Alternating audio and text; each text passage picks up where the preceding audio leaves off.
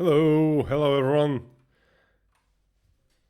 Oh, hello Nutty, hello Shukard, hello Sky, hello Yen. I'm so happy to see all of you.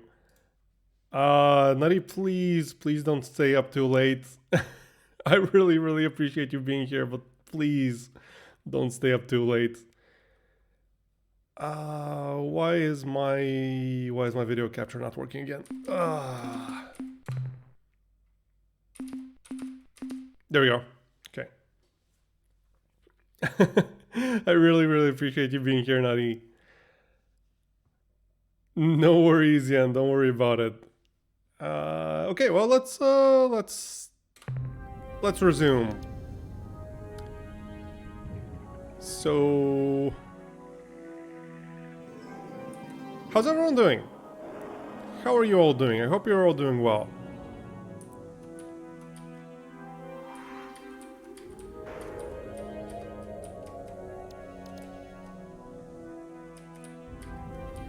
Sleepy? Please go to bed. Please go to bed, Nutty.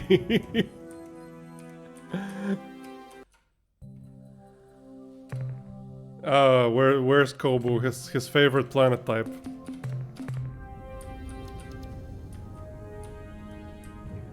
Well, we're here basically to bully these Tradash into becoming our allies, so might as well get started on that. I love the Tradash so much. So, what's this? An unknown alien species. How wonderful. Someone new to fight. We, the Tradash of Culture 19, famous Ur Quan combat grounds, know well the value of a good fight. Either you win and prove your superiority, or you lose and are vanquished. The vanquished is lucky, it may survive to learn an important lesson from its defeat. This is the way of the Tradash. We fight and learn and improve. All other cultural schemes are inferior. This is a proven fact. What have you to say before we begin combat? Good night, Nutty. Sleep well. Thank you so much for stopping by. I'm sorry I don't stream at a more reasonable time on your end. It's kind of hard with work. Also, yeah, I forgot to use the correct layout. There we go. Much better. Let's see.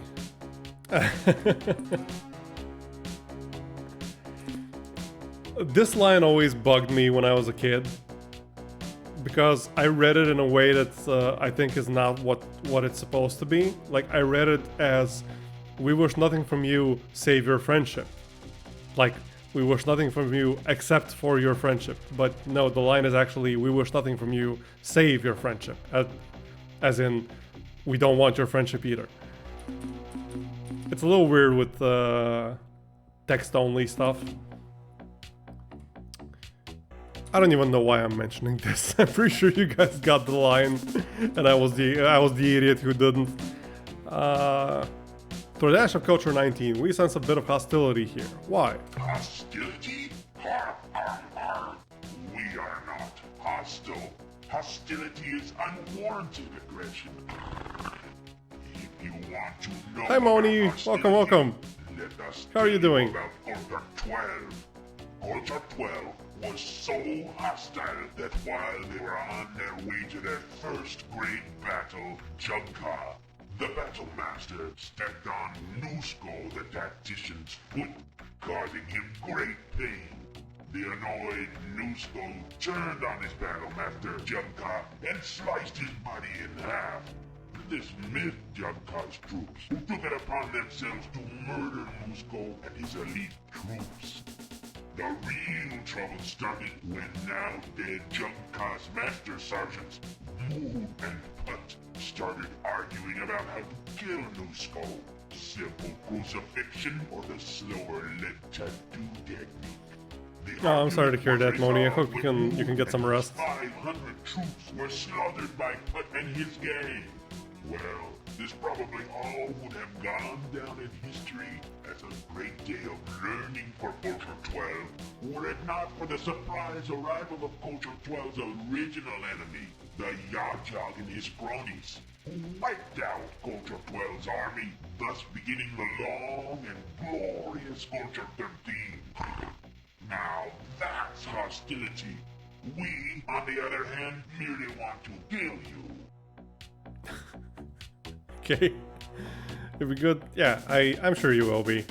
Oh, give me just a second. I forgot to do something again for the second stream in a row.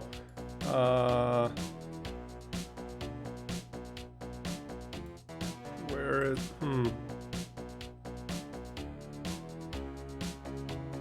Sorry, just a second.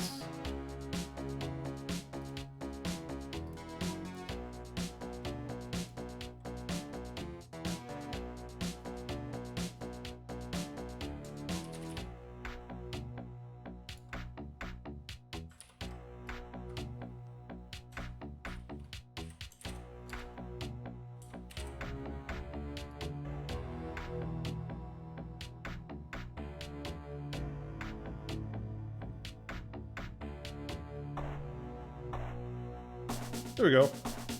Is that okay? Actually, let's put it like here, I guess, maybe. There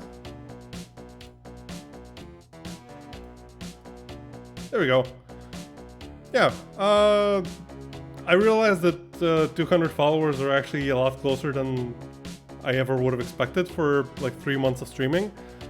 So, you know, I've been thinking of doing another karaoke stream, so might as well just make it more official, you know? When we get to 200 followers, I will do another karaoke stream.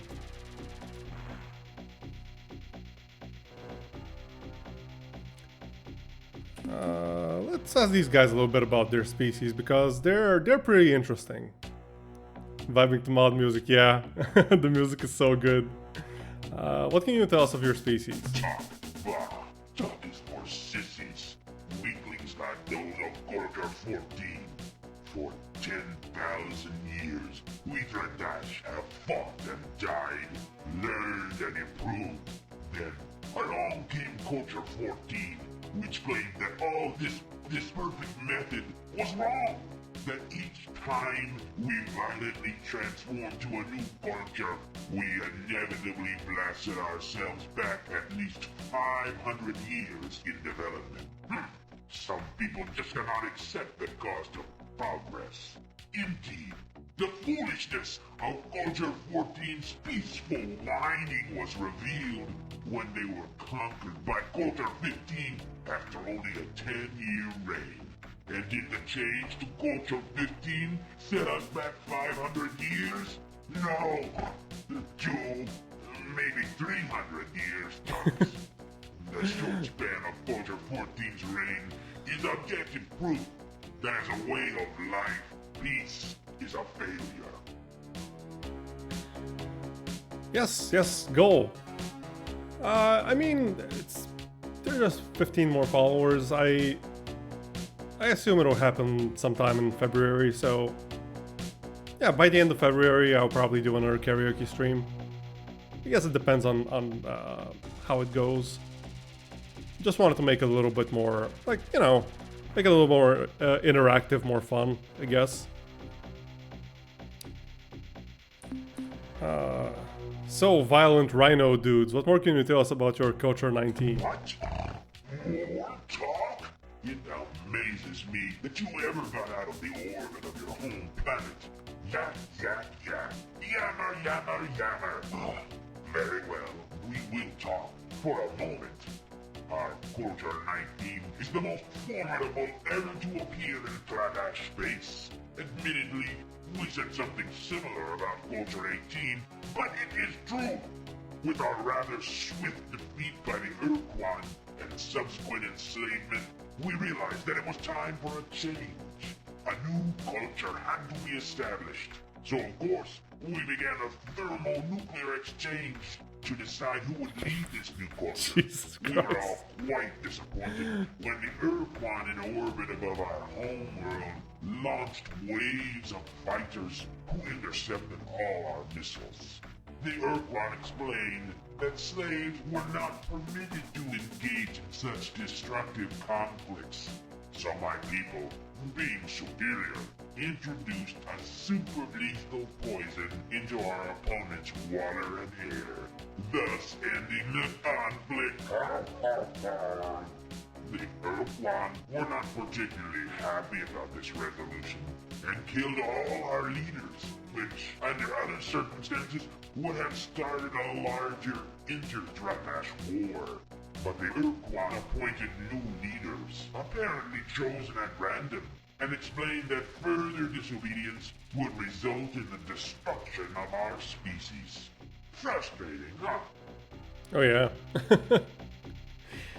You mentioned Ur Quan. What is your relationship with A them? foolish question. We are their slaves, Toad. What else would we be? When the Ur Quan first appeared in our space, over 50 years ago, coming from the direction of the Ophiuchi stars, we attacked them with gusto, zipping in to fire our Mark 6 blasters, and then theoretically zipping back out Theoretically to prepare for zipping another back attack run. Unfortunately, before we could zip out, our ships were either blasted to smithereens by the Ur Quan's fusion bolts, or were picked apart by the swarms of Ur Quan fighter vessels. You may wonder why we didn't use our afterburners to escape. The answer is simple. 50 years ago, our ships had not yet been modified for this enhancement. It was not until 2143 that maintenance engineer Riam invented the afterburner effect. When he accidentally stuck his cigar in the aft fuel valve of the ship he was working on, Waboom! The ship took off like a barn out of hell, and Riam was fried to a crisp. Yes, we remember Riam with much fondness. Of course, we have refined the device, and now that our entire fleet has been fitted with the Riam afterburners, perhaps now the Ur Quan will let us fight at their side as true battle thralls. Yeah, to clarify, you'll actually see this in a little bit when we fight the Thredash, but their fighters are basically completely useless without the afterburner. The afterburner is the only thing they have going for them. Why didn't you fight against the Alliance, and where are the Ur Quan? Yeah, so to explain, in the first game, like in Star Control 1, the Thredash were not a thing. They did not exist back then. So there needs to be some kind of explanation why they weren't part of the Ur Quan's forces back then. We wanted to. Oh, how we wanted to. After all, we were the first battle thralls the Ur Quan enslaved in this part of space.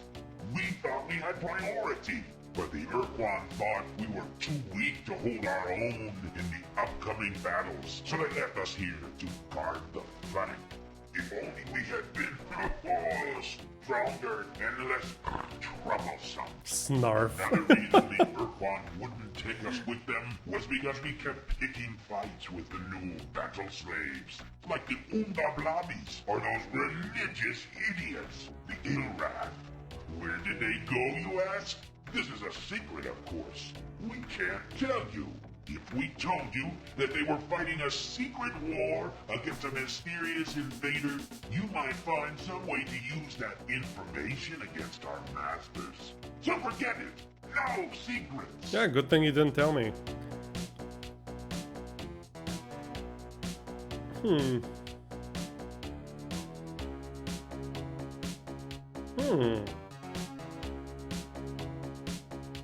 Wait, does this work?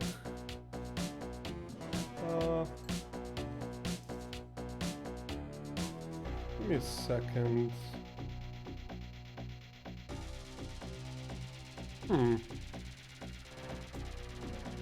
Yeah, let's ask them, I guess. Or, I'm not sure if we should tell them this.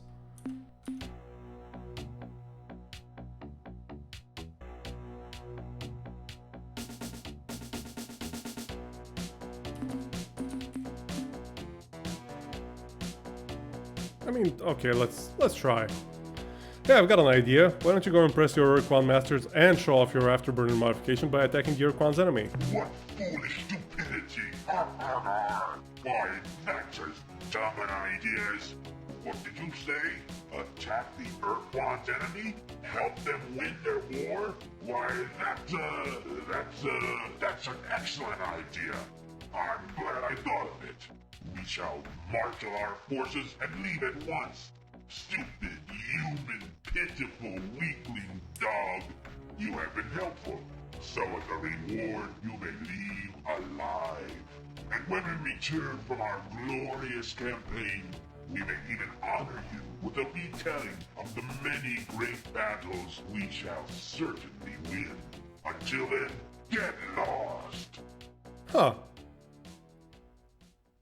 Yeah, I guess I'm misremembering how this whole thing works out. Well, from what I remember, you basically fight them until they submit, and then they begin Culture 20, named after you and stuff. Thanks, Rex. I do remember that you can send them to fight the Korra, but I didn't realize this is how you do. Wait, what? I didn't realize this is how you do that. Very interesting.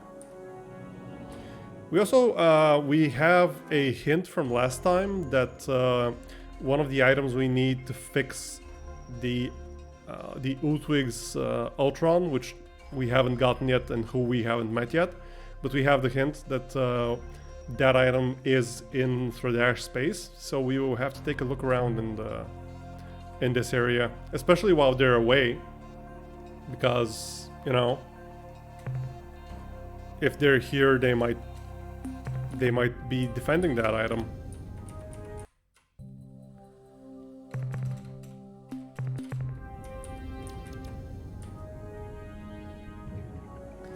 Also, I'm pretty sure that Zeta Draconis is their homeworld. I think the green world, the one right next to the star, is their homeworld. So that'll be interesting. Hi Mina, how are you doing?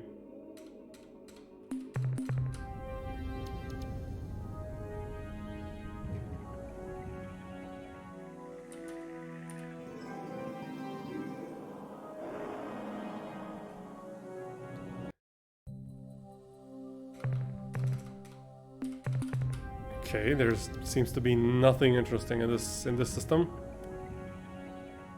Oh, I'm sorry to hear that, Mina. Hope it goes away soon.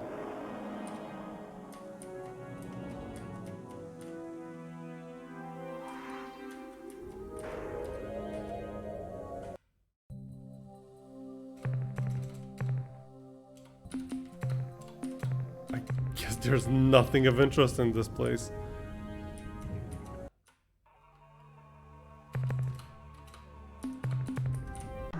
Oh. Okay. Guess what? What? The Ur Quan will be mightily impressed by our combat prowess. When we blast their enemies from space, we build up a charging fury. Stay out of our path. Oh, you will? Nice! Nice, that's excellent. I'm very happy to hear that. Hope it goes well.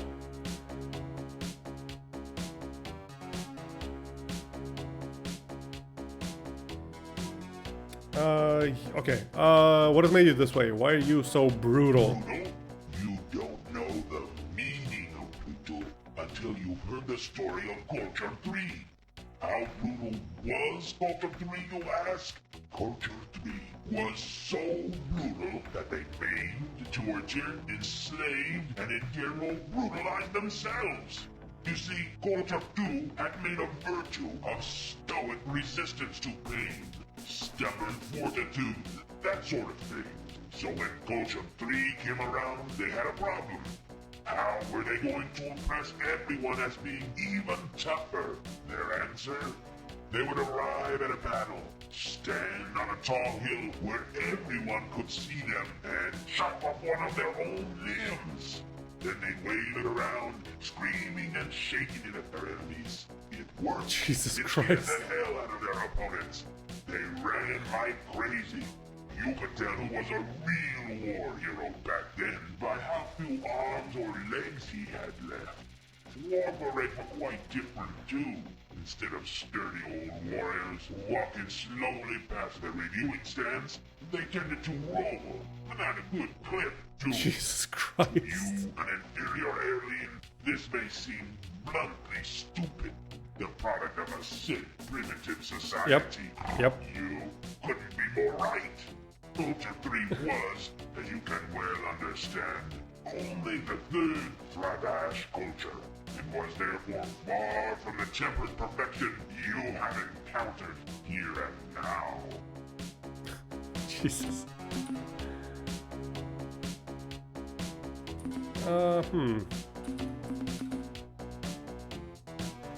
Well, we saved, so might as well try, I guess. Your blustering does not impress me. We have requirements which we will fulfill now. Yeah? What? You say what? Foolish, pitiful, small-headed being. We will destroy you and everybody on your ship.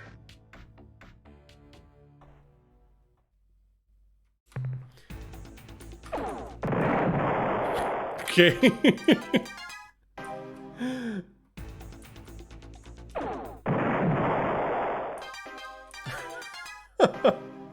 Culture war, yep.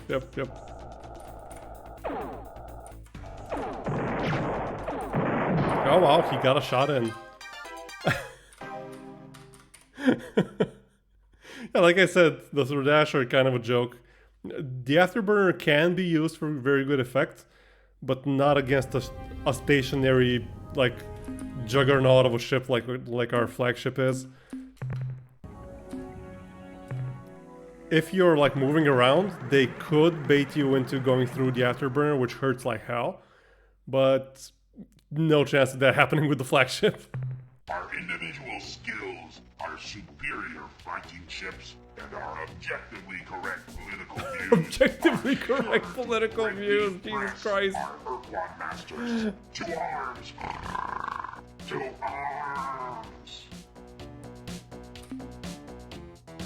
I have secret weapons of great power. Submit, or I shall evaporate your planet. We like secret weapons.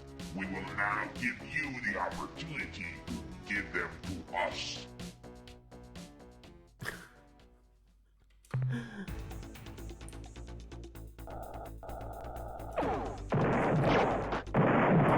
Oh wow, he got another hit in.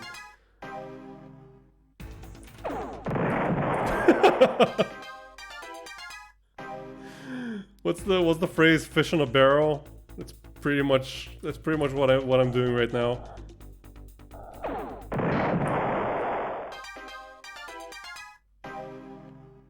And I mean, I'm getting free resources, so it's actually pretty good. Not gonna lie.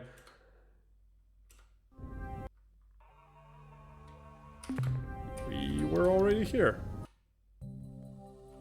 Were we here as well? I think so. Doesn't really matter, I guess.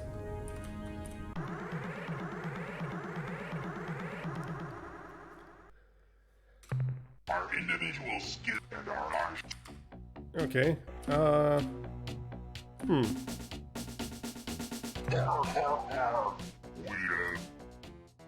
Maybe I can't recruit them now because they're going to fight the Korra.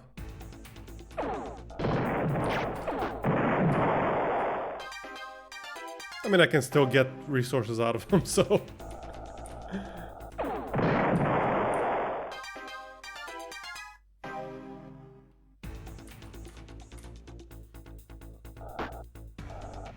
Hi, Ten, how are you doing? Thank you for coming. I hope you're doing well. As you can see, we're having a very rough time fighting aliens. Oh, jeez. I mean, not gonna... This is actually a really, really good way of making money real quick. So I might actually spend a bit of time over here Just destroying all of these Tradash ships. Perhaps humans can find Oh, after okay. all. If our reports are accurate, we will test this hypothesis in the laboratory of life. In glorious battle, your puny, inadequate weaponry is no match for the Tradash Mark 6 blaster with its 4 megawatt energy discharge. 4 megawatts. In your slow, bloated tubs compared to our flash turbo-boosted warships. We have nothing to fear. Our individual skills, our superior fighting ships, and our objectives. Yeah, we already heard this line. Woke up in the middle of the night and can't sleep, but I can watch Q's now. Says not. Oh, I'm sorry. I mean, thank you, thank you, but still, that sucks. I hope you can get some sleep later. Don't stay too long. Like try to go to bed in like a few minutes or something. I really appreciate you being here. I just really don't want you to ruin your sleep because of me. 4 megawatts? No, 4 megawatts is nothing. Like 4 megawatts is well, it's not nothing. Like it's not nothing, but in spaceship terms, it's practically nothing. Yeah, let's do that line again.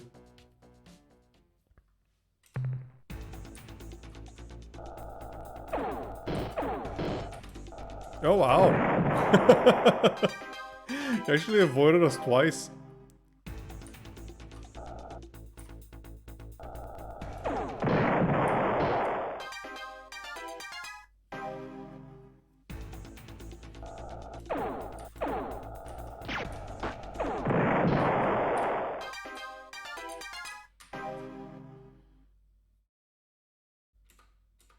Okay, I think we can actually recruit them. Let's just save just in case, because I don't actually know how many of them I need to defeat in order to make them submit. Our individual part. Yeah, okay.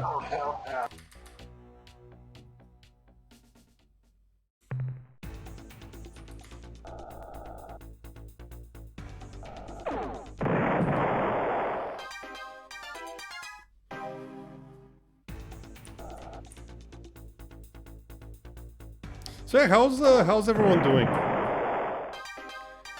Did you do anything fun today? Anything interesting? Anything you want to share?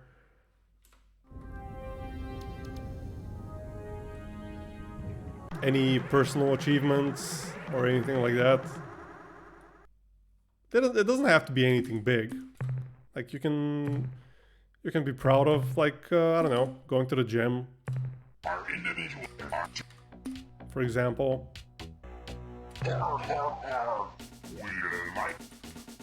You became addicted to Genshin. Oh, that is very unfortunate. That is very unfortunate. Please, just try to resist the urge to spend money, because those things like gachas are just, yeah, they can be pretty rough on the wallet.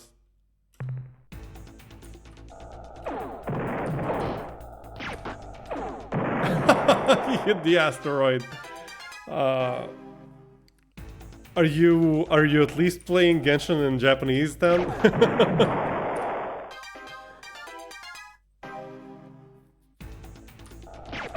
Did you finish Omori actually?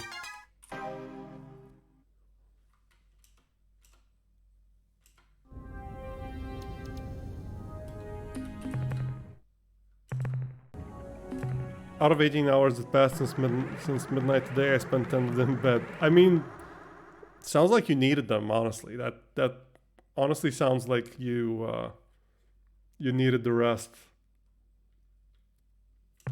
Well, humans have some backbone after all, but not as much as the Ur Quan. Just Japanese audio, still playing through Omori. Oh, I see. To the Ur Quan Dreadnought. Your weapons do not have the killing strength of an Ur Quan fusion blast. The Ur Quan are still your betters. Our individual skills are to This is my greatest achievement this month. I mean, honestly, that can be an achievement for someone who struggles with sleep. That can be a very legitimate achievement.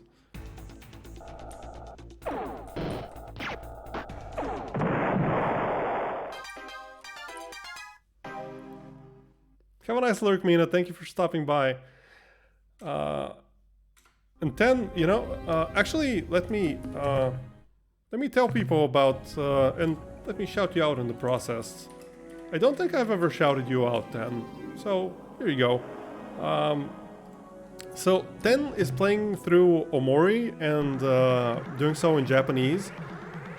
And is like using it as an exercise in learning Japanese. With like looking up the kanji and stuff like that. And it's actually a really, really cool thing. It's super interesting and it's honestly kind of, it has definitely gotten me very interested in trying to do something similar. Probably not with Omori because it's got all, the font it uses looks handwritten and it's really hard to tell what exactly the kanji looks like sometimes. But maybe something like, I don't know, maybe an older Final Fantasy game or maybe Pokemon or something like that. There are games that don't actually use kanji, they just use hiragana. And that might be a pretty good way of like learning vocabulary. And once I have that, it might be easier to then get into learning the kanji of the words that I know. So it's definitely gotten me thinking. For which I definitely have to thank you then.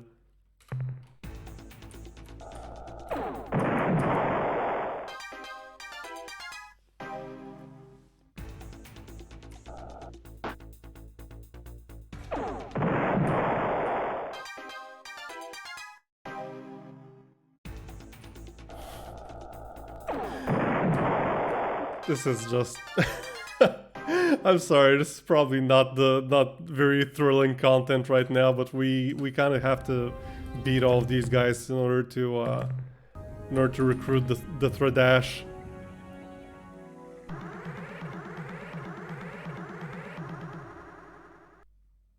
I do kind of wonder how you're supposed to know this. Maybe the Melnorme tells you that you're supposed to just keep fighting them until they submit to you. Learning languages through video games is the way to go. Yeah. Our individuals. I think it's definitely I think it is a legitimately good way of doing that. No, sometimes you just got a genocide. Hey, it's not like genocide because I do want enough of them alive at the end to submit to me. Hi Sushi, welcome. How are you doing, Sushi? I hope you're having a nice morning. Yes, exactly. Gotta help them improve their culture. And I mean the resources we make along the way are pretty nice. We've already made like what? Like 3,500 or something. Dropping by to say hi. Hello. I'm very happy that you dropped by.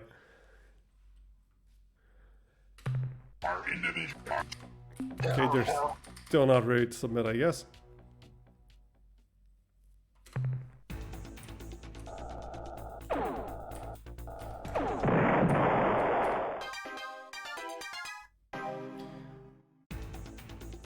Is today a work day or a study day, Sushi? Stuttgart, mate.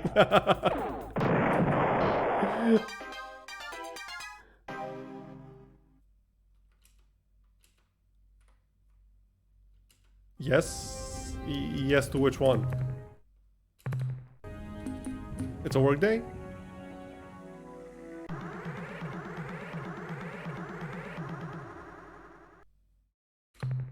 Admirable, admirable. We have never witnessed No, I think we're done with such this. awesome combat capabilities. You have destroyed so many of us. We There are we go. humbled in your presence. We thought you were a weakling, a coward, a pitiful, sniveling wimp. We were wrong, so wrong. You have shown yourself superior to ourselves, indeed even the Ur Quan.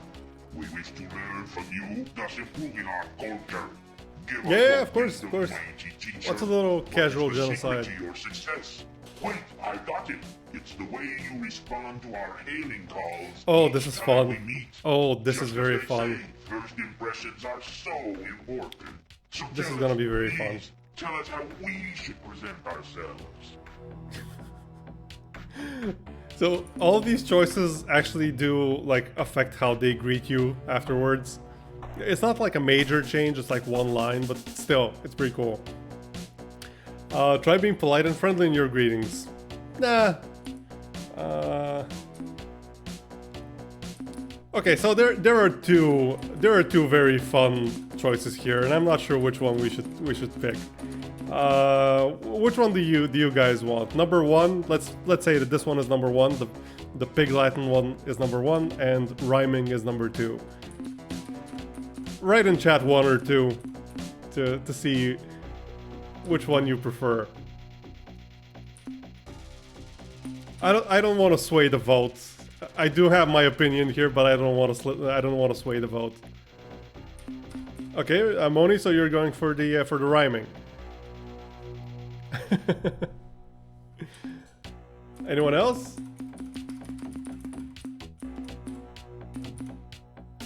Let me actually read them out. Number one is to really capture the spirit of interstellar diplomatic protocol. You should speak Pig Latin. Or number two is I know for a fact that rhyming in your introductions wins big points. Yeah, Yen. So, oh, hello, Kobu. Thank you for the hydrate. So, Yen and Kobu, we are deciding whether we should make these guys who we just forcefully made our friends, whether when they're greeting someone, whether they should be speaking Pig Latin, which is choice number one, or if they should if they should rhyme, which is choice number two. So, like, write one or two in the chat, if you care, of course.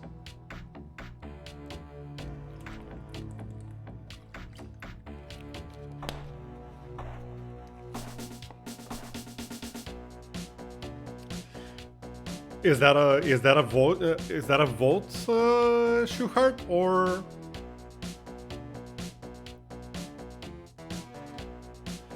Hi, Bliss. Hi. Oh, everyone's going with two. Yeah, the question is, so see these guys, these are the Thredash, and we just kind of forcefully made them our friends. And we can, like, they want to learn from us. They want to learn how they should greet people so they can be more like us. So, choice number one is speaking Pig Latin. Choice number two is rhyming. So just write one or two in the chat if you have an opinion on this. Although I'm seeing 3 2s so far and only one 1.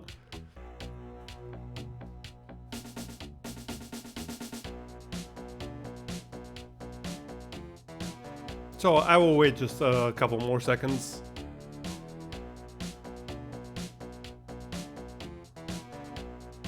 Because we do have a couple more choices like this coming up.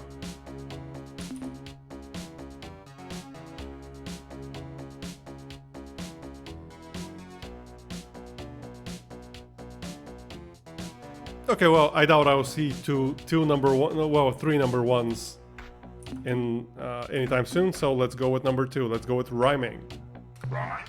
Like in poetry? Isn't that kind of, not tough stuff? Not tough stuff. What am I saying? You are the great teacher. You know best. If rhyming is necessary, then teacher, we will be rhyming all the time. Now that we understand the nuances of introduction, great teacher, we have an even more significant question. Your devastation of our battle forces has shown us that our Culture 19 is inferior to your own.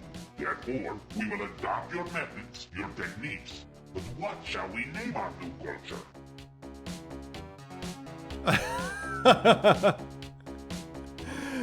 Choice number one is boring. Honestly, I'm gonna ignore that one. But we can go with either the fat, what even is obstreperous? The fat obstreperous jerks, or the glorious slave empire of Helix.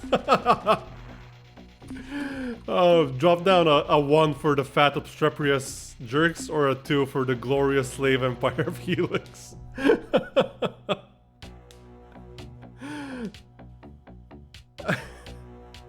I think I know which one will win, but still.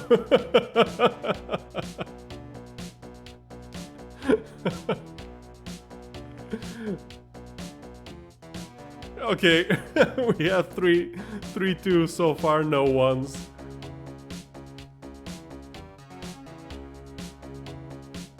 Okay, looks like it's pretty unanimous.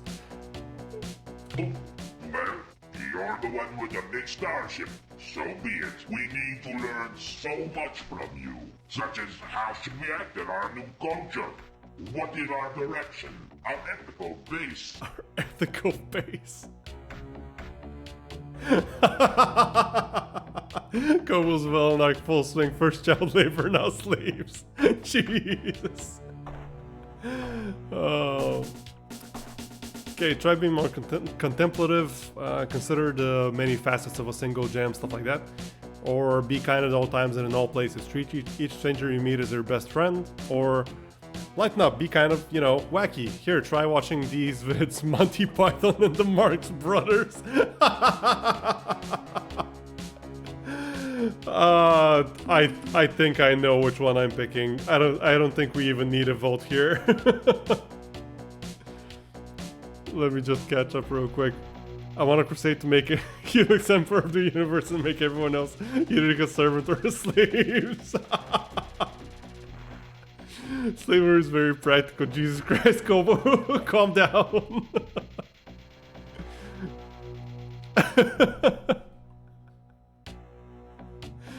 Let's go with Monty Python and the Marx Brothers. Wacky? Wacky? I do not understand. We shall watch these vids of yours. We shall study them to learn to be wacky. Then, when we are wacky enough, we shall test our new wackiness in combat to discover, no doubt, the great advantage it has given us. Thank you, great teacher. We have much work to do to implement these sweeping cultural changes. Transferring from the allegiances and wars of one culture to another is a difficult and time-consuming task.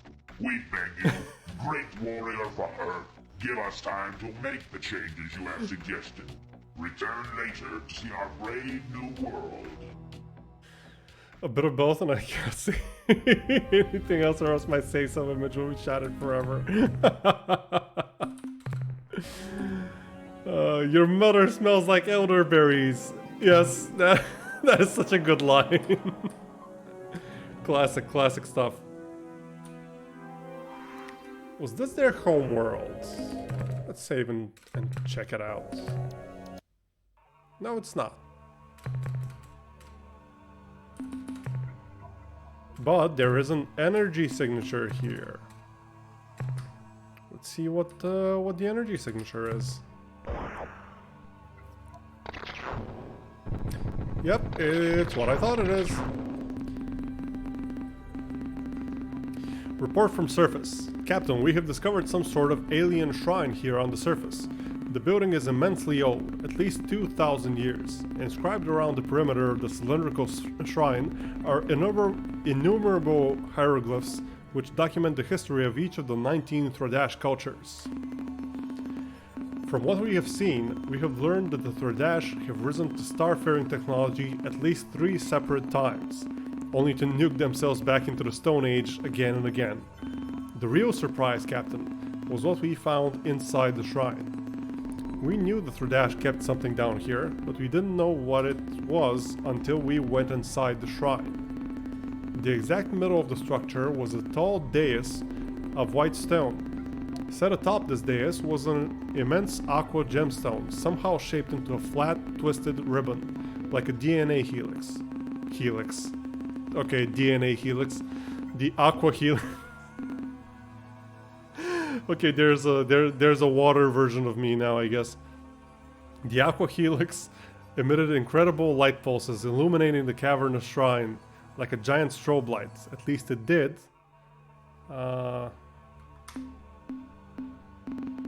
Until Private Hendricks decided to see what would happen if he grabbed the artifact. The helix immediately ceased glowing and has remained quiescent ever since. We will bring the Aqua Helix back aboard the ship for further investigation. Aqua Helix for people who are thirsty. Oh, Jesus Christ! Yen, please, no. Helix, sorry to interrupt the game, but question: if I redeem a karaoke and I can't stay to the end of the stream for the song, do I get a recording? You can redeem a karaoke. You can tell me a song you want me to learn, and I can do the song the next time I stream.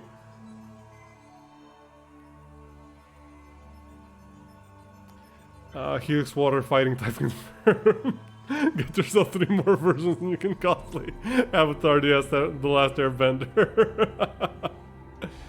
But yeah, Yen, if tell me the song first if you want, and I'll tell you if I know the song. If I know the song, I can do it right away. If I don't know the song, then I will learn it and I will do it on the next stream.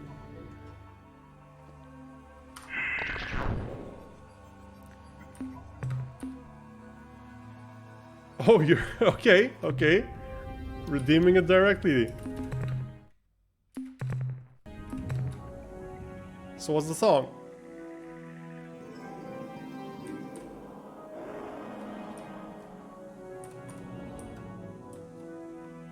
No, it's fine. It's fine. That's kind of the point. That is kind of the point here. You can absolutely interrupt the stream with a song. And like it won't take too long if I know the song, of course. If I don't know the song, then I can't really sing it right now. So it's you, the thief, the skulking little human weasel. Yeah, now they hate it. Now they hate us again, unfortunately. Left the Aqua Helix planet unguarded. You have shown us a weakness in ourselves, and for that we thank you. But we desire the return of the Helix. Since I suspect you won't give it willingly, eat flaming death, you gravy-sucking pig. Jesus.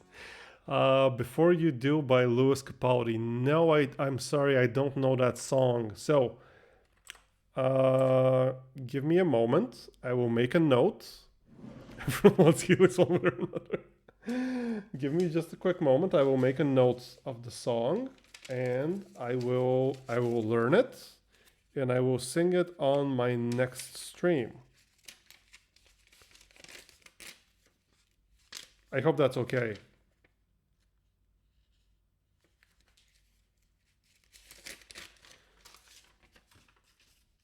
Just a second.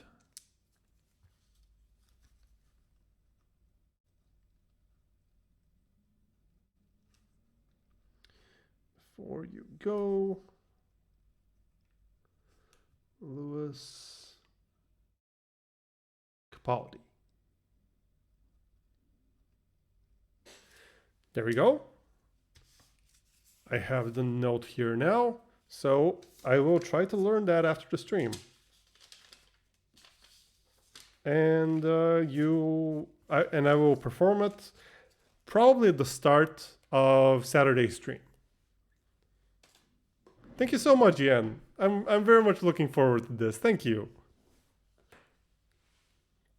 I really hope you enjoy my version of it as well. I hope I can do the song justice. Please wait for me to also be there if you sing it and I'm not in chat. I will never speak. Okay, no worries. So I will learn the song and I will sing it the next time I see you in chat. How's that?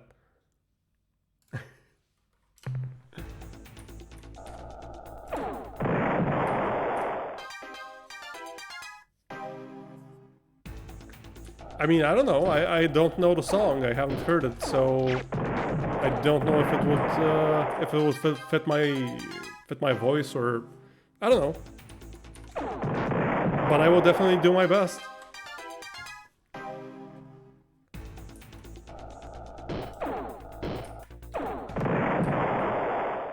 Love you too, Yan. Thank you so much.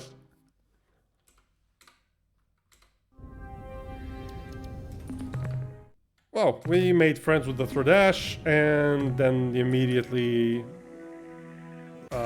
got them to hate us. Ooh, okay. One thing I was a little bit worried about was if betraying them would make them back away and like not attack the Korra, but it looks like they are attacking the Korra, which is excellent. Okay, well, our business over here is concluded. What do we know? Let me check my notes again, just to see if we have any new leads on what we should be doing.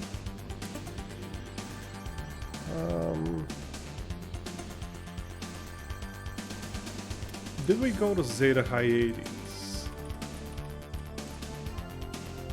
Oh, we didn't. Oh yeah, okay. That's something we can do now. Yeah, excellent. Zeta Hyades. Important question. What's up, Shukart? Will I cover the song 434?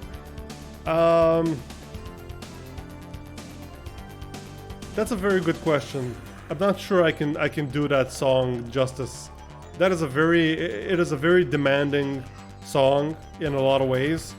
Mostly in the fact that my stream will be 4 minutes and 34 seconds of absolute dead air.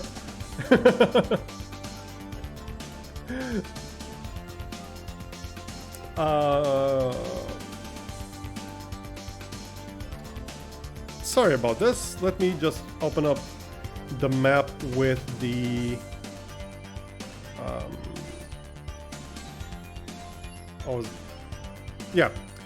with the quasi-space portals. So go to manifest, go to devices, and use the quasi portal. Appreciate you playing along, of course.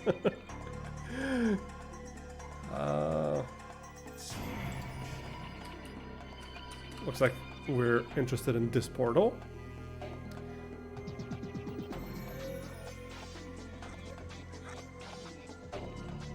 Just to explain what I'm doing. So through quasi space, through the green place we were, we can teleport all around like hyperspace. And I have a map that shows me where each portal in quasi space leads. Normally you can just check out all the portals through trial and error and write down all the coordinates, but that would take a bit too long. So I'm cheating a tiny bit, like I'm just saving time basically.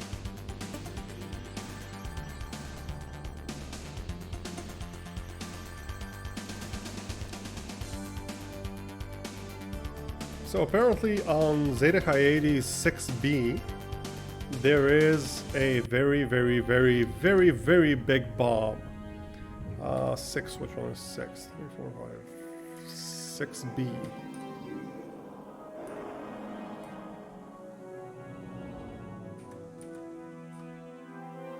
Right here is where the bomb should be.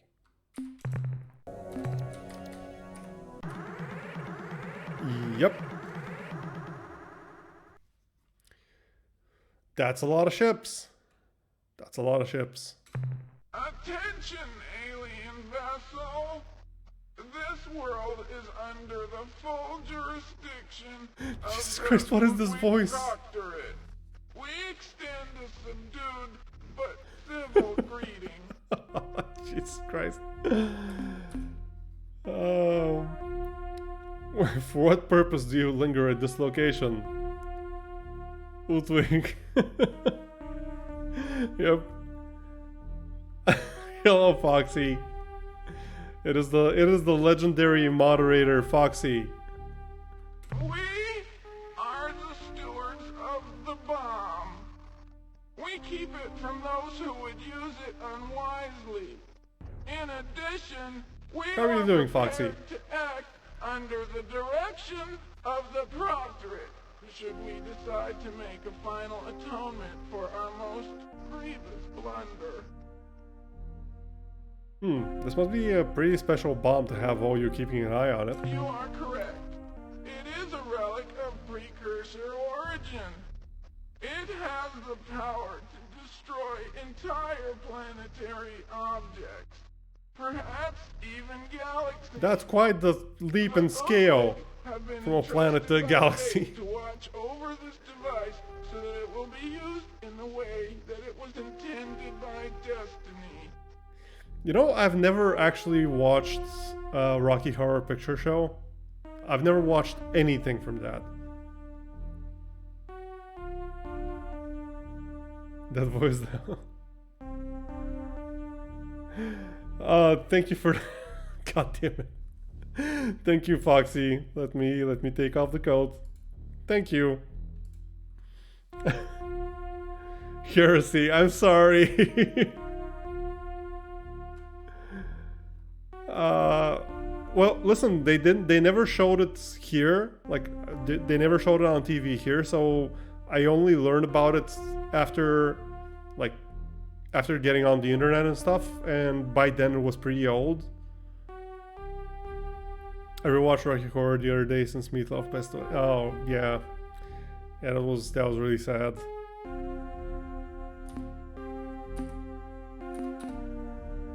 Hot Patooey is a very cool song and very hard to sing properly. I don't know that song.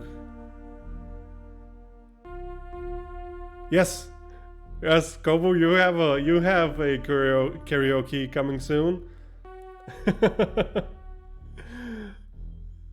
sounds like a song you should be singing. Randomly woke up. Yeah. I still hope you can get some rest though, Ten. Okay, tell us about the bomb. What's the scoop? During standard exploration procedures, we came across what appeared to be an ancient precursor supply base. It had been dismantled and appeared to be empty. In the staging area, there was a collection of what appeared to be refuse. During the cataloging of these various items, this device was discovered in a damaged container. From what our scientists can tell, it appears to be a planeteering tool capable of reducing moon-sized objects to particulate dust clouds. We believe that it was either accidentally forgotten or simply left because of a lack of room on the departing vessel. Oh yeah, let's leave the planet-destroying bomb because we have no room for it. Jesus Christ. I've considered other songs from the movie. Ooh, nice. I've given up at this point. I'm sleeping at 4 hours sleep at least. I mean, if there's still time before like work or whatever you have to do, I would definitely recommend still trying to get a bit more sleep. And same for you, Foxy. Like, please, guys, don't neglect sleep. Please, I really appreciate you being here, but take care of yourselves, okay?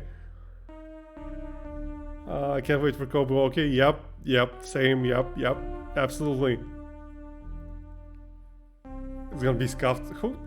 Listen, even if it is scuffed, who cares?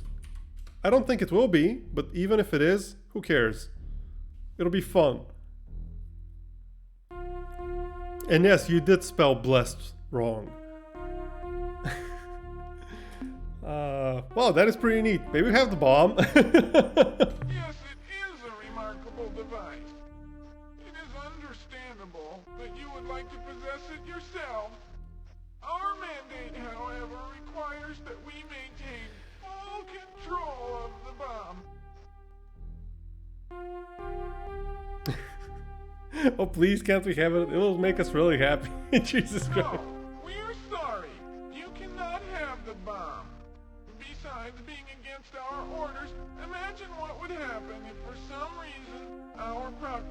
decide to use it to destroy our civilization, how would we explain its absence? Okay, this bomb is pretty dangerous and you guys are crazy. I'm getting out of here. Don't worry. Hey! I laughed! How could I do that? Now I sink into a depression that leaves me speechless. Oh, poor Utwig.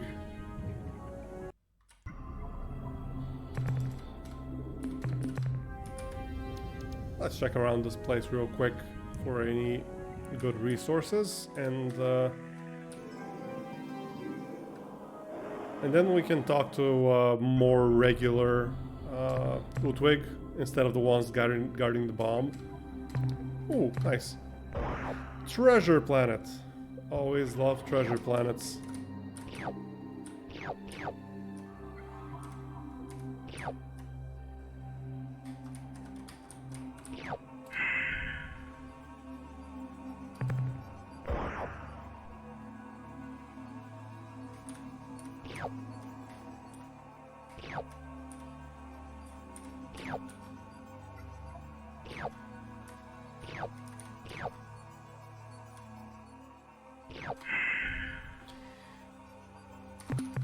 Okay, let's see what else is here.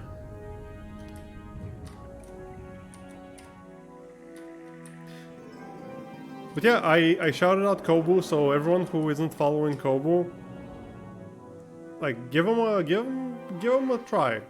If you haven't seen any of his stuff, if you don't know him, like give him a chance. Kobu's awesome. Kobu is such an amazing sweetheart, and the karaoke stream will be a heck of a lot of fun. So you really don't want to miss that.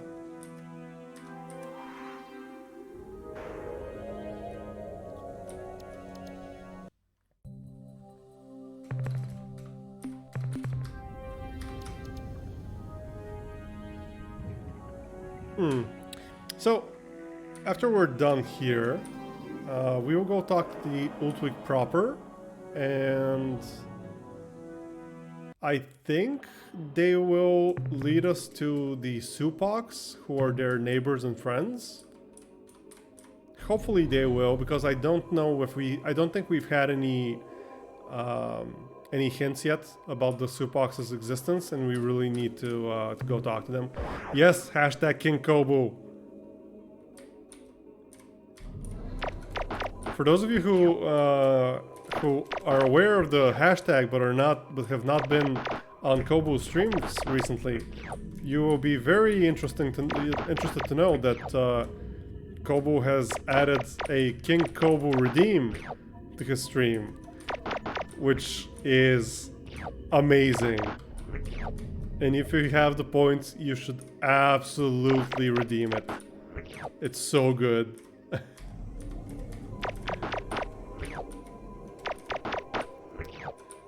Nothing but love and respect for my king. Yes!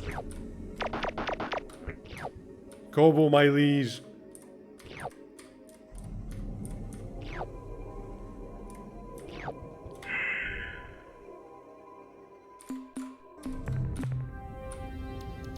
I would bow down if I could. Thank you for the hydrate, Tan. Give me just a second.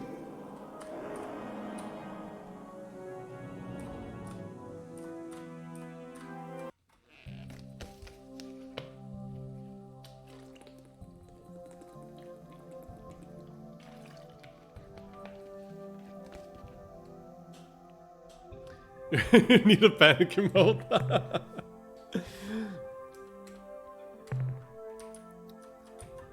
Oh, and thank you for the stretch, Ian. Oh, let me stretch. Oh, that is good. That is good.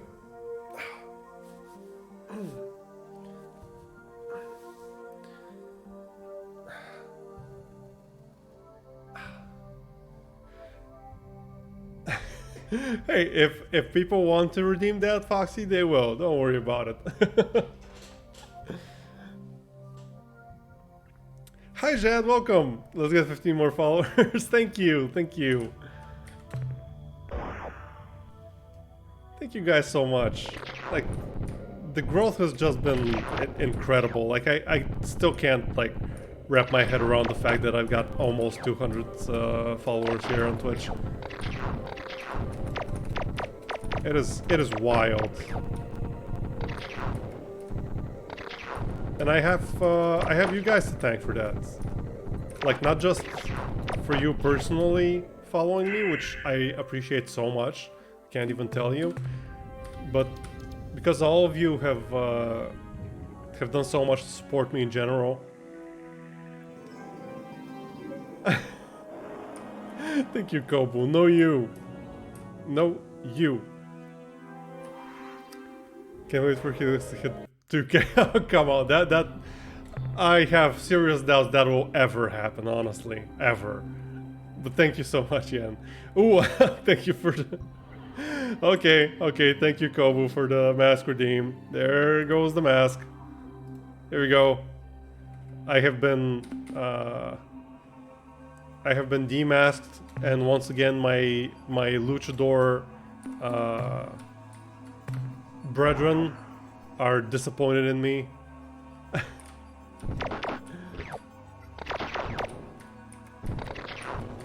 24-hour stream? I mean, I'm not opposed to doing it. I think I would like to maybe do something like that at some point, but with work, that is literally impossible. Like, my sleep schedule, my relationship with sleep in general is so bad that staying up for 24 hours straight will probably have a pretty bad effect on me in general. Like, I do like the idea of doing it. I do want to do it at some point, but I'm not sure it would be healthy for me. Like, both physically and mentally, especially mentally.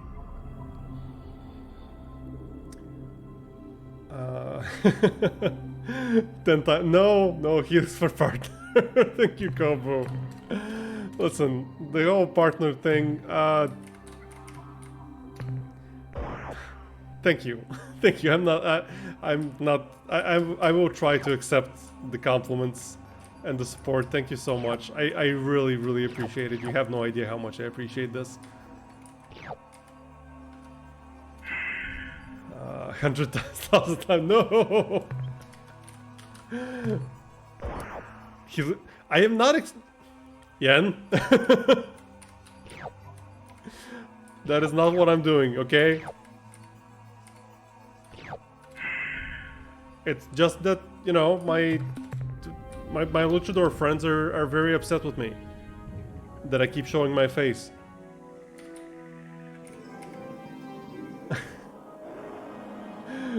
Helix face review. I mean, yeah, I already revealed it like a week ago, or however long it was. Was it a week ago? No, must have been like at least 2 weeks ago. Cover your eyes, yeah. Helix sleep stream. That's actually a good. That's something I thought about, not like specifically a sleep stream, obviously. But I thought about, instead of a 24-hour stream, I could maybe at some point do a 48-hour stream, but with sleep breaks. So I wouldn't be wrecking my sleep schedule, and it wouldn't be like a cop-out 24-hour stream where it's actually like 16 hours, but and 8 hours of sleep. But I was thinking more like a 48-hour non-stop stream, including me sleeping. Just so I don't completely wreck my sleep. Well, it technically wouldn't be like 48 hours of Helix, because, you know, I will be asleep for like 16 of those hours. But yeah, I think that's more doable than doing a legit 24-hour stream. If you stay for 24 hours, you can reset the sleep schedule. That doesn't tend to work well for me. I have tried that in the past. It does not work well for me at all. Like, at all. Dear, if I only want to see the handsome just on China. The 38 hours. Oh god. I mean, one time I did like 40. Yeah, actually about 48 hours with no sleep. It was not on purpose. It was absolutely not on purpose, and it kind of wrecked me. Not gonna lie, but yeah, I accidentally didn't sleep for like 48 hours one time.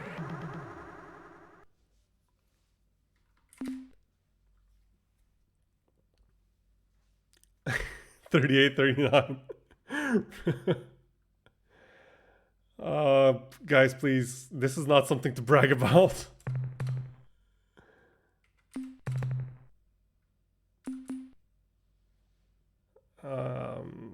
Hearing Helix for 3 hours would be a dream. Listen, like I said, you wouldn't be hearing me for 48 hours. You would be hearing me for like 32. And not like straight 32 hours. Mind linked again, yep. Sharing that brain cell. I suppose as a courtesy I should extend an appropriate greeting. On behalf of the Utwig Proctors, I truly hope for your sake that your day has been better than ours, although this really isn't saying that much. I'll stay at 40. Please, no. No. Listen. No. See, these are the kinds of things that will make me not do something like that. I don't want you guys screwing up your sleep schedules on account of me.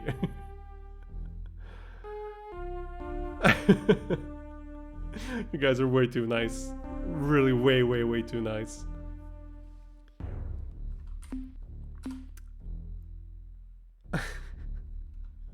Listen, like I haven't said that I will do a 48-hour stream. I absolutely am not saying that. I'm saying that it is more likely that I do that instead of a 24-hour stream. Simply because 24 hours implies that I wouldn't be sleeping, and that would be a very bad idea. Whereas 48 hours will probably include sleep. I mean, you have to have a sleep schedule to screw it up. You can't screw something up if it doesn't exist. No, you can. You can. You definitely can.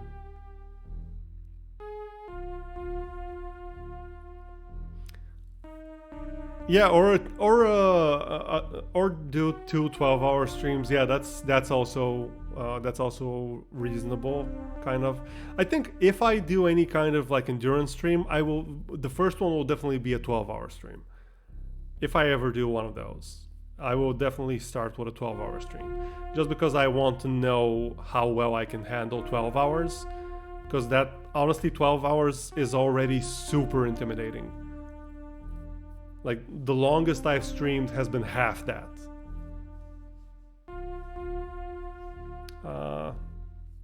Speaking of sleep schedules. Good night, Yan. Good night, please sleep well, Yan. Thank you so much for being here. 12-hour Hollow Knight stream. I don't even know what I would be doing for 12 hours in Hollow Knight, honestly. I mean, I could do like a Steel Soul run or something. That would probably fit within 12 hours. Yeah, that could work. Anyway, this is Captain Helix representing the Empire of Helix. Please respond. What good would that do? I mean, why should we? We agonized for hours, wondering if it was a cruel twist of fate or simply a serious case of butterfingery. The lifetimes that have been spent in the pursuit of the elusive answer to this deceptively simple question has driven many of us down the dark road of self-destruction. Indeed, even as these words strike the ears of any who care to listen, the real question is, does it matter? I cannot say. I wallow in a quandary, unable to determine what better atones Okay, for my sleep well, Yan. Here's your bark. Should I engage Ruff, in ruff, ruff. self-termination? There you go. Should I commit myself to a long life of painful Sleep well. self-flagellation? Should I throw myself with enthusiastic verve at the problem of collective annihilation? I do not know. Even now, my mind writhes in anguish of indecision, lest the outcome be inadequate. Jesus Christ, I love these guys so much. Minecraft, yeah, Minecraft is a good idea. I think if I do a 12-hour stream, it will probably be different things. I don't think I will spend 12 hours doing the same thing. It'll probably be like split up into sections or something. Twitch integrated mods and Hollow Knight, yeah, maybe, yeah. I still need to look into what exactly those do, because if it's just spawning bosses on top of me, I think that will get old very quickly, like both for me and for you guys. I need to see what the Twitch integrated mods for Hollow Knight are. Is that the shirtless VTuber? Hello, Shroud. Welcome, Shroud. How are you doing? I hope you're doing better than the last time we spoke. I really hope things are improving on your end. How are you doing? Gosh, who let out the emo team?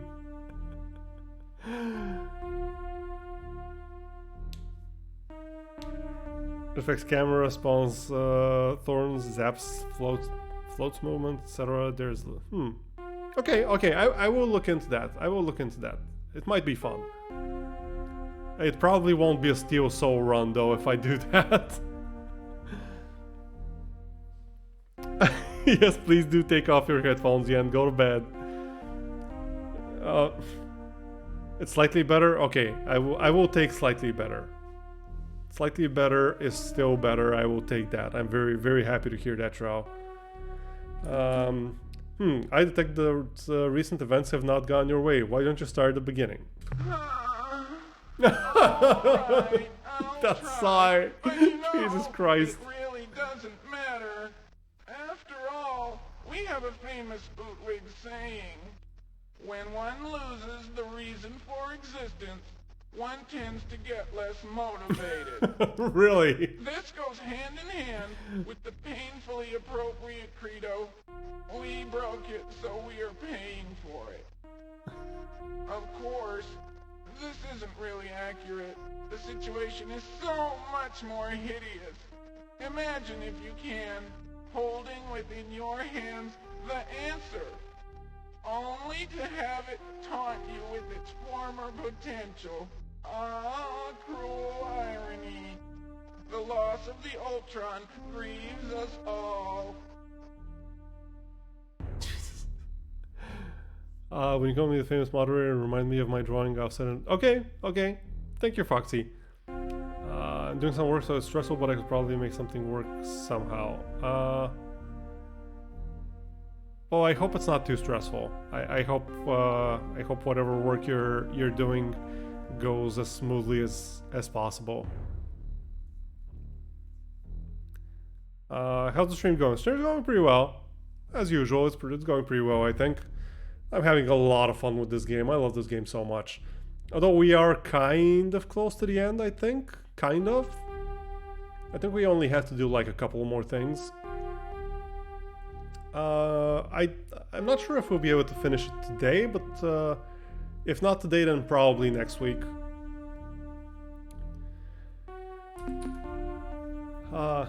Yes, of course, Diotron, we grieve. How sad. Now, what was it again? Bah! It doesn't matter. Besides being of no concern to you, I find discussion of this matter, well, distasteful. The Ultron was not the only thing which assures total and complete meaning of life for you and I. It is universal. I'm sure that you two are aware of this thing. If only... Hello, Kumai. Welcome. Hi, Koyo. Welcome, both of you. How are you doing? It has been since, well, rendered inoperative. Thank you for bark redeem, Jad. Ruff, ruff, ruff. There you go. Already shirtless are halfway to another top tier bark. Yeah. I mean, it's not even surprising at this point. My mask stayed on last stream though, so that's a win, kind of. Well, just got done with an unplanned grinding stream in Persona 4. Yeah, I did. I saw you streaming. I was lurking in the stream, but I couldn't really pop in to say hi. But I hope it went well. How did it go, Koyo? Yes, wholesomeness. That's what I love to see. That's what I love to see. You guys being wholesome.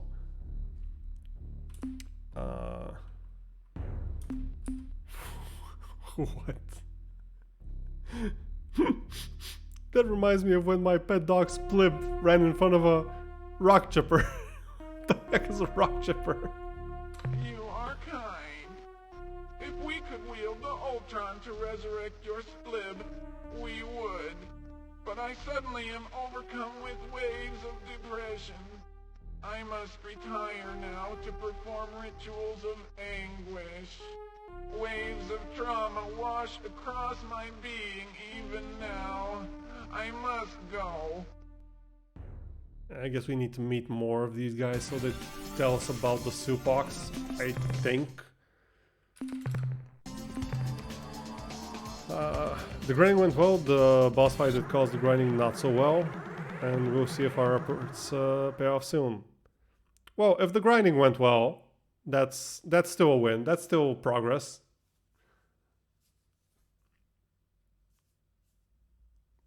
And I'm sure I am absolutely sure you will get the boss next time, Koyo. You got this.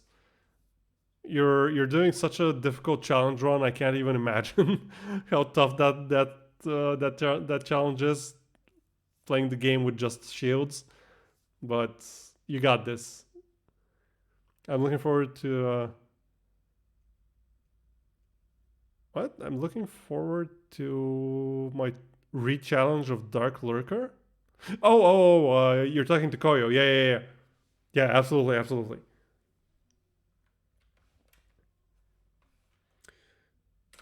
Just go away.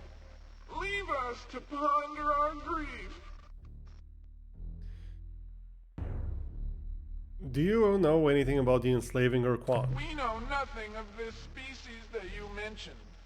However, while we are on the subject of evil and powerful species, we have encountered a particularly gruesome race that seemed to come from the direction of Arcturus.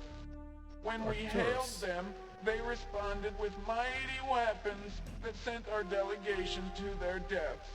Lucky fools. The aliens' dark, crusty battleships are capable of guiding spinning mines into almost any location. And should an enemy get too close, a fiery corona emerges to inflict fearsome damage.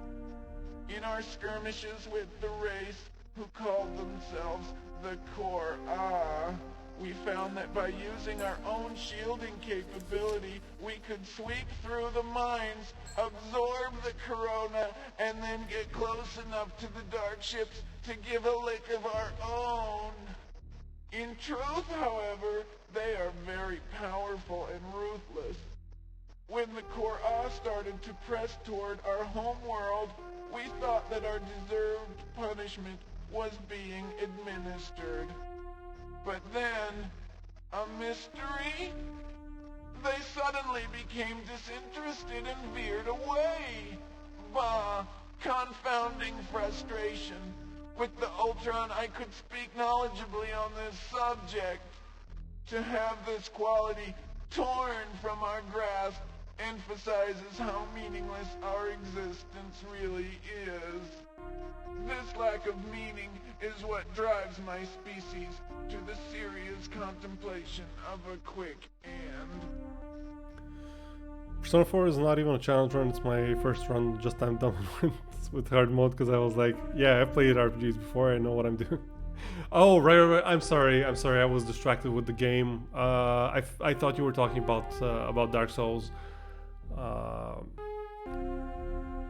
Well, I mean, Persona 4 isn't a very... I don't think it's a very easy game, and playing on hard modes, yeah, that does sound pretty tough.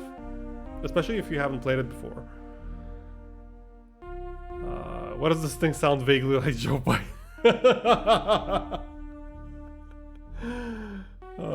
Oh no, fiery, a new variant. No, that's just the Korra's. That's the Korra's secondary attack. Your query once again painfully reminds me of I the love this Ultron voice and what acting. It was for the universe. I could tell you all and correct all that is wrong in the universe. All I can tell you is that the Korra lived to kill. Their stated purpose is to seek out new life and new civilizations Bruh, yes. and then annihilate them. Sort We of was seem voiced to by Joe. qualify as such, and that is why it is puzzling that after pursuing us with some tenacity, they suddenly turned away and headed toward Craterus. Craterus. More, All this speculation would be unnecessary if only we had saved the Ultron. It would not have taken much. A diving catch, a thrown pillow, even a fuzzy wumpus would have broken the fall satisfactorily. a fuzzy Indeed, wumpus. a panel convened to analyze the possibilities concluded there were at least 623 ways that the Ultron could have been saved if we had been prepared. Let us cease our discussion concerning these matters. Oh, bye-bye, Kumai. Hope you have a nice rest of your work day. Hope it's not like another 10 hours or something. I know you work really long shifts.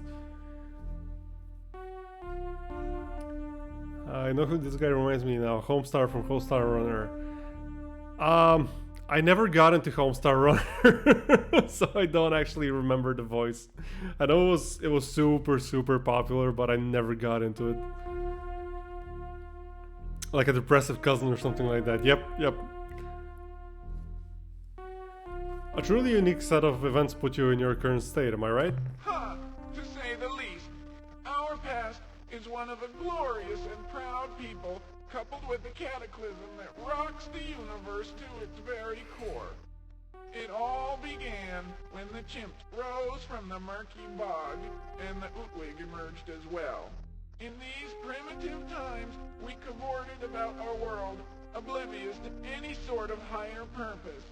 We took everything at face value. Meanwhile, the tendrils of the chimp infiltrated the vast sky canopies of Faz. And then the veils fell. Suddenly, the Utwig were stunned by a collective realization. All immediately and urgently donned veils of every description. Hides, leaves, shells, rocks, even living growls were donned in the early days. You see, the face is the mechanism that expresses many of the primitive qualities that hinder sentience. Now rid of constant reminders of greed, rage, hatred, and lust, the wisdom of the Utwig was no longer hampered by constant reminders of the primitive urge. Over many generations, mask etiquette was refined to a rock-solid Keep breaking your foundation heart. of I'm sorry, Kobu. I don't mean to. But I was always like a hipster. I always liked things that I didn't know a lot of other people that liked them. I don't know why, but I was always like that. Whenever something became popular, I just kind of instinctively avoided it. I was not a very fun kid, as you can imagine. Recognizing the importance of flexibility, clear-cut and efficient procedures for revision and redesign dealt with the few anomalies. From that moment, when we covered the source of our intellectual oppression, we knew that it was a grand purpose that defined our destiny. Are you still listening? Our entire development as a sentient species was coordinated to coincide with the appearance of a remarkable device, the Ultron. We were oblivious to its tragic implications. love these guys so much. Yo, absolutely fascinating. But what exactly do you mean by tragic? I got called out, yeah. I got called out for responding to you. In order for you to truly understand the situation, you need to know more about Thank you for the quack, Ultron Kobu. and its unique capabilities. You see, when the Druge discovered the Ultron, they knew that it was ours. The Druge were compelled by intrinsic universal direction to take it to where it has always belonged. They brought it to us. Oh, the Ultron. It is your Love this total voice. and complete Hi, Never, freedom welcome. How are you doing? for Hope you're doing well. all. The universal. With the Ultron in hand, I could sense not only your motivations and desires, but your purpose. I could act upon these things in ways that would most likely seem mysterious, if not, well, daft. Years later, you would herald our participation in your development as the turning point for your species. The Druge were only one of the few to benefit in this way. Even now, they are puzzled by the way we rewarded them for the delivery of the Ultron to its correct place. In 24 years, 2 months, and 3 days, they will all dance the dance of jubilation. Thank you, Never. Indeed, the Hope you have a Ultron nice has lurk. Thank you so allowed much us for to stopping by. fundamentally change the Druge forever. The Subox, too, received many benefits from our use of the Ultron. Okay, They can testify to its power. we got mention of the soup box. I don't know if I would hate or love having this guy as a history teacher. I think I would probably hate it by year 2, but year 1 will be great. Sounds like things are going pretty well. So what happened? Yes, things were perfect. What happened is, well, it's difficult to talk about. But I saw it happen. I witnessed the Chin's-Ra celebration. I felt the Ultron Even now. place that I did not That was know terrible, I'm sorry. there.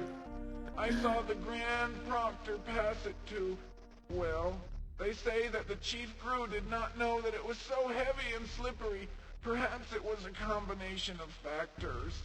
Some who have reviewed the records claim it was actually a conspiracy. The Commission investigation officially stated that the Ultron was rendered inoperative by the fall to the ground. Yet many feel that the whole story has not yet been told. As it struck the ground, I saw its glow fade, and then the painful void incapacitated all. Utwig immediately donned the mask of ultimate embarrassment and shame, with the vow to wear it forever. Bonfires all over Foz consumed all but this mask. No other mask was spared. The visage of ceremonial orations, in all of its contexts and revisions, as I'm sure you understand, all of the courting masks from the clever and intriguing veil of flirtatious prancing Intriguing to the veil of infamous flirtatious lewd prancing. monocle, all The consumed infamous by the lewd hunger monocle. flames. Even the most fundamental fixtures were committed to this God. irreversible fate. The mask of natural bodily excretion once hung in every What? lavatory. Most of the public facilities have removed the disposable mask dispensers, but every once in a while I still see such a repository, always empty. At that time, many suggested that we use... Okay, we're just mentioning that that stuff exists, we're not delving into it. Punishment.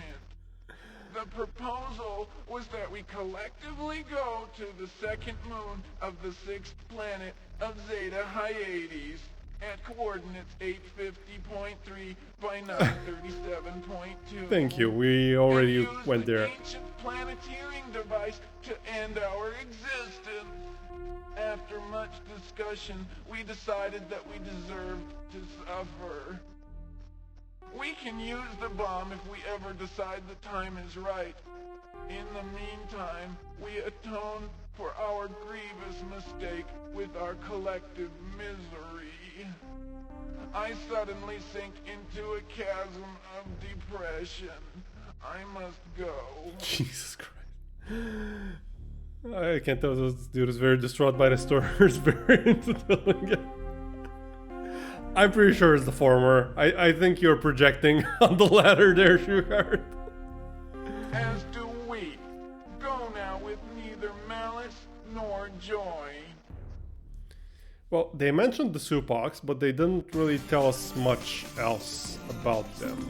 And they didn't mention anything about their homeworld, which I'm not sure if we're supposed to go to their homeworld to learn about the Supox. Oh wait, oh, there we go. I guess the mention was enough. Actually, let's... Should I go up here? Yeah, I think I'll go up here.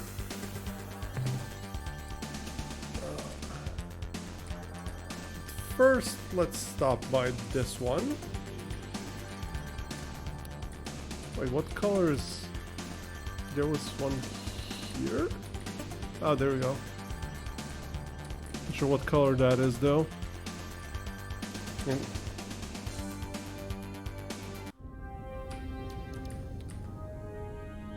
Let's do a little bit of collecting. We're almost decked out completely, but still, I want to get the final few upgrades.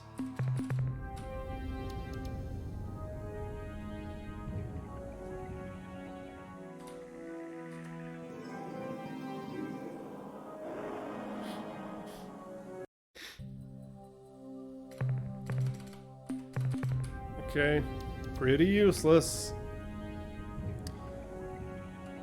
I don't remember if yellow stars were good or not. Probably should have written down the tier list.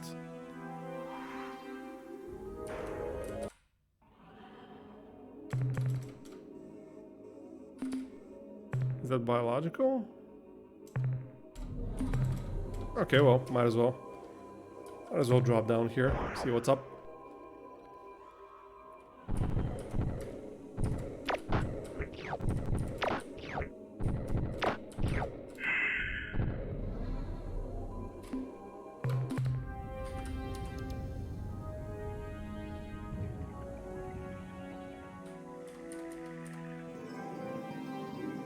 Also, I almost forgot that we have basically unlimited fuel now, because we can just buy it from the Melnorme for biological research, which we have tons of at this point and don't really need.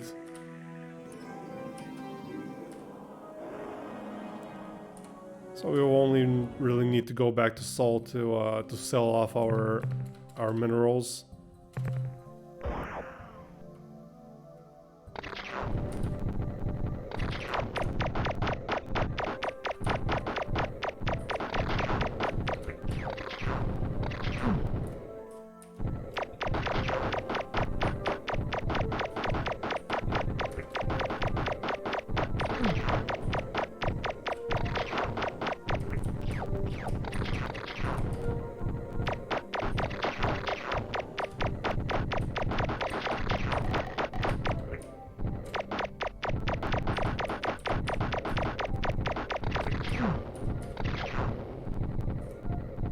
No, we're full already. I don't think we need to go down for one more of these. There's some good stuff here. Not much good stuff, but still.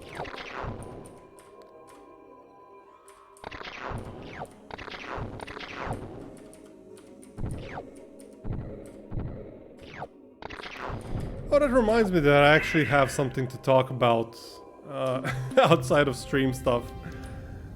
I actually got myself to watch some anime, which I haven't done in ages, like probably in at least a year. Like, at least a year, I think. I don't remember the last show that I watched. I think the last thing I watched was maybe season 2 of ReZero, I think. That's excluding me rewatching A Silent Voice for the podcast that we did with Jado and Rin. Which reminds me that we will be doing part 2 of that podcast in February at some point. Not sure exactly when, but at some point in February. After we all rewatch Made in Abyss. Because that is what we will be talking about. And I'm very, very, very excited for it. But in the meantime, I actually got myself to watch some anime. And I watched all of Mushoku Tensei. Which, if you guys don't know, it is the original isekai. Like, that's what started the trend of isekai shows. For those of you who don't know what isekai is, it's those shows where the protagonist gets like transported to some other world, like usually a fantasy world, and usually. The first isekai is Inuyasha. I haven't actually watched Inuyasha, so I can't talk about that. But from what I understand, Mushoku Tensei is the show that started the entire trend, and watching Mushoku Tensei really kind of put things into perspective about why the genre got so popular. Like. It does a lot of stuff that the follow-up shows, the shows that continue the trend do, but that are kind of like just tropes, just things that have to happen, I guess. But you actually kind of see why they happen in the original.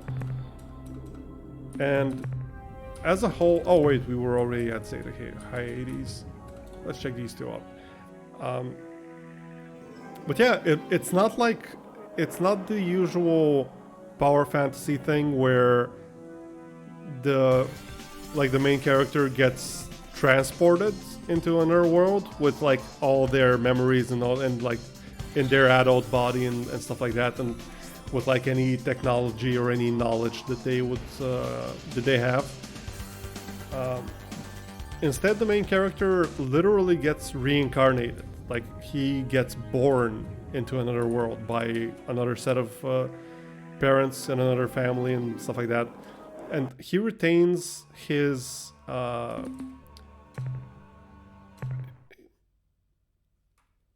hello, Lion. Welcome. Thank you so much for the follow.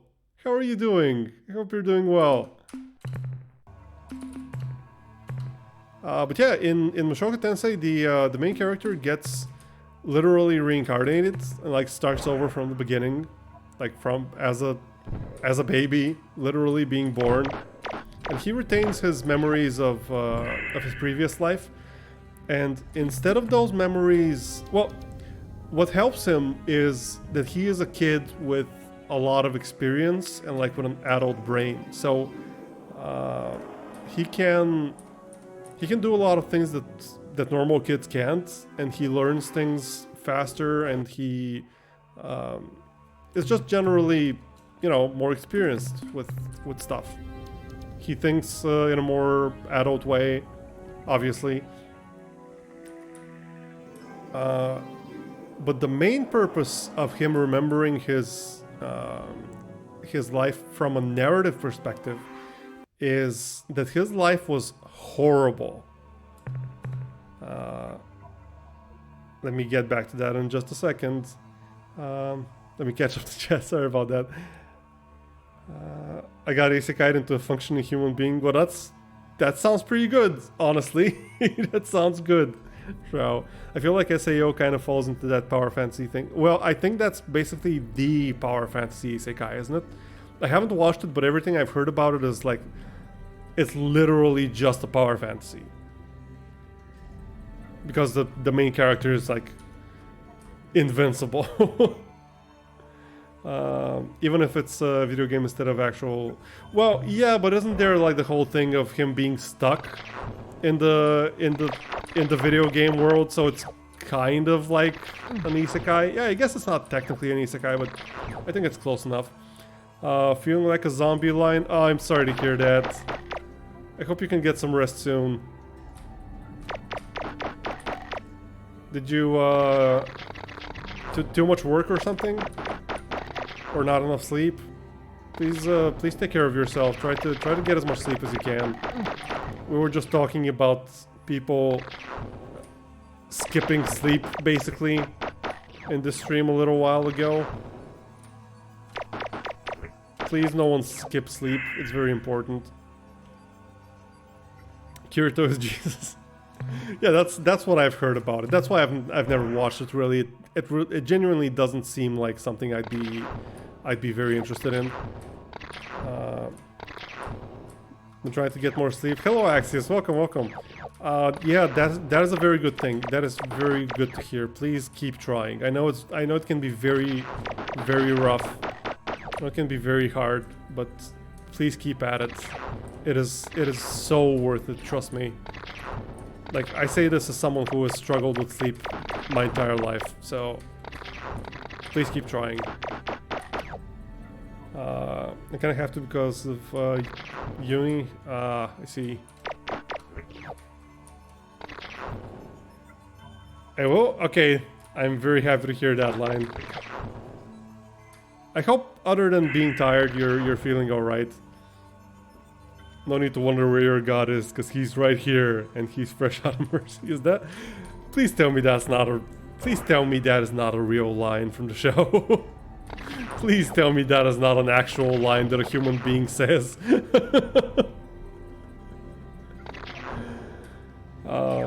Could be. But yeah, about it is. Oh god. Yeah, see, this is why. Listen, if you like SAO, awesome. Like, please enjoy it. I really don't want to like convince you not to enjoy it. If you're enjoying something that is wonderful, please keep enjoying it. But oh my god, does that line put me off personally? Oh, from Abridged. Okay. If it's a joke, if it's meant to be a joke, that's fine. Good night, line. Thank you so much for stopping by. Thank you so much for the follow. Please sleep well. But yeah, about Mushoku Tensei, basically the whole thing is that the main character is 34-year-old, like neat as in NEET, virgin and everything. Like he is designed to be like as pitiable as possible. And basically his life was absolute horror for the most part, but not like in a quiet way, like in the way that I'm sure a lot of us either have been there for a while or are afraid of being there. I know personally I've been there and I am terrified of going back. But yeah, he is when he dies and when he gets reincarnated, the whole thing with his reincarnation is more it's about him overcoming his past lives trauma, basically. Mushoku Tensei, it took so long to get an anime since they wanted to do it justice. It was one of the early isekai manga. From what I understand, like, correct me if I'm wrong, I am by no means a manga expert, but from what I understand, it is the original isekai. Like, it's the one that started the whole trend. Oh wait, how about I got isekai into a shirtless space wrestler? There's a really good show that came out last year, and the author says that they took a lot of inspiration from Mushoku Tensei. Faraway Paladin. Really enjoyed it, would definitely recommend. Thank you for the recommendation. I will try to... Wait, give me a moment to write that down, because I feel like I will forget about it. Give me just a second.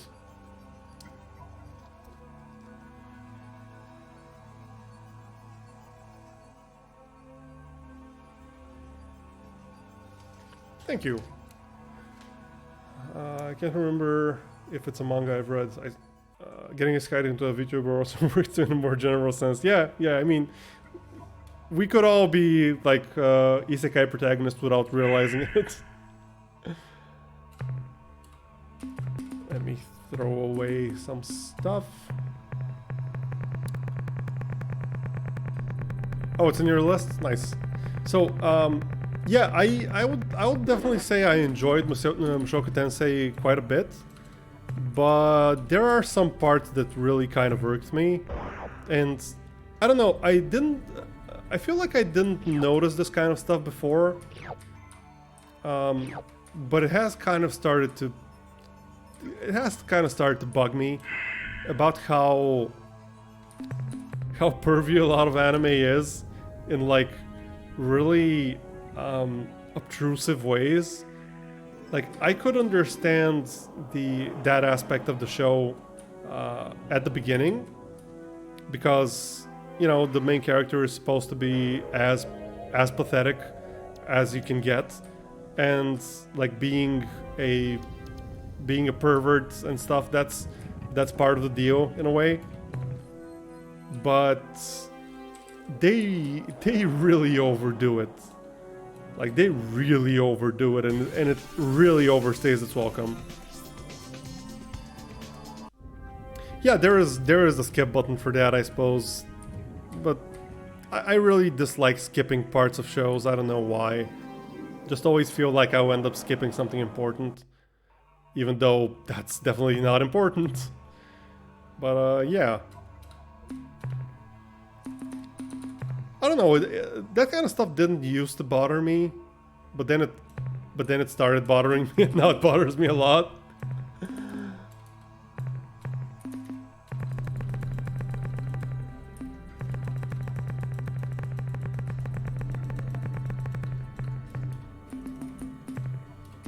But yeah, overall, I would definitely recommend the show. Overall, I think it was a very good show. Just fair warning that it can get a little bit frustrating with some aspects like that.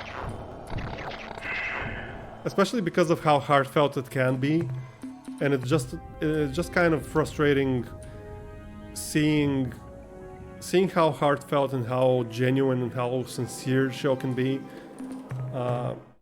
And then undermining all of that with some really weird sexual stuff that really doesn't fit. We already know why you are here and what you need from us. However, etiquette requires that we act as though we are ignorant of your desires. Japan has this shit in anime being celebrated, and wonder why they have problems with creeps on trains. Yeah, those two things really don't mesh together. Oh, welcome back, Kobu. I hope the meeting was okay. Yeah, for me that's some of the reason I like manhwa. I've never actually read any manhwa. I've heard a lot of great stuff about a lot of manhwa. I should probably give some of it a try. I don't really read manga in general.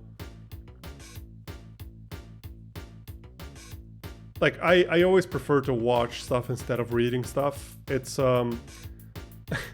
so earlier today I got tagged in a Twitter trend thing about like three interesting facts about me or whatever.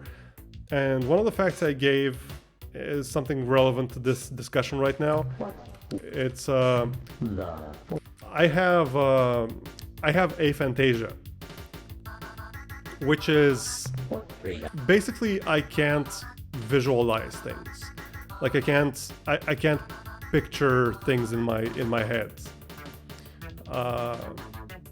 I sometimes kinda sorta can, but it's usually things that I have seen in the past. Like it's things I remember.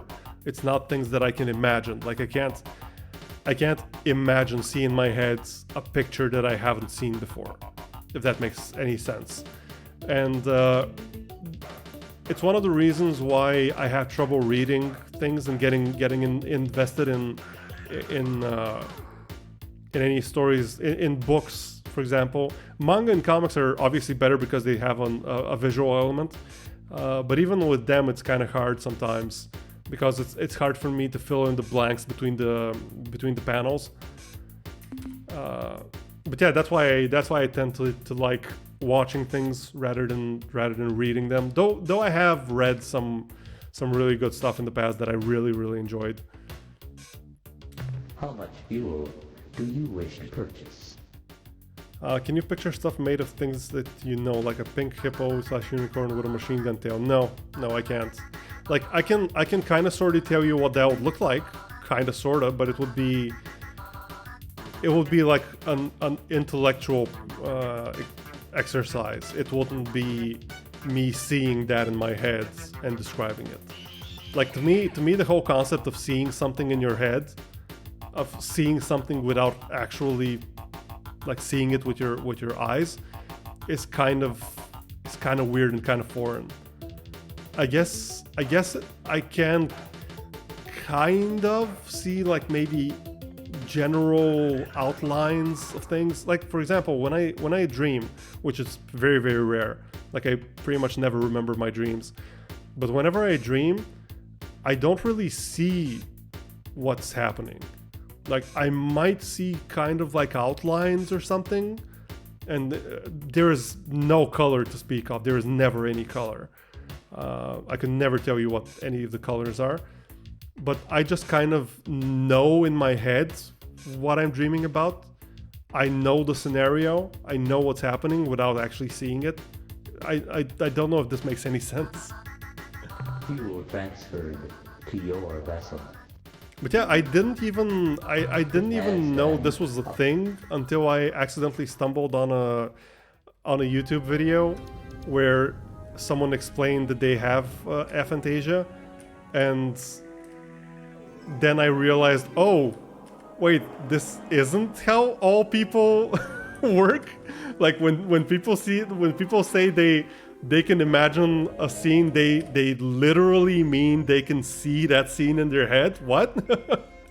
It was a really weird wake-up call.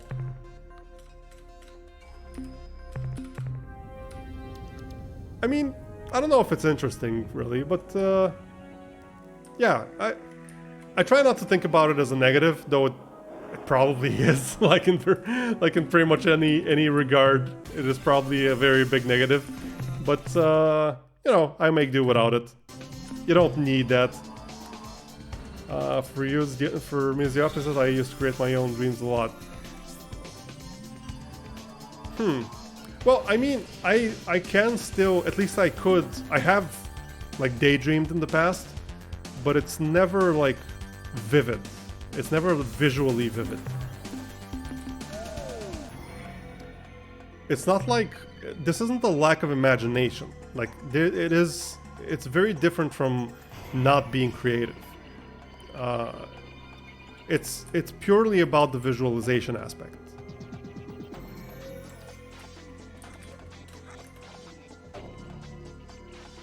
I don't think it's a negative. Must give you a very new and different perspective on the world. Maybe? I mean, probably. But... like without the context, without knowing what visualization is like, I can't really say if it's really different or not. But it probably is. It makes sense that it would be.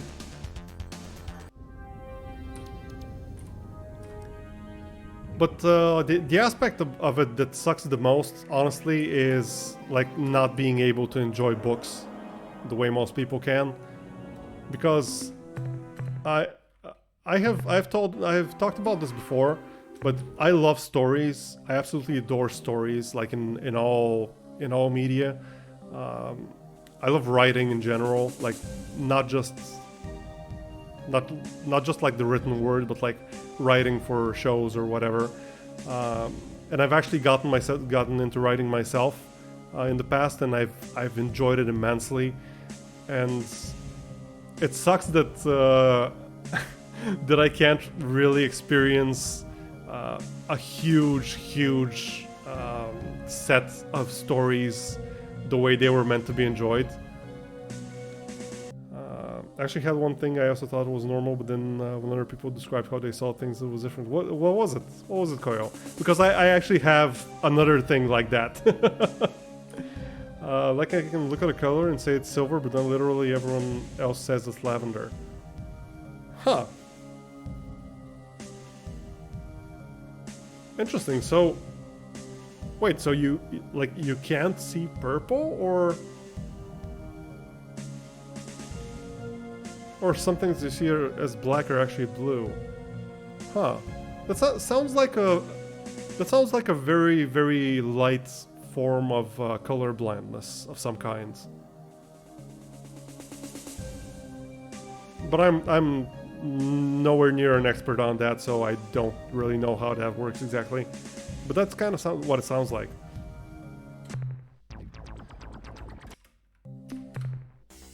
Wait, no, not you. Good to see you again, Captain. But yeah, my other thing that I thought was normal that turned out to be anything fire, but Captain? That last load should was keep it blazing. once I was talking to a friend of mine, and we were talking. I don't remember how the topic came up, but we were talking about like silence, about how quiet things can get. I think maybe we were talking about that. There's this one room that was created for an experiment to see how quiet a room can be. Yeah, the silent room. I think that's what it was called. It's like really freaky. It's like it's got these like rectangular kind of spikes coming out of the walls and stuff. All calculated to absorb as much noise as possible and leave the room as silent as possible. And people would like say that inside that room, they could like hear their blood, their own heartbeat and stuff. And so I was talking to a friend of mine, and I think this is what we were talking about. I think probably I was confused by the whole concept of how could you even possibly hear your own heartbeat, because you know, when things get too quiet, all you can really hear is like the constant like the noise, like the constant noise in your head. Like how can you get a room this quiet? And they looked at me like I was insane. And so it turned out that I have had tinnitus my whole entire life, and I didn't know tinnitus was a thing. To explain, tinnitus is a constant noise that you hear. Like it's very, very quiet. So in normal day-to-day life, I never hear it.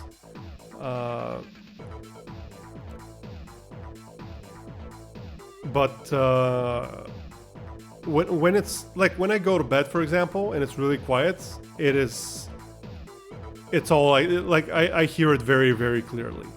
If I focus, I can hear it even now. But I would really need to focus. It's not something that I notice. And it never crossed my mind that this was something that wasn't normal. I figured everyone had that noise in their head, but nope, turns out just me. I got tinnitus when you what? Shroud? Jeez, I'm sorry. That sounds horrible.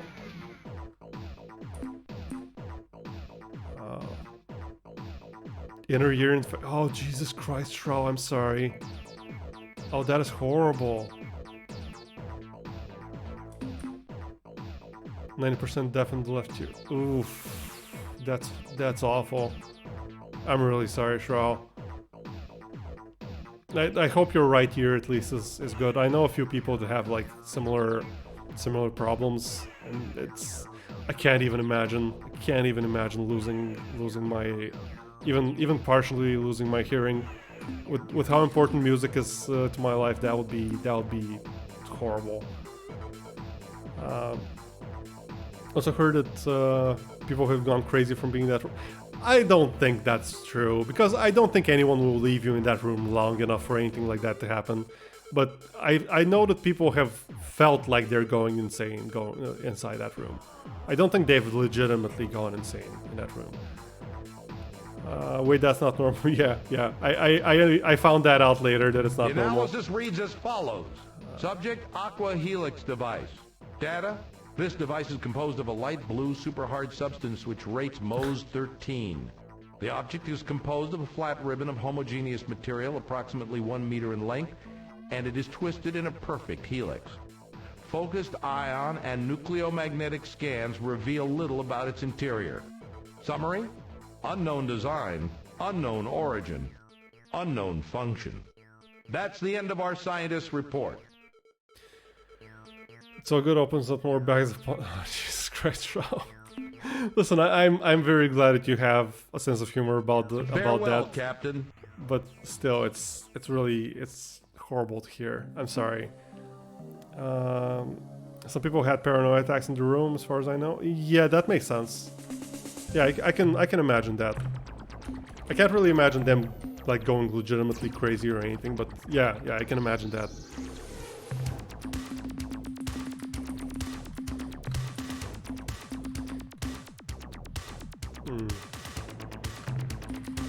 Yeah, let's put one more tracking system. Let's put in one more Shiva furnace. Well, I mean, we're pretty much done with the upgrades, so I think we can just keep going with the Shiva furnaces. How much did these cost? 4,000. Okay. I'll remove this from here, put it back here. Nice. Okay. I kind of want to try it. Yeah, I wanted to try it until I realized that I wouldn't actually be able to appreciate it. I mean, it depends on how long you've been there, probably. From what I've heard, solitary confinement is like that. Well, solitary confinement has a lot of noise. Like, it's not scientifically designed to be as quiet as possible. You have enough noise to occupy your brain.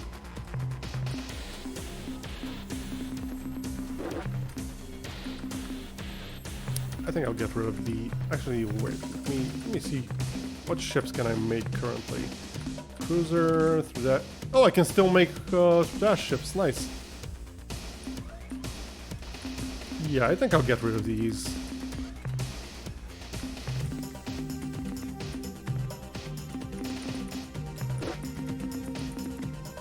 Really don't need them. And that actually gives me enough money to add in one more Shiva furnace. There we go.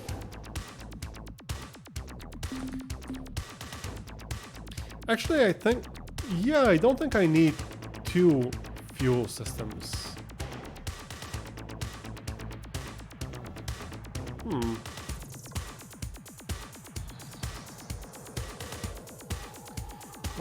There's a guy that recorded himself staying in the room for several hours. He talked a bit just to record his experience. Yeah, I've seen some YouTube videos about it. It was a while ago though. I don't remember. Was it Vsauce? It could have been. It could have been. I need to go exercise a bit and have a. Thank you so much, Axios. I hope you have a wonderful exercise. Please be careful. Don't hurt yourself. Use proper form. But I hope your exercise goes very well. Thank you so much. It was something that did not bring in my attention deficit. What's if your brain doesn't get all the audio-visual stimuli? It starts making up its own after a bit, so maybe that's that. Yeah, that is definitely part of it. That's what the whole, like, there are these sensory deprivation tanks where they're filled with body temperature water, and they're like completely enclosed and insulated and stuff, so you can't hear or see or feel anything inside. And that supposedly, like, some people swear by them that they like help them focus and whatnot. I will admit I am kind of curious to try one of those, but It probably won't work too well with me because I will always have my tinnitus to keep me company.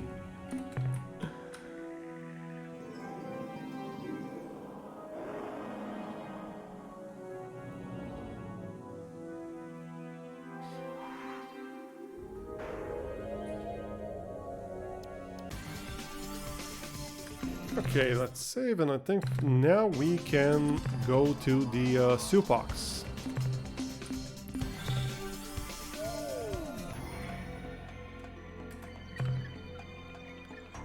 My tinnitus and me, the new kid rom-com.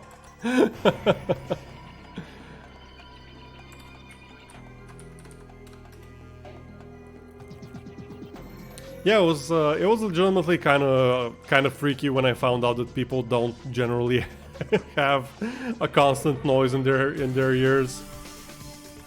My boss was taking medication for tinnitus and it worked. It made him too calm and relaxed.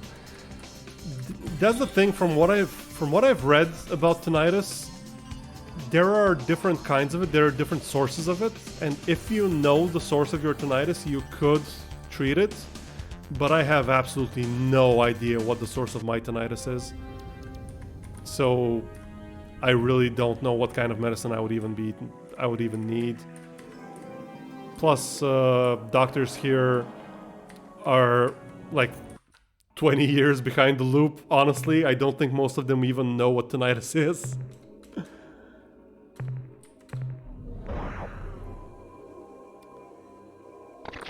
Better title than Want to Eat Your Pancreas. I don't know. I think I Want to Eat Your Pancreas is a good title. It makes sense for it makes sense for the show, for the movie.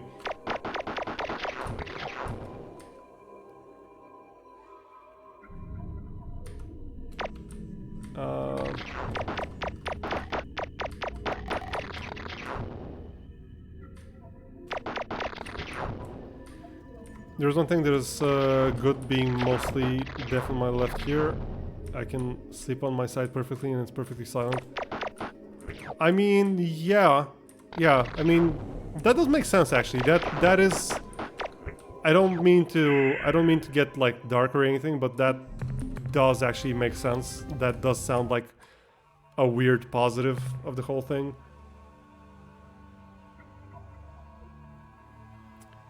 I've only heard the title, never actually read it. I watched the movie, I didn't read the manga, but... Or was it like a light novel? I don't know what the original is. But the movie was pretty good. It was definitely very good.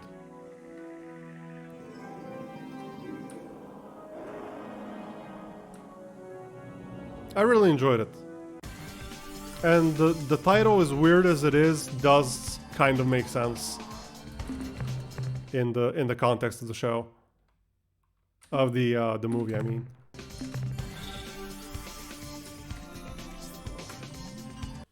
Greetings, fellow carbon creatures. May your roots always be well watered. Here we go, the soup box.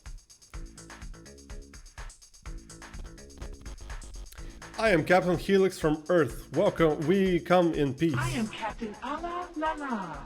We come in peace. Our starship is called Rocinante. Our starship is called the Tender Shoot.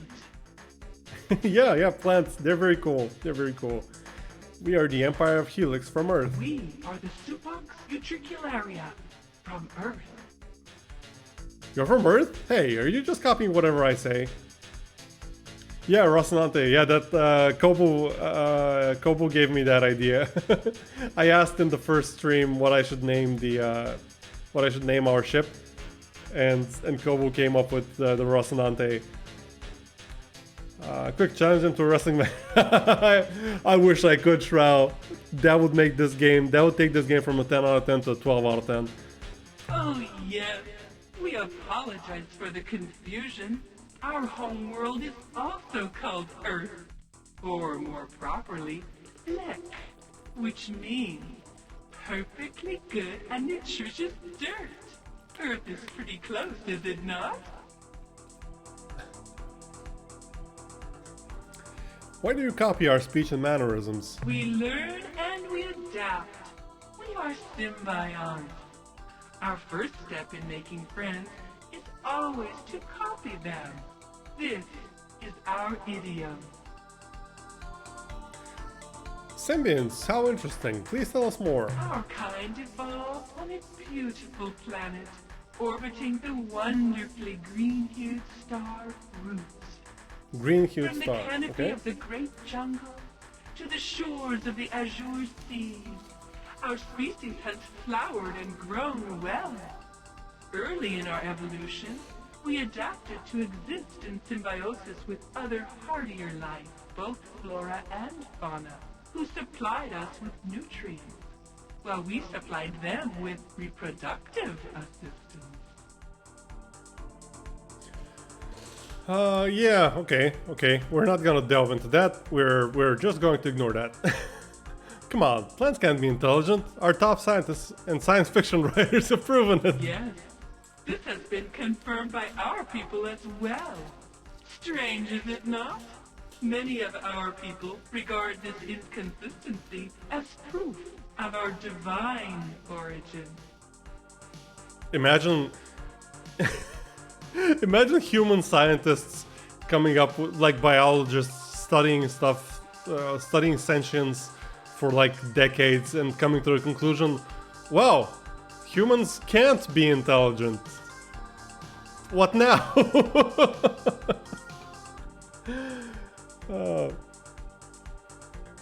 They seem cool for the most bit. Can't wait for that to bite us in the ass. No. The Supocs are actually bros. They're very cool. We will have no problems with them. Ah, like the Spider-Man movies. Yeah.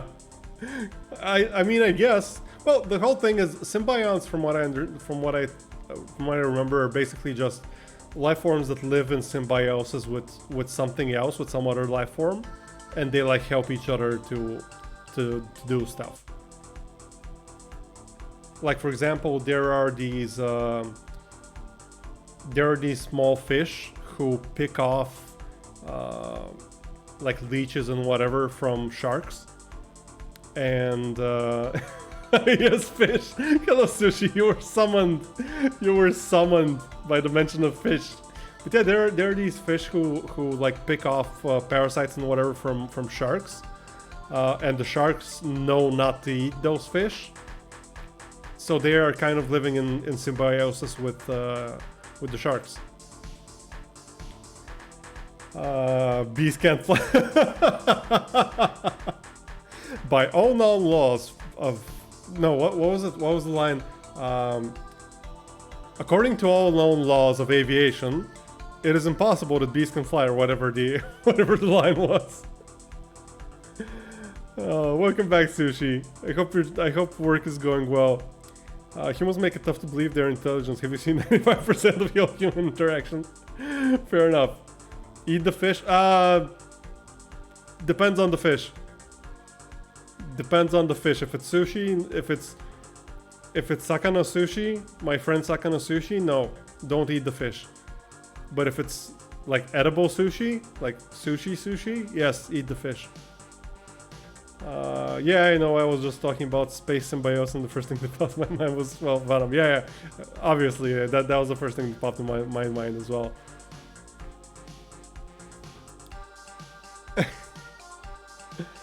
Are the Utwig your friends? We have a strong cultural bond with the Utwig. They have been the foundation around which we have grown our star-faring culture. We are not only allies, but we are also friends. You should go meet with them. They could use some excitement. You see, they are a little depressed and morose right now. Usually they are most festive and fun. Oh dear, what has caused you Utwig such distress? They broke their Ultron. Ultron, what's an Ultron? I mean, we just had this conversation with the Utwig, but give the game a break. It's from 1992, okay? The Druge, the cruel, foul trading race who sold the device to the Utwig, called the device the Ultron, and claimed that it would give the Utwig superpowers. Unfortunately, the the Udwig believed the Druge and bought the Ultron. However, the device did make the Udwig very happy. Of course, we didn't tell them what we really thought of the Ultron. That they were vapid fools to buy a piece of junk for a planet's ransom. We went along with the falsehood, and in doing so showed our own stupidity. Then, one sad day a few years ago, the Udwig Proctor dropped the Ultron during a particularly energetic and festive ritual. Now the Udwig are morose and depressed. They feel they cannot ever achieve greatness because they lost the powers of the Ultron. They even gave the broken device to us, saying that they couldn't stand the sight of it anymore. We are worried that the Udwig are so depressed that they may use their ultimate weapon. Here, you take the Ultron. Maybe you can do something with it. Why, thank you. Absolute control. Absolute control over all things cute, yes. I see scamming is not limited to only Earthlings. Yep. I mean, the Druge are literally a plan of scammers. Damn depressed enough to nuke other planets. Well, no, not depressed enough to nuke other planets. Depressed enough to all get on a single planet and then nuke that planet.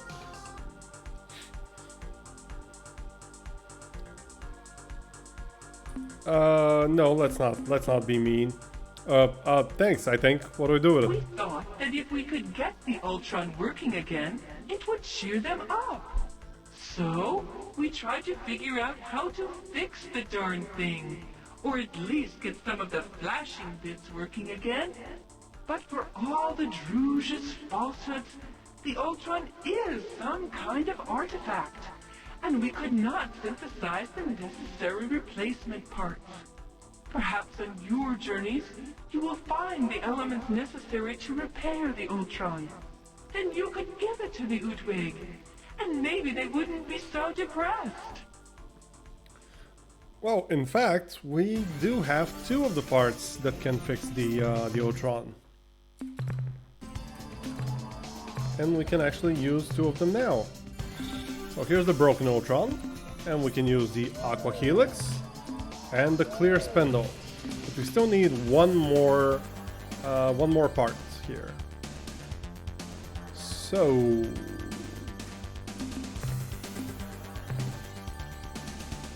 I think it's time to go talk to the Siren again. I'm not sure, but I think it is. Ooh, the Pkunk. The Pkunk are getting pretty close to the Ahab. We should probably go stop them. Okay, let's head into quasi space.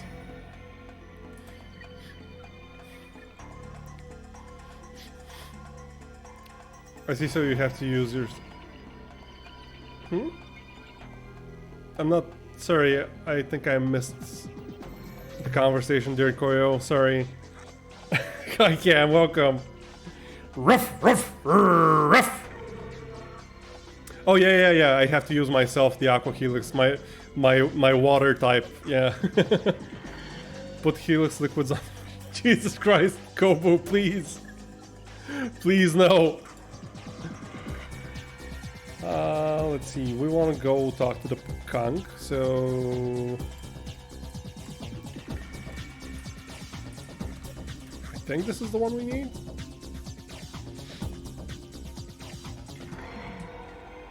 Cam, what have you done? Why did you come here now? Let's go stop the Pkunk before something very, very bad happens to them. Hopefully we can reach them. Hopefully we're traveling faster than them. That's good.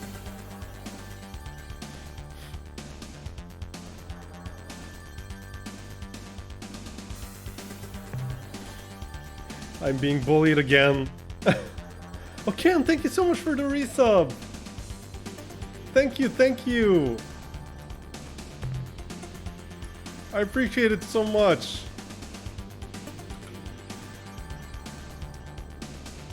America. come at the wrong time.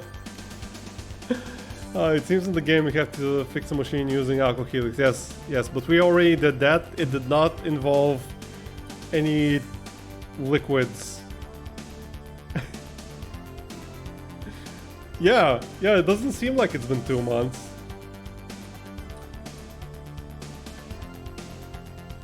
But it's been 2 very, very wonderful months. We have set out to return home. Home to our loving but misguided brothers and sisters. Please, do not try to stop us this time.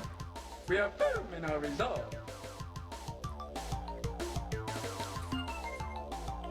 Didn't you know this is the year of the swollen moon? Bad time to travel. It is?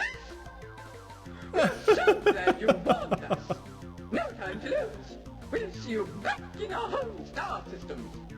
Bye! Jet, thank you so much for the gift sub. Guys, come on. What are you doing? Thank you so much. Listen, you know that subbing doesn't even do anything. I don't even have emotes. I have 1 emote. Thank you so much. Thank you, I appreciate it so much.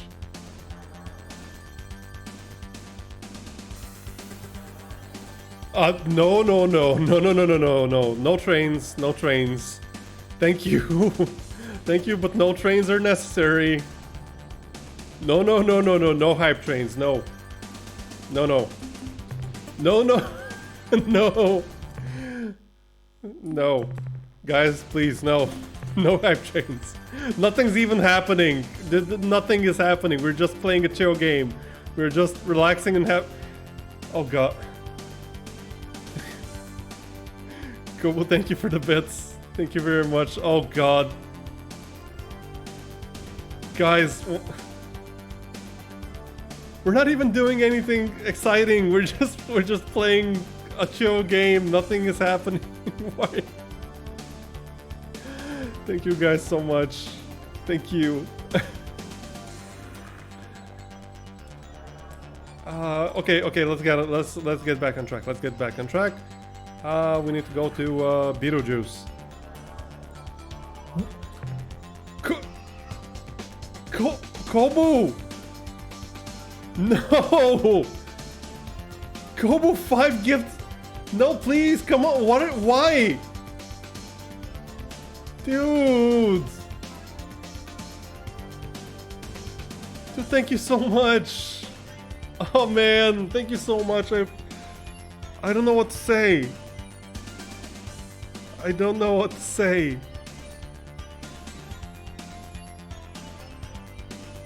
Dude, thank you so much. Oh, I don't know what to say. I really don't know what to say. But I really appreciate it. But please, this is more than enough. This is more than enough. You've already done way more than enough. Level 3, yeah, we're on level 2 hype train right now. That is more than enough. Thank you so much. Oh god, you guys are the best. I love you guys so much. Thank you. But I will reiterate what I've said previously. I genuinely I don't need the money. No, we don't need the level 5. No, we really don't, Cam. Listen, I don't need the money from this, okay? I am doing perfectly fine financially. Sushi, thank you so much for the bits. I am doing perfectly fine financially, guys. I really don't need this. Thank you.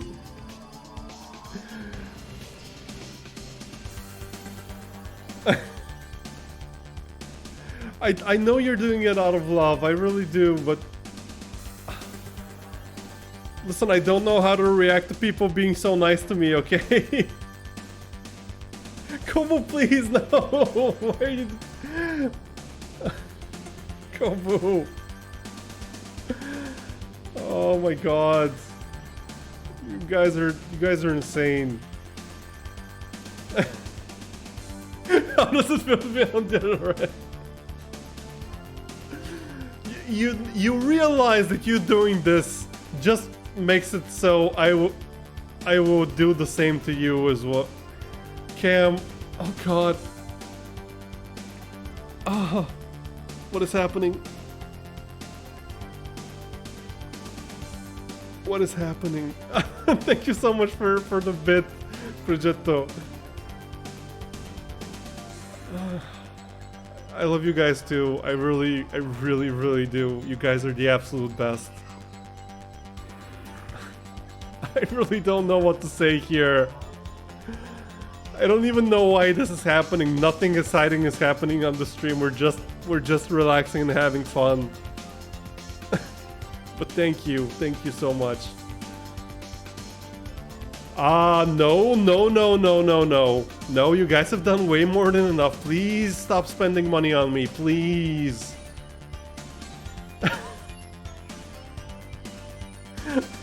Thank you.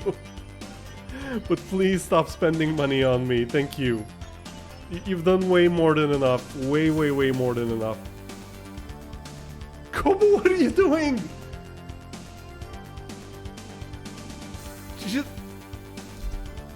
Jesus Christ, Kobo, did you just give 16 subs total?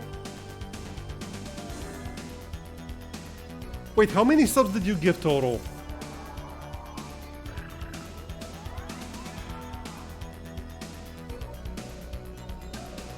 11? You gave 11 subs total? Don't know. What do you mean don't know? Dude! Jesus.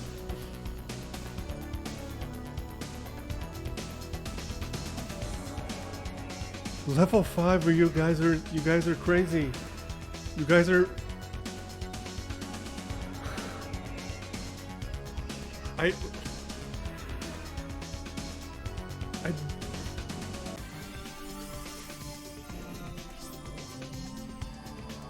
Sugar, what?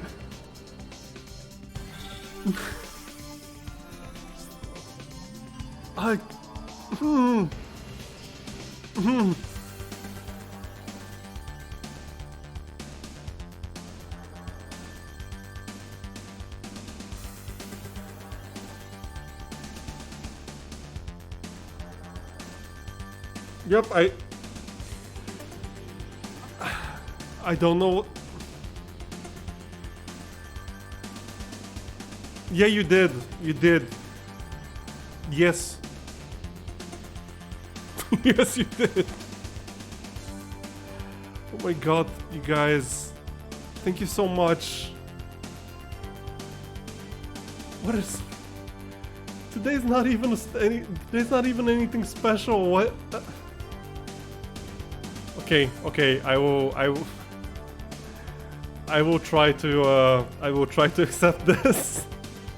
I will try to accept this and just say thank you. I appreciate it more than you'll ever know.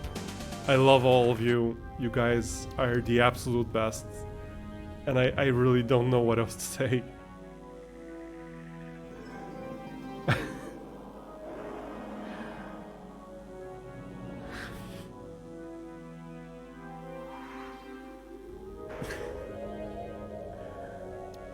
Listen, Okay, give me a second. Give me a second. Oh.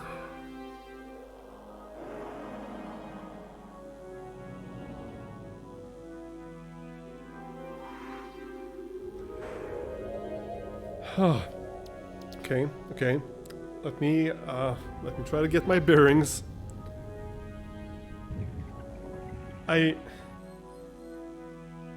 Listen, I'm not a very...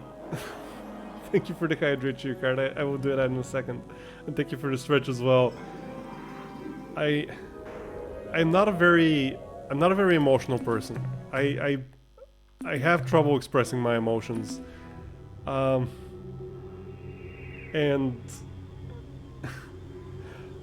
I'm not a crier. I'm not someone who does that in my life. Like, media can make me cry, like other people's stories can make me cry, but not stuff that happens to me.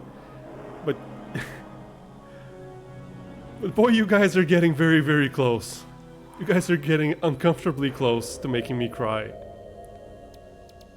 And I am not used to that. To put it mildly, I'm not used to that. So, all I will say is thank you once again. This is way more than I deserve. Way more than...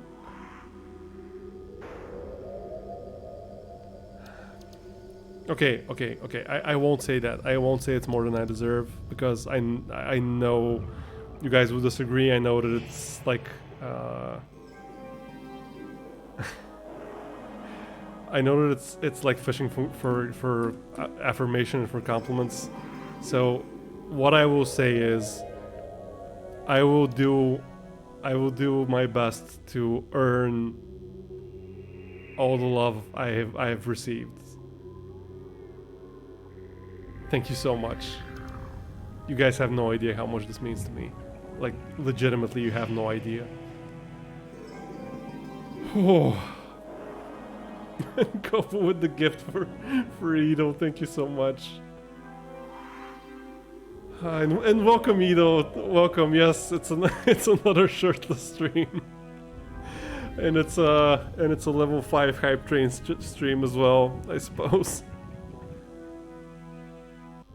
Oh god. Okay, let's try to get back on track. Let's try to get back on track with the game. Thank you guys so much. 19 subs, oh my... Jesus Christ. Back on track, is that a train joke? I did not intend for that. I did not intend for that. 19 subs, holy crap.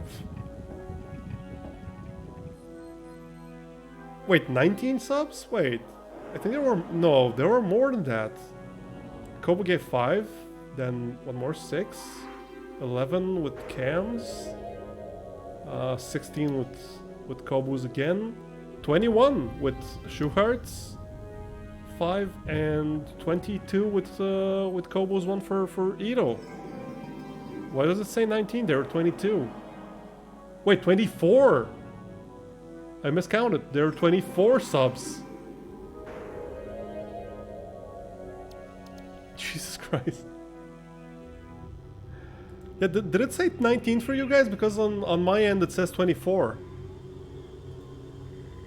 Oh, resubs. Yeah, maybe. Yeah, maybe those count separately. Maybe the initial ones didn't count. Yeah, maybe only the ones after the train started count. And hello, Menchi. I'm sorry I missed that you came in as well. Yeah, on my end it says Hype Train completed level 5. Your community contributed a total of 24 sub gifts and 31 bits. And 301 bits. Either way. Kumai, the train is done. The train is over. You don't.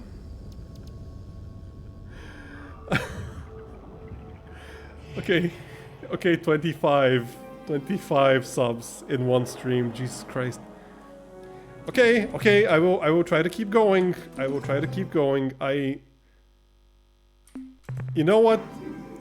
I will be more than happy to bark for you right now. I will be more than happy to debase myself in this way if it means entertainment for you guys. Ruff. There you go. I don't think a stupid bark makes up for all of this, but thank you. Hello, Webble. Welcome. I hope you're doing well. I hope everyone is doing very well. And thank you for dropping in, everyone. Ido, I didn't ask how you're doing. I hope you're doing well. I hope you had a very nice rest. And Kumai, I don't remember if I asked you. I'm sorry. If you're doing well, I hope you are. And Wibble as well. I hope you're doing well. And Menchi. Stayed up late again, but the sleep was all right. Well, hopefully the sleep made up for the staying up late. Oh wait, I have 2 hydrates now in a stretch. Oh, and I have an aura. I'm sorry, Cam, I missed the aura. Let me give you your aura right now. Aura! And let me do the 2 hydrates and the stretch. I'm really sorry, Cam.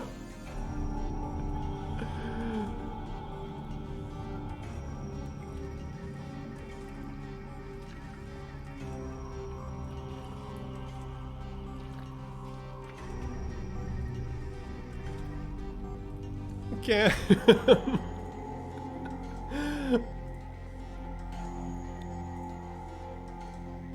And yeah, and let's stretch from Shuhar. Thank you. Wow, Helix is never happy to bark for us. No, listen, I am always happy to make you guys happy as little as I can. That sounded wrong.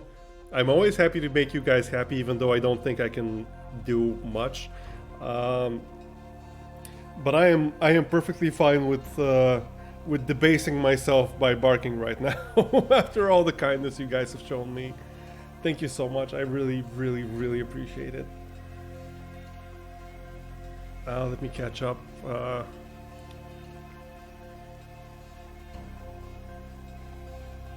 Should have seen us chatting early. Yeah. Yeah, I popped into Fuyuki Miki's chat earlier, and she's so cute. She's so wonderful. And Kumai, immediately, the moment he saw me, he just started talking all this amazing stuff about me. And suddenly, the chat of Miki just turned into people being super nice to me for no reason. And then I went into Pastry Panda's stream, and immediately as I arrived, the same thing happened. People were being incredibly, incredibly sweet to me, and I have no idea why.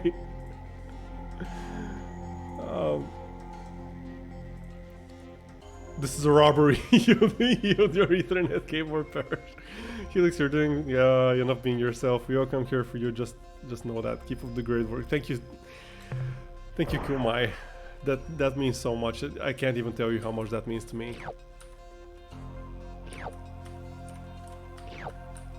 It is unreal.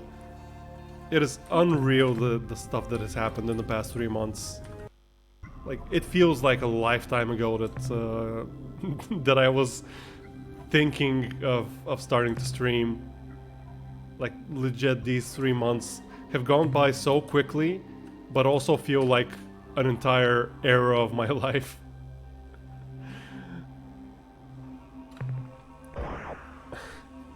Thank you, Cam. Okay, I'm not gonna disagree. As much as I want to disagree, I will stop myself and just be very thankful. Helix is surprised before next him. No, I'm not Yeah, I am surprised. Honestly, I am surprised. I'm surprised every time it happens. Because it... No, never mind. I won't get into it. I will not get into it.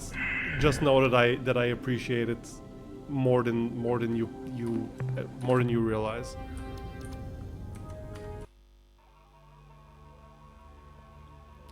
In the same boat, I don't know why people were... Well, I can tell you why people were nice to you, Cam, because you're amazing. You were incredibly sweet, you were super entertaining, and you were just a wonderful, wonderful friend.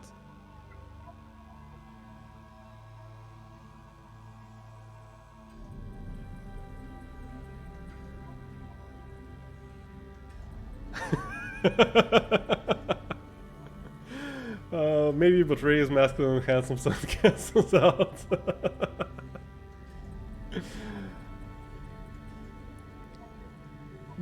Means we have to be even more No! Kumai, please don't put that nickname out into the universe. Please don't. I don't want to be known as Bark Daddy. Please don't do that.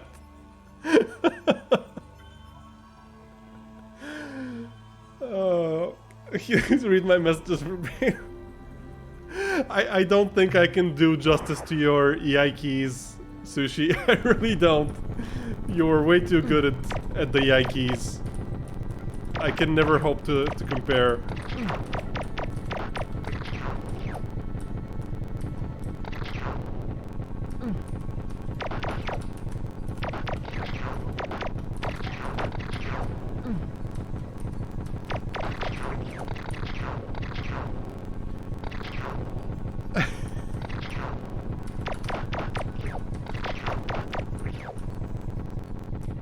Give me just a second. I'm sorry, I will catch up in just a little bit.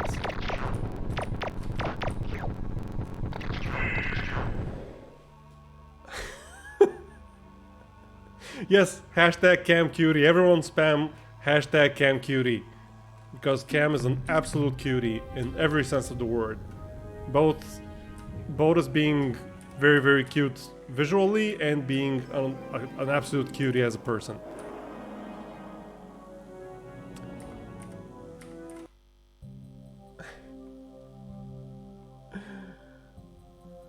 OMG, I'm gonna come in here every time and no, please don't. Please don't. No, no. Kumai, what have you done? Kumai, no. No. Yes, hashtag CamCutie.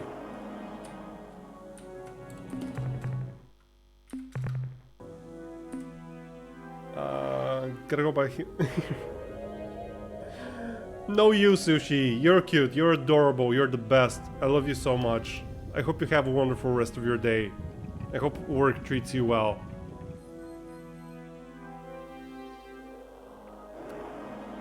No. Just forget hashtag CamCutie. No, don't forget about hashtag CamCutie. Spam hashtag CamCutie. Over and over, continuously, forever. Oh, there we go. Okay, we have this conversation option now. Good, good, do that. Tweet out CamCutie. Hashtag CamCutie. I will die on this hill. The hill of hashtag CamCutie. Yes, I think so. Aren't they part of the Mycon? No, please don't tweet that out. Please, please don't tweet that out. We have recordings of Mycon hyperwave transmissions from the war. Pretty weird stuff. The Mycons just kind of rambled, never making much sense. They talked a lot about deep children and spears of light, but we couldn't ever understand what they were talking about. Jesus Christ. Of all the possible things, of all the things, like all of my various interests and stuff, like the space thing, the science stuff, the wrestling stuff, why is it barking? That is the most popular thing I do. I don't understand. How did this happen? I expect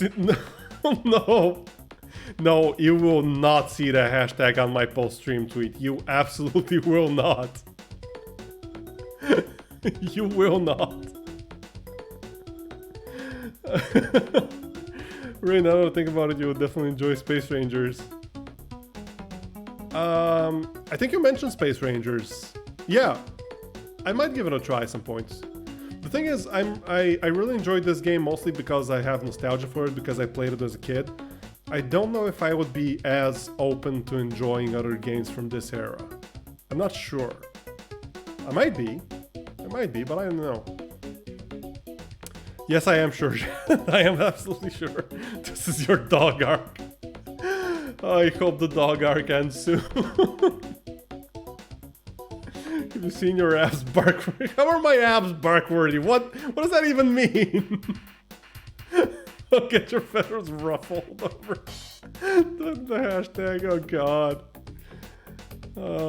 I was one of the driving forces because behind one VTuber starting using hashtag with Jesus Christ. What? What did you say? Human, you had better not be joking. Syra is not a subject for Earth humor. Now, what do you mean, shattered planet crusts? How? That is what happened to Syra, yes. But we presumed it was a natural cataclysm, a meteor. Do you have proof that it was something else? These deep children?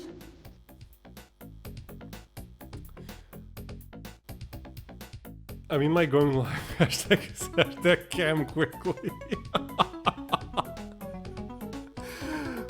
To be fair, that hashtag works perfectly for your brand. Like, for you as a person, that hashtag works perfectly.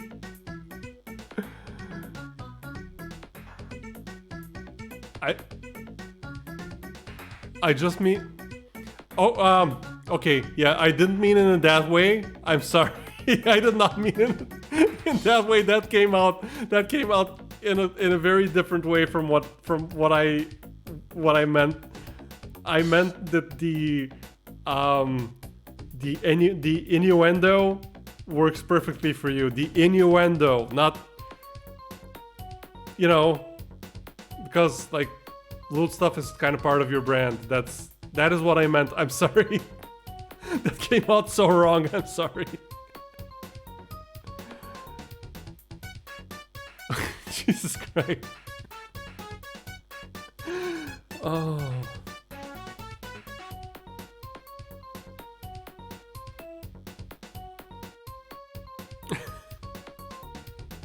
Listen, just so you guys know this, but I do still want to point it out. Me focusing on say-so content does not mean that I think there is anything wrong with looter content. Absolutely not. I'm just personally not comfortable with showing that side of myself. But Cam, I think what you're doing is wonderful. Legitimately.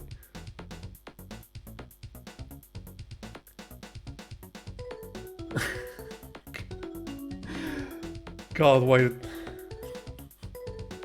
is this a thing now? Why is this a thing? Kumai, you have broken me. 1/6 of his abs named after Roman Emperor. Yeah, that is true. That is true. It's hashtag part daddy, but in your comfort zone.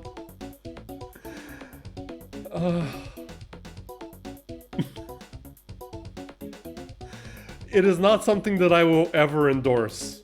Let me put it that way. It is not something that I will ever endorse. But if you guys want to make it a thing, I want you guys to have fun. And if you guys are happy, I am happy. I tried to start out say something that certainly didn't last long. No shirts, no shirts. Let me see this proof, Captain. It's hard to be say-so considering you use curse words as code words. Well, that's one of the things that, see, in my day-to-day life, I curse. Like I do curse. I curse in front of like friends as well, in private chats. But it was kind of like a challenge to myself to see if I can stop myself from doing it and still be able to communicate effectively, if that makes any sense. The no cursing thing may change in the future. At some point I may just get tired of always censoring myself, but right now I'm pretty happy with it. And I don't feel any need to change it. And I don't. It's not out of the question that it will change, but I don't think it will. At least not anytime soon. Hashtag is greenlit. Yeah, I guess you could say that. I hope you name every muscle on your body by the end of the next year. Do you have any idea how many muscles there are on a human body?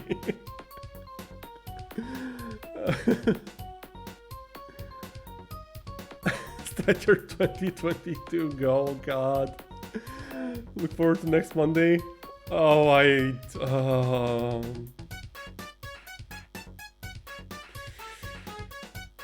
oh God. So my body will be like an entire Pokemon generation, I guess. Oh, 600 of them, yeah. I don't actually know how many of them there are. I just know there are hundreds, but I don't know how many. Wait, is the Discord link dead?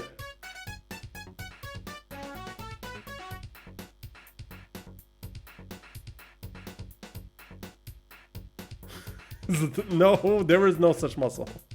Discord is dead. Oh no! Oh no! Give me a second. Give me a moment. Let me create a new invite. I don't know why. Don't know what. But thank you so much for. Wait, it's not? Is it working? Oh, Discord overall is dead. Ah, okay. Oh, okay, okay. Thank you, you know, thank you so much. For a moment there, I thought my link was dead. Voleshny, please. Hello, Voleshny, welcome. I only know muscle names from the dumbbell anime. Yeah, let's get the nearly naked lady off the screen, shall we? Great guys! These fragments, they are identical. Listen, the game is from 1992, okay? Standards were a little different back We then. never guessed that the fragments might be organic. To have survived re-entry, nothing organic would remain. Unless it was genetically constructed for this purpose. And only the Mycons possess this capability. The Mycons will pay dearly for their crimes. We will not sit here and do nothing while the Mycon fiends are free to roam the galaxy, perpetrating their evil. You wanted our cooperation in fighting Ur Quan. You've got it. Provided you first help us seek our revenge against the Mycon race. Help us to destroy them. Yes, okay, listen, I will prove it to you. I will prove that I am not naked. See? I am not naked. I even have, like, listen. I am fully decked out in wrestler garb. This is not naked, okay? I am not naked. No. There is no yet there. I will never be naked, Cam.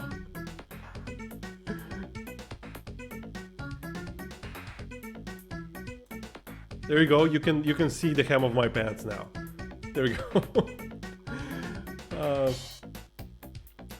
Wait, so the invite link is there. Okay, thank you so much for telling me. Let me create another invite. No active invites. What? What are you... Okay.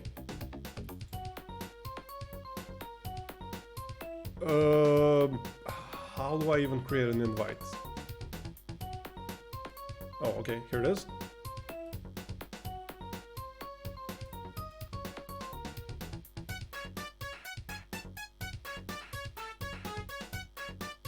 Wait, no, there's currently there's like a 500 internal server error, so I guess I'll have to probably wait for them to fix that before I can create a new invite link. But thank you so much for letting me know. I will make sure it's working.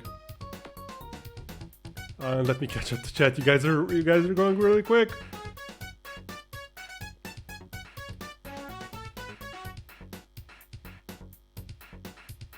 Can we name the muscle that controls the left brow the rock?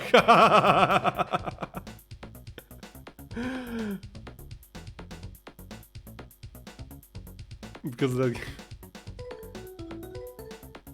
Well, Discord seems to be working kind of partially right now, Never, from what I'm seeing. Because when I try to create a new link, it gives me a 500 error. So it seems to be partially working, I think. I will neither confirm nor deny that whether I'm naked under the clothes or not. No, actually, I will actually deny, because there are undergarments under these clothes, so I am actually not naked under those clothes. There is no pants redeem. There never will be a pants redeem. Don't try to make this a thing, okay? It will not be a thing. I won't. Cam, please. Yes, it's not. Yes, Shuhar has the right idea. This is not loot. This is combat ready. Speedo. No! No! I'm very ready to rumble, Jesus Christ. Guys, please.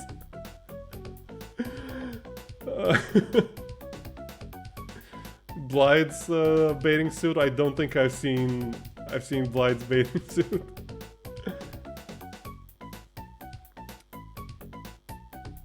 I don't know what a Grease swimsuit is. I don't think I want to know. And I am pretty confident in saying that that will not happen. I'm not wearing a fake muscle suit. That is just straight up slander. The only pants redeem would be Ray putting on her pants on top. Yes, exactly. Oh, that's actually a very good idea. I could make a redeem like that where it looks like it's for me to remove the pants, but it's actually just putting more pants on. I was on the pick on DC. I'm not sure I want to see that foolishly, but thank you. This rate we're gonna be turning. Kumai, please, please, please cease this, please. This is not this kind of stream. I am not that kind of streamer. No, Cam, it does not mean you have my permission. It simply means that I don't know. Okay. Okay, so what do you want us to do? Our first step is to get some mobility. We have some fine starship officers aboard, and they're all eager to go after the Mycons. But without our penetrator starships, we're totally ineffectual. So our first step. God, why am I talking to the siren now of all possible moments? We know that the Ur Quan Yes, you heard. Yes, you heard correctly, Cam. You heard correctly. I won't repeat the name of the starship. Some kind of deep vault in the but you heard correctly. Alien planet. Do you know where your ships are? Thank you. No, listen. As long as you guys are having fun, it's perfectly fine. Just try to not make it too lewd, okay? I do still want this to be a family-friendly stream for the most part. I really appreciate it though. I really do. It's not like I. Thank you. I just don't really know how to react to stuff like that. But as long as you guys are having fun, I am fine. Okay, do you know where your ships are? That's your job. But maybe we have some clues to help you find them. The starship officers who flew the penetrators to the vault did so with total sensor blackout. The only thing they could use for navigation was the presence of the dreadnought fleet surrounding them. When they arrived at their destination and lowered their ships into the immense vault, they were transported to the dreadnoughts and only caught a split-second glimpse of the outside world. As far as they could tell, the sun was either red or orange. Based on the trip time calculations, red or the orange. farthest they could have traveled is about 200 hyperspace distance units. Red or orange Captain, hyperspace we've assembled a small team units. of our most skilled officers. We will send them to your ship on board their own small shuttle. We feel that in the interest of efficiency, we keep our officers away from your crew at least until the mission is over. As soon as you arrive at the vault, our people will take over, figure out a way to open the vault, and bring our penetrators back here. I don't want to get put in one, Jad. I really don't. I haven't seen it yet, and I'm afraid to click that link. I don't think I will anytime soon, but I really don't want to get put in one of those. Whatever it is. Okay, Valechny, have a nice whatever you're doing. That was a weird sentence, I'm sorry. I hope you enjoy yourself during your BRB. Is educational content family friendly? Usually, yes. I will not say a flat yes to that, though. I feel like that is a trap. I feel like that is a trick question. Helix, well alone. Also, Starship Gaming. Helix, your parents are near. Jesus Christ. Watching Helix alone, wrestling VTuber. Watching Helix when parents walk in shirtless washboard, have man parking. Oh, what is my life? What is my life?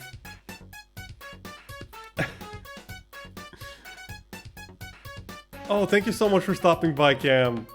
Thank you so much for the gifted subs and for everything. I hope the rest of your work day goes smoothly and isn't too bothersome.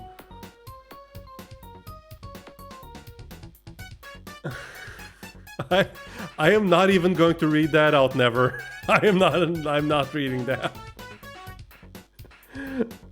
I love you too, Cam. So yeah, there is kind of a romance here. It's very generous to call it a romance, but I'm going to attempt to skip it. I'm not sure if it is skippable though. Very well done, Commander Talana. I am on my way. Great Earthling. When your mission is successful, maybe then we can get to know each other better. Bye bye, Jed. I hope you have fun.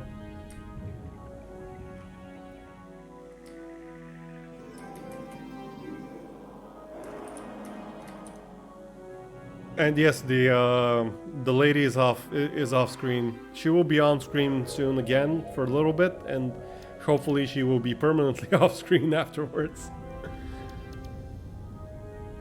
Thank you, Vlechny. I don't. Okay. I guess I will see that picture later.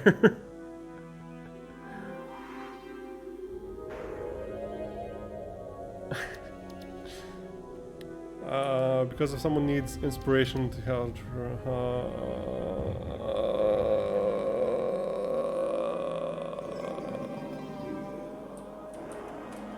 Okay.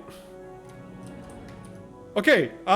So she told us red or orange. Yeah, it's here. It's here. I don't remember which one of these it is, but the Cyrene ships are there. One of those. She gave us a hint on where to find them, but it will take too long looking through every location they could possibly be in, so I'll just head over to where I know they are. Yes, video games. Remember those? Remember when this was a video game stream? Remember when the focus of this stream was to play a video game? I remember. Good times.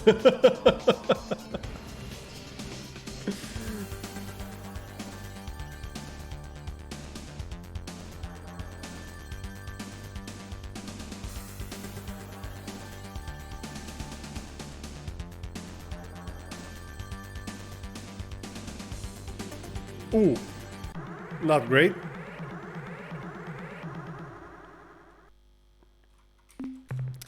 Oh, I think we can. I think we can beat Korra at this point pretty easily. Korra. Your presence here is premature. We fight the Khazar for supremacy of doctrine and possession of the Samatra. When the battle is won, our task is simple. We cleanse. You are the filth.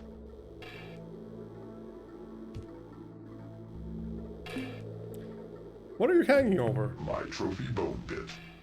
In here is one skeleton from each of the races, which I personally exterminated. I fondle these bones and recall the fine cleansing. That word choice, Perhaps though. your bones will grace this pit momentarily, unless they are accidentally vaporized. What is happening this stream? This stream is...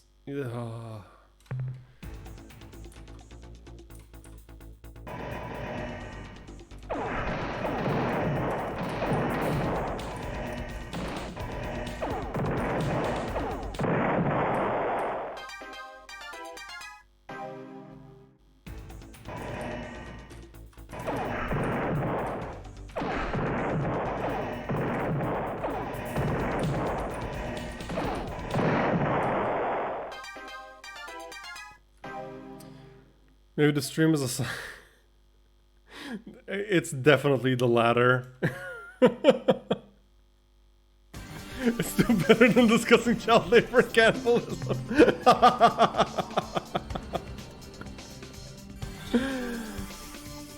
No, I mean, whatever happens, the stream is already blessed by you guys because you guys are amazing.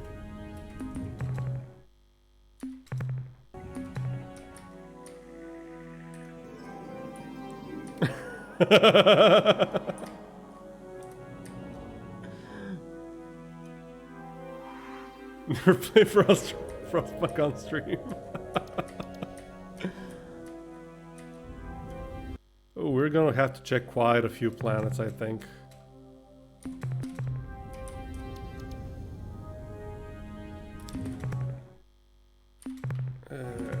Okay.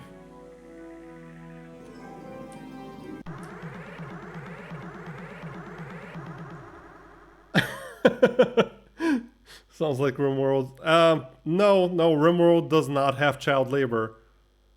Like, RimWorld can be incredibly dark, but at least it doesn't have child labor. Oh, well, actually, I wanted to ask you if you could make a new command for me. I would really appreciate it if you could make a command for Edelweiss.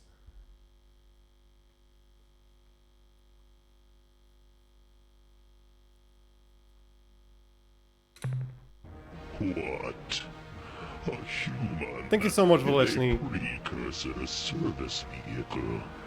How did you escape the slave shield, human?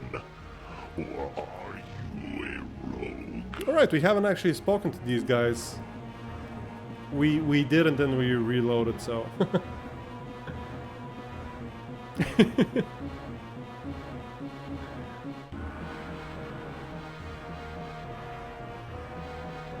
Okay, thank you so much, Voleshny. You know, I did tell you that I will ask Voleshny to make a command for you. You more than deserve it.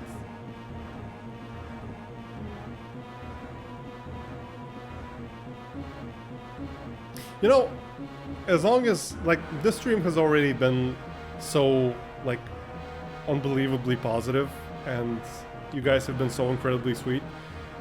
I want to take this moment to, like, if I just shout out everyone, which I obviously want to do, and I want all of you to follow each other and be friends, because all of you are incredible people, and I love all of you. But I will take this moment to shout out Edelweiss, because she has been doing this for a very long time, and she was the second larger streamer, like, relatively speaking, obviously, like, obviously not tens of thousands of followers or anything like that, but still, she was the second relatively larger streamer that I checked out, and, like, I loved my time there from the moment I arrived. And it's I'm sorry to put you on the spot, Ito. I don't mean to, but I appreciate you so much, and just the fact that you're here, just the fact that you decided to check out my streams when you had absolutely no reason to.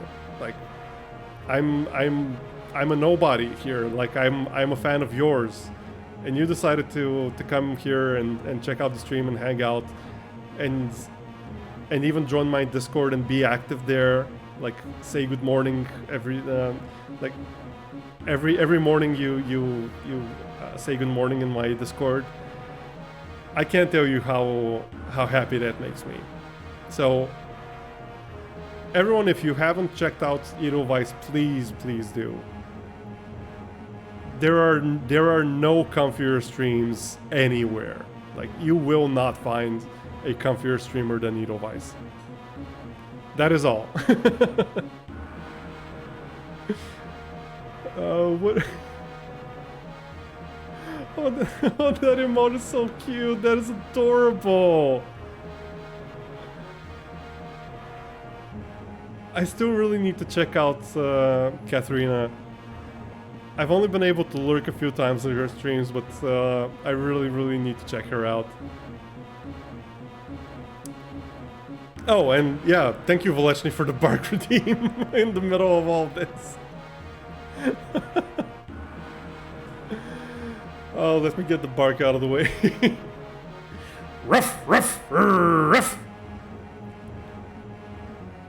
I appreciate you too, Ito. I really do. I look up to you so much.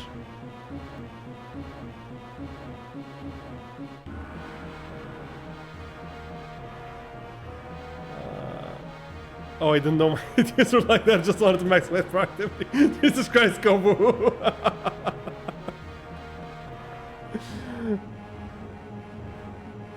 Yeah, again, if you haven't checked out Tito Vice, please do. She deserves all of the growth, all of the love, all of the adoration, and all of the support. I mean, like I said, all of you do, but I feel like it's a little bit more effective if I single out someone rather than just giving a blanket, "You're all wonderful, follow each other." So if I'm not singling you out, that does not mean I don't appreciate you just as much. Just I can't single out everyone at the same time, because that's not singling out.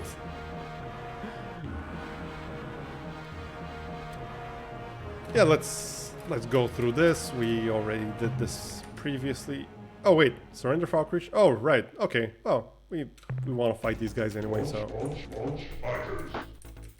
yeah, give me those fighters.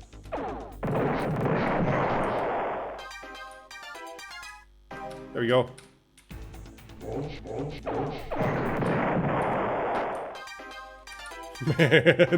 Man, our flagship is so broken right now.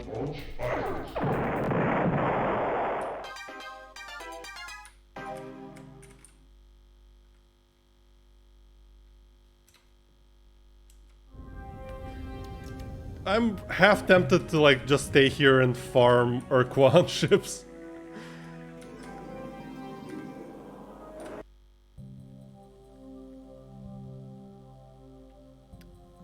Ray, if I don't manage to make that command the stream, remind me of it after you end the stream. Oh, okay, absolutely.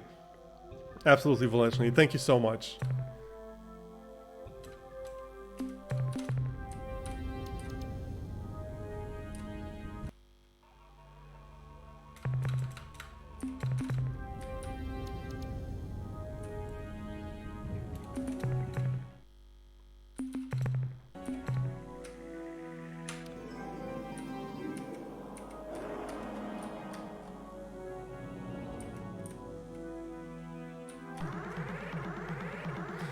More money, thank you.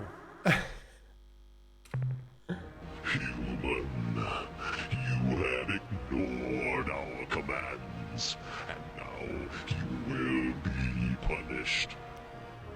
Will I though? Why do you wish to enslave us? Although you consider us the enemy, these conclusions are flawed. We are your salvation. We bring you peace. A peace built upon our social framework, imposed upon your planet. A new world order in which your prosperity and security are assured by the Ur Quan. Have a nice lurk, Volechny. Thank you. From the hazards of this hostile universe, from dangers so hideous, your simple minds cannot imagine their dark scope. Today, we are the enemy. In time, this will change. Soon, you will come to understand the boon of slavery we force upon you, and then you will revere and even love us for this gift. Yep, very, very reasonable. Very reasonable. Launch fighters. Ooh. Easy there, easy there. Oh boy, that hurts. Oh boy, that thing hurts. Okay, maybe farming these guys isn't that great of an idea. Oh, are you kidding me?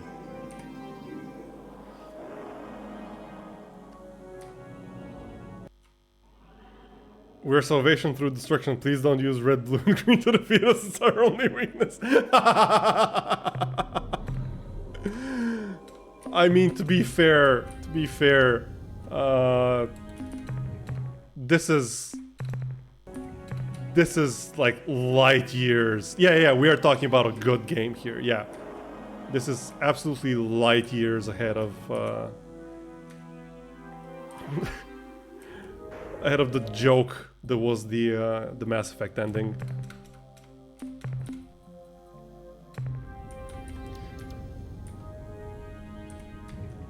Oh no! Why did you ban the very nice person who was just trying to get me famous? Thank you very much, Yukard. I appreciate the very, very quick reaction. And yes, the bot got bonked.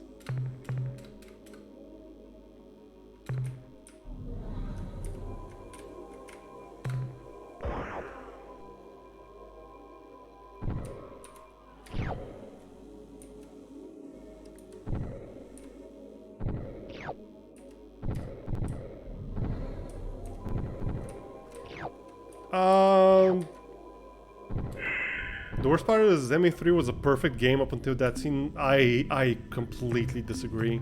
Like, ME3 and Mass Effect 3 until that scene was good.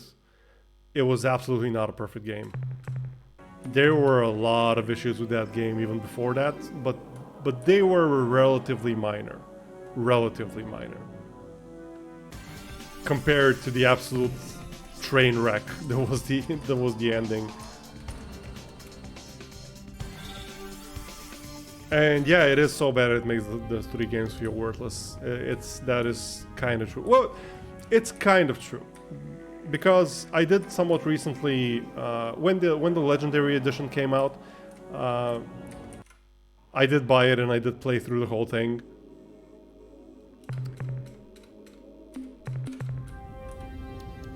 And I enjoyed my time with it a lot, but I knew that the ending was bad, so that I was prepared for it. I love everything about it except the forced gay characters. Yeah, like, I get what they were going for, and it is admirable what they were going for. Like, it's very good to have that kind of like representation and stuff, but the way it was handled, man, it was so bad. It was so ham-fisted. It was so forced. Honestly, I think it did more harm than it did good. I think it backfired spectacularly, to the point where having gay characters in a Western RPG now is still kind of tainted from those really, really, really bad instances of it.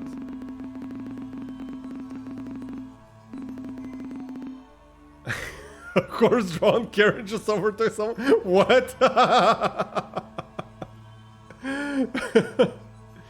Also, ME3 was worth it for me for the Citadel DLC. Yeah, the Citadel DLC was excellent. It was so good. But honestly, something like that needed to be in the game from the beginning. Like, it didn't need to be DLC. You really had to have like an extensive scene with all the characters from the previous games, because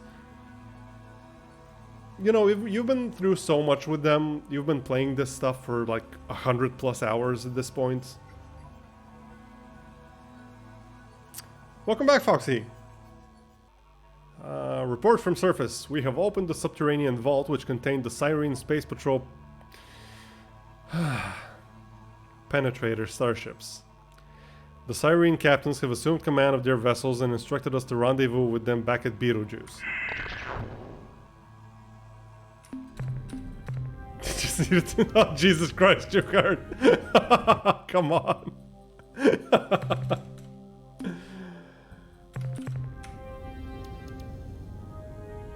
No, there were a lot of problems like that in the game, and one of the biggest problems I had with it was why was the roster so tiny? Like why was the number of playable characters so tiny? You had so many to choose from.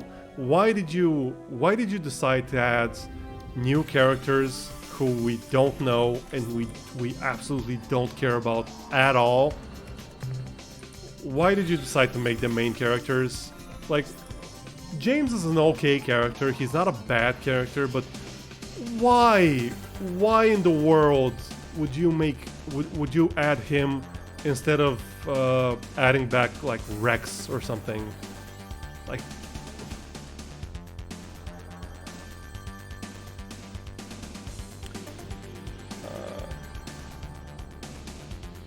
did I install Commander Root Bot? No, I don't know what that is, actually. Or problem solved, Jesus Christ. There is a good reason for James existing. What reason? I mean, I know it's not because he was voiced by Freddie Prinze Jr., because who cares about Freddie Prinze Jr.? Like, I say that as someone who likes Freddie Prinze Jr., who cares about Freddie Prinze Jr.?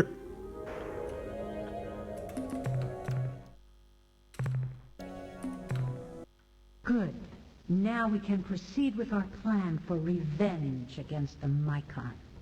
Yeah, Vega, From yeah. our analysis of the deep child fragments you showed to us, and a review of the recorded Mycon transmissions from the war, we've established the kind of world the Mycons desire for their hideous, deep children. They need a planet like your Earth, or our Syra, one rich in water and oxygen, and possessing a molten active mantle. Our plan is to lure the Mycons to such a planet, and then attack them when they least expect it. We know of just such a world.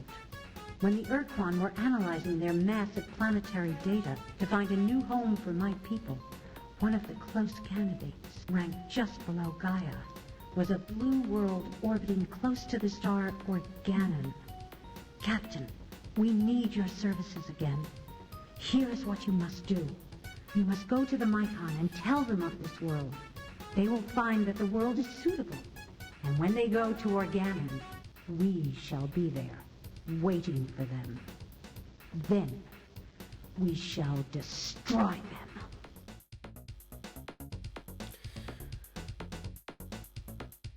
He's there for people that haven't played 1 and 2 to ask what's going on and have the backstory explained to him and by extension the player. I get it, but first of all, you don't need the exposition character to be part of the party.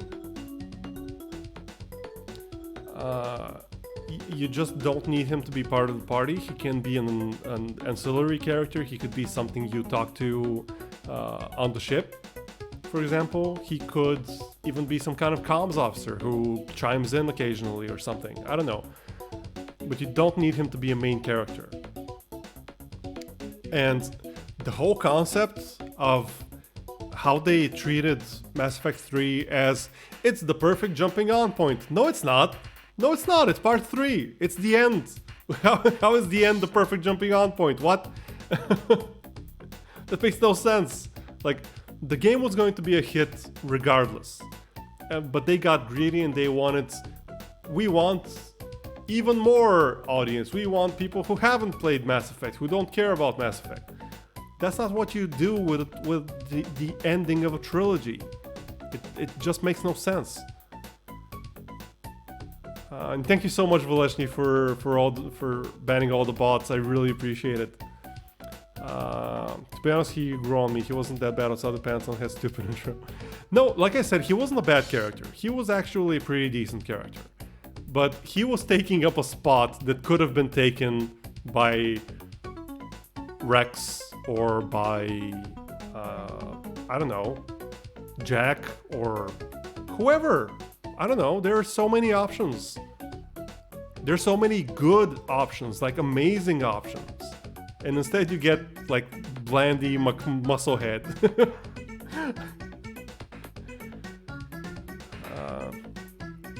Yep, even 2 was horrible to start. You need the knowledge and story for the previous one to make it worthwhile. Yeah, absolutely. And 2 was a massive hit. Like a protein. Honestly, I'm not a big fan of Javik's inclusion. I think it really undermined things, having an actual protein with you, and having a lot of the questions just being given, all the answers just being given to you. And honestly, Javik, I didn't really like him much as a character. He was fine, but like I guess the concept of having a protein in your party was exciting, but then the execution I don't think could ever live up to the concept. It was an amazing part of the story. No, I guess I can see why you would enjoy having him. Yeah, I just personally didn't enjoy him much. I think I see 2 or 3 more, but I need to check them out on PC. No worries, Velishny. Thank you so much.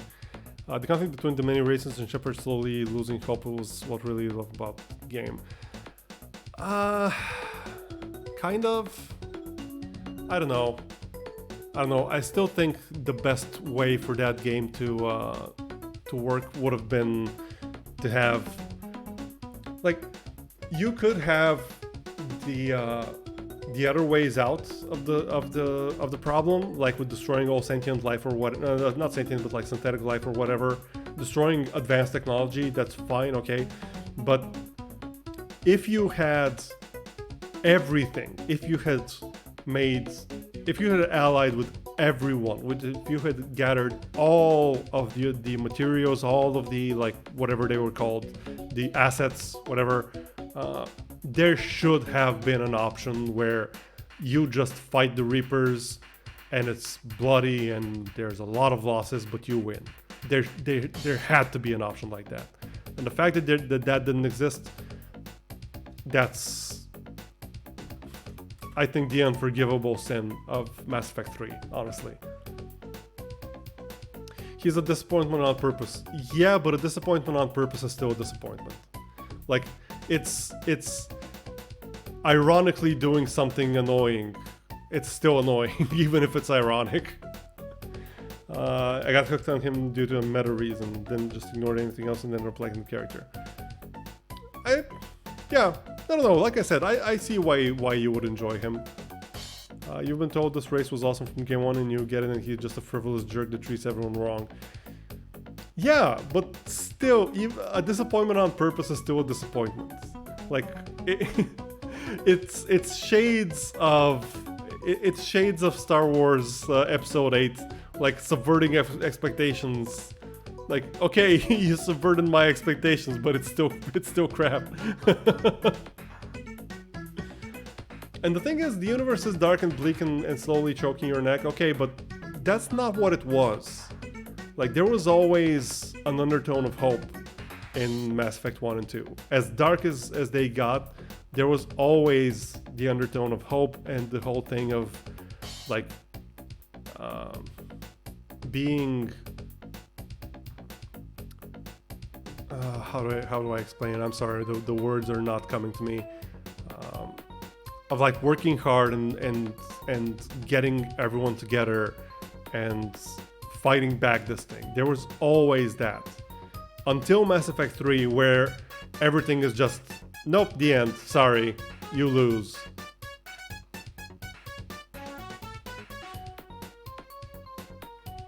Where's the bleakness in Mass Effect? Well, Mass Effect 1 was pretty bleak, like, especially when you learn about what Sovereign is, and like you get the whole Eldritch abomination thing. Like, they are so far they're so superior, they're so greater than what you could ever imagine that, like, you can't even fathom what these things are. You're like less than an insect to them. So there is bleakness, but there was always hope. Hello, Mina. Thank you for the slime redeem. Well, sorry guys, no more shirtless wrestler. I am slime now.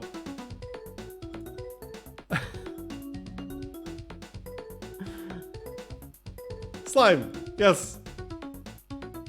It's so I love my slime so much. It's basically Hope Central, go play Warhammer for gaming. Don't worry, my human. We will be together again. Someday. When did this romance advance? What? Okay. I guess there's a romance now. You know, I gotta go talk to the Mycon.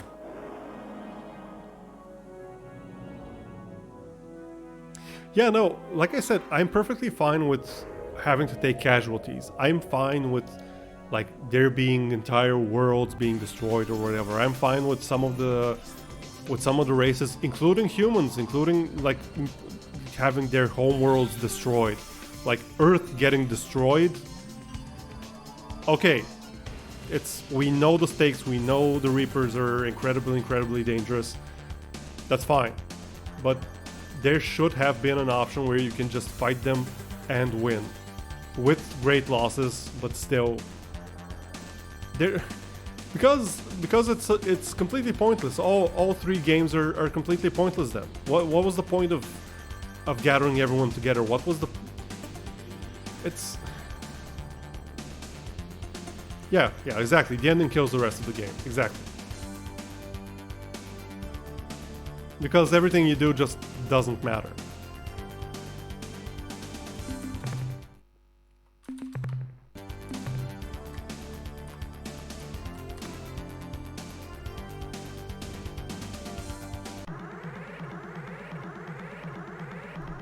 You know, I think we might actually finish the game today. I think we're almost done with it, actually. We are the Mycon.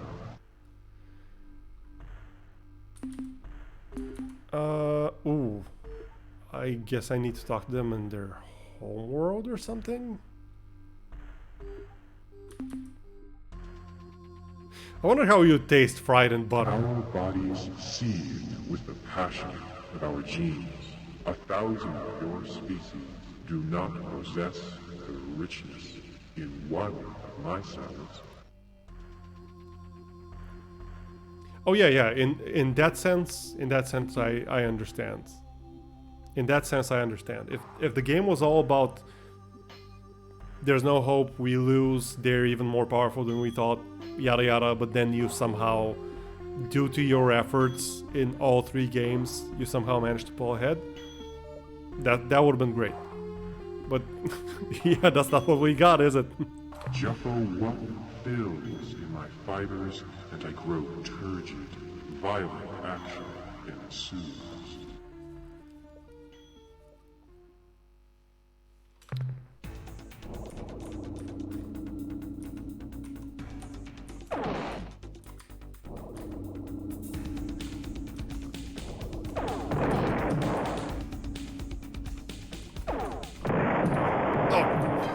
Ouch.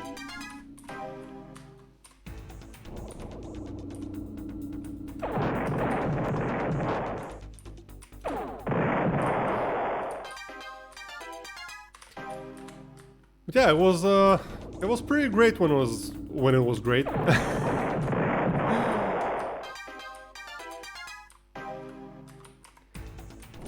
The thing that I really didn't like about Mass Effect 3, even ignoring the ending, was the whole incredibly sudden theme of organic versus synthetic life. That entire theme did not exist until Mass Effect 3. Like, that was not even hinted at. It was not a thing.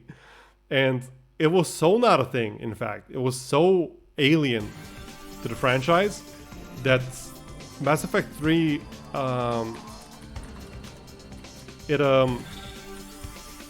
sorry, where's the planet I'm looking for?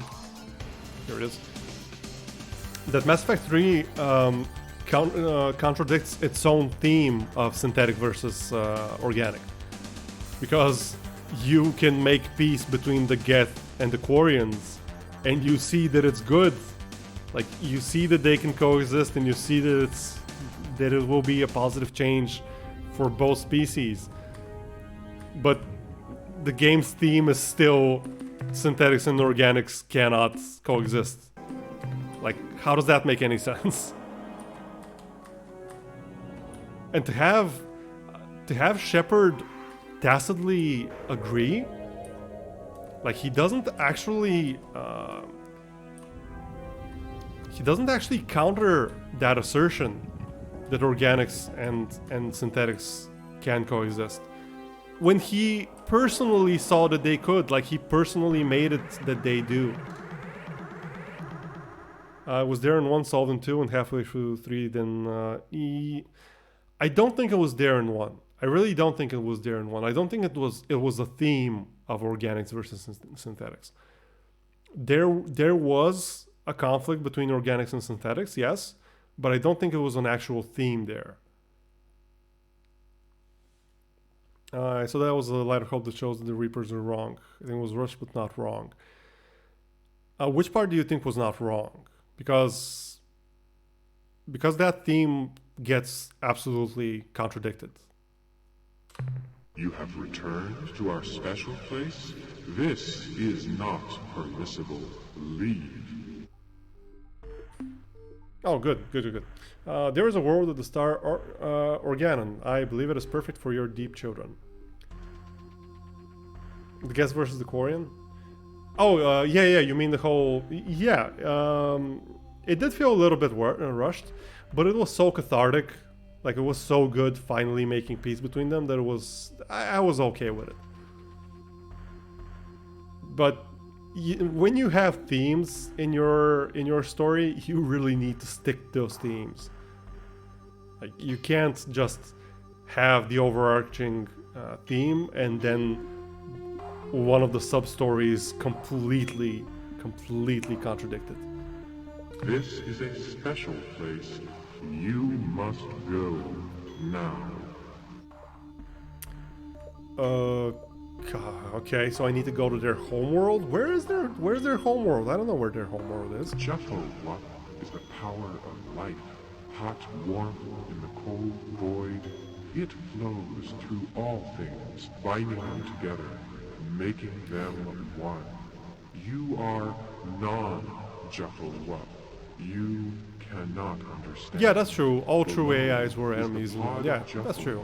There for 1,000 centuries. I will agree that the setup for the theme was definitely there. Warms us. They could have added that theme in Mass Effect 2. And lo, there is light. You are the non. The pod is not for you. You must leave. You are the non. You must go now and never return. Okay, let me try to think. Where is the Mycon homeworld? Don't think it... Oh, was it in... Oh, I think maybe it was in the Scorpii constellation. Was it Epsilon? I guess we'll find out. Yeah, but I see it as a... Similar to politics or human history, we had wars that were driven because specific thoughts or races were not human. Yeah, I'm totally fine with that. But I'm fine if that theme was consistent. Like, the thing is that, oh, I think it is their homeworld. Nice. The thing is that if the Reapers say that synthetics and organics can't coexist, and that they've seen it time after time after time after time, and Shepard tacitly agrees with them, that's wrong. That is... You should have had an option with Shepard to absolutely disagree with the Reapers and point at the Geth and the Quarians and tell them, no, like, what you're saying is patently untrue. Like, you can see that it is untrue. And yeah, the theme is completely different in the three games. From what I understand, from what I've read about it, and from what videos I've watched about it, it seems that the main creative director was changed during the creation of the trilogy. I think it was Mac Walters in the beginning. Hello, Rakos. Thank you so much for the raid. Welcome, welcome. Let me give you a quick shout out. Thank you so much, Arakos. More Subnautica, awesome. I hope you had an excellent time with Subnautica. Hello, Fireless, welcome. I'm so happy to see you guys. How are you doing? Did you have a fun stream? I hope Subnautica has been kind to you, Arakos.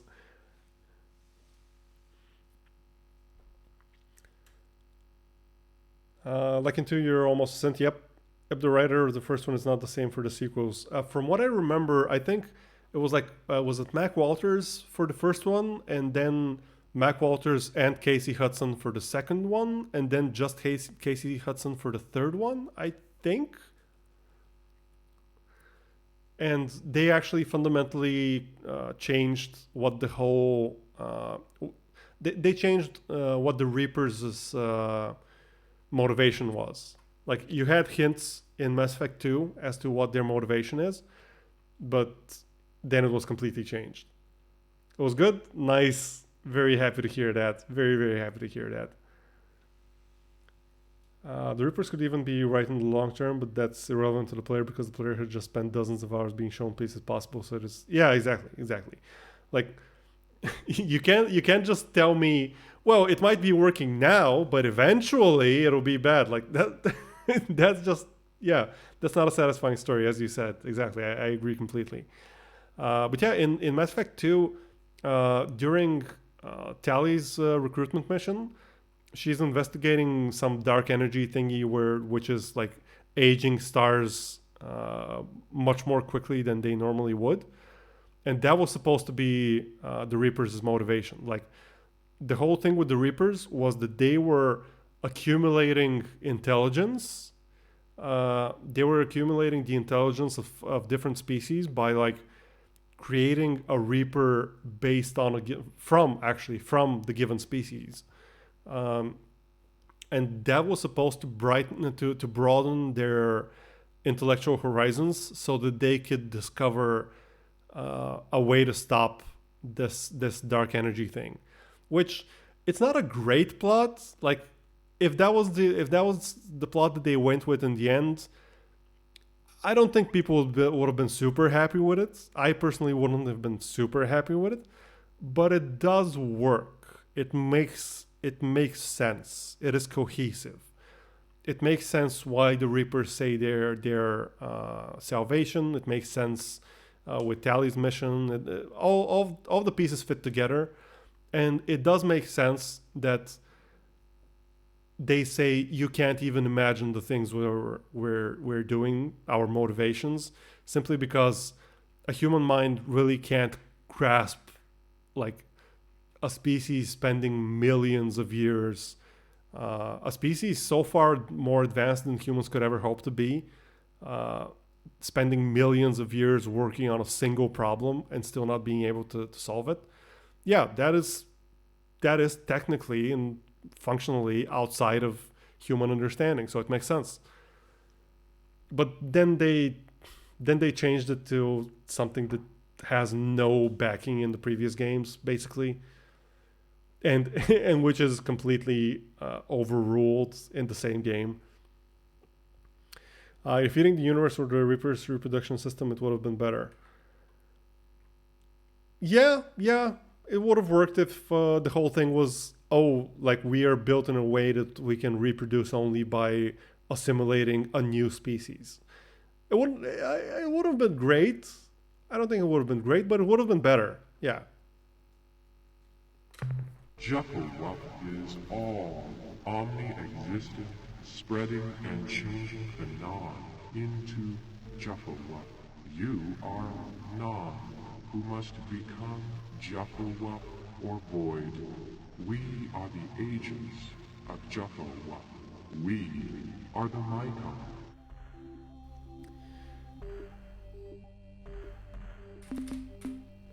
I'm kind of afraid that they're gonna attack us if we pick any of these, so let's just get to the point.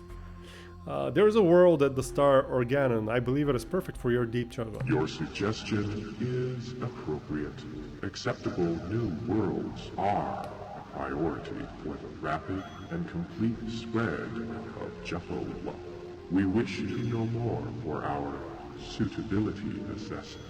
Tell us of this world.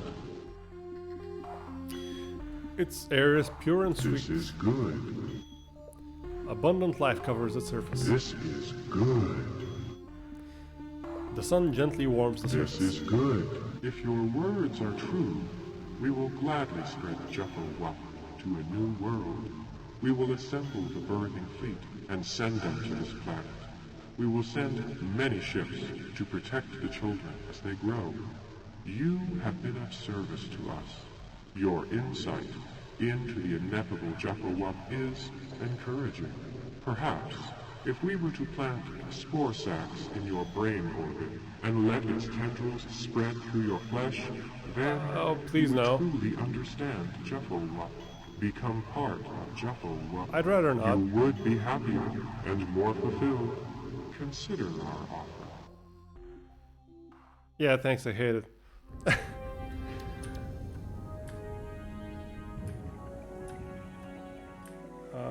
I mean, if you have an average horror from space to face, you have only two options. Keep the objective ambiguous or make it simple but overpowered.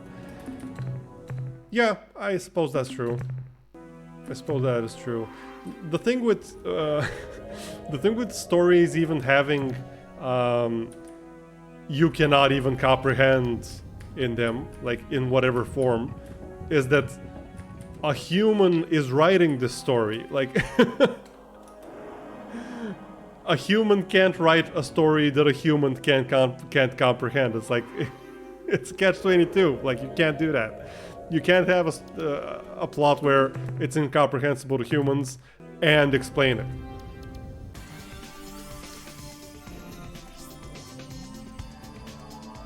Unless you're a psychopath.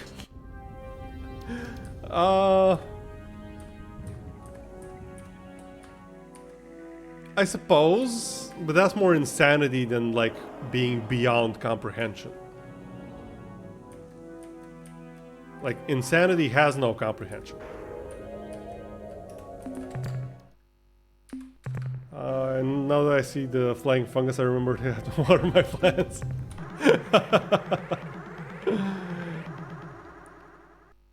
Thank you so much, Gobu. Please enjoy the rest of your day. Thank you so much for stopping by. Let's converse. You have returned to our special place? There are only 5 of you here This is now. not permissible. Which means that I can actually beat you guys. I have business on this world. Move aside. Jufflewup flows through time and space. It cannot be stopped by mere energy blasts. However, you are not part of Jufflewup. You can be destroyed by energy blasts. Let us demonstrate. Snarky.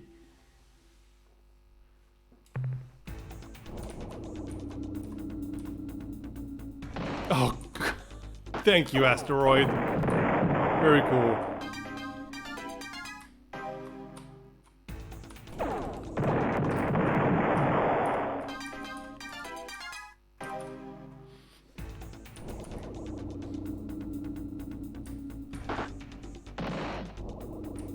Oh. Ooh.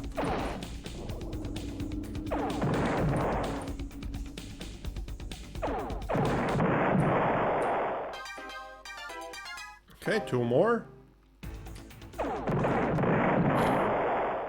Thank you, RNG.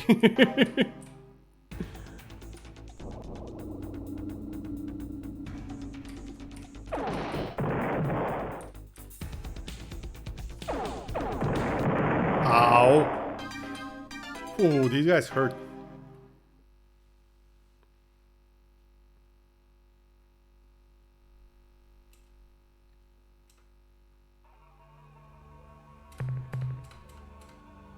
Ooh, nice. There's quite a few things here.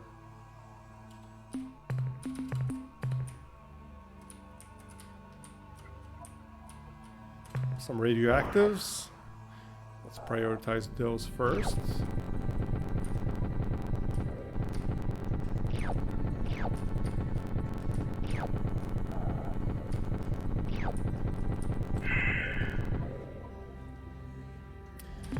And I will probably need to throw away some stuff. So all we're interested in is yellow and orange.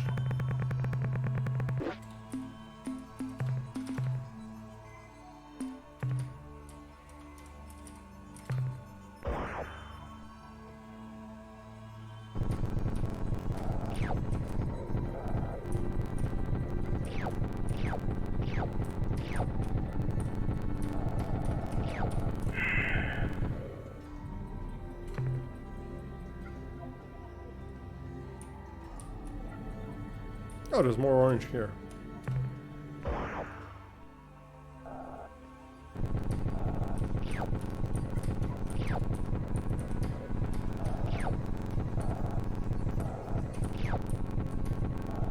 And let's get this thing.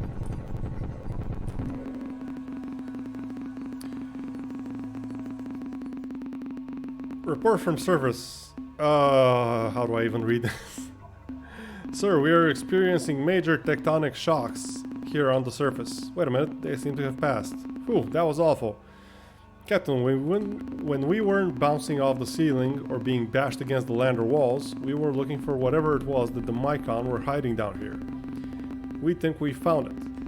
I don't know what to call it. It kind of looks like a cross between a spider and an antenna. But Jivo, the engineer we brought along, says the device has the capacity to radiate incredible amounts of energy in the form of visible light. We have decided not to experiment with the artifact and will bring it aboard right after we explore the immediate vicinity. Uh-oh, Captain. Looks like the shocks are starting up again. We can't take much more of this. Returning to ship. And report.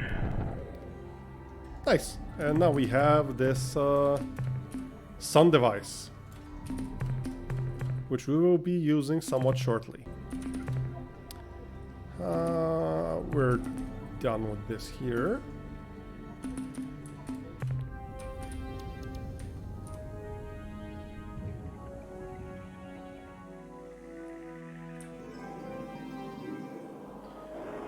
And we should head back to Seoul for a couple of reasons. One of them is hopefully the Shofixti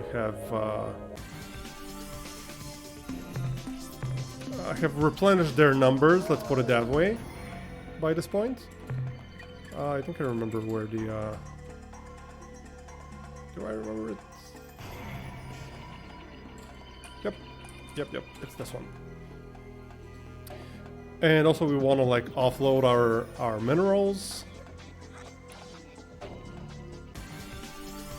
And we actually need to wait a little bit for the Mycon to go over to Organon, which I think is here. So that would take a little bit. What else do we need? Oh, we need to go to Druge space. We need to buy one more item in order to restore the Otron for the Utwig.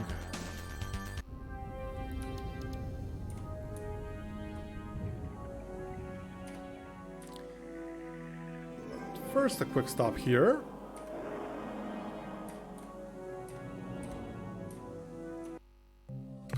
Captain, I'm glad you made it back in one piece. By the way, I thought you should know, the Shofixti have returned. Oh yeah, Their by the ships way, can now be built in our shipyards. With their Nice. vast numbers swelling our ranks, we won't have to worry about running out of able-bodied crew.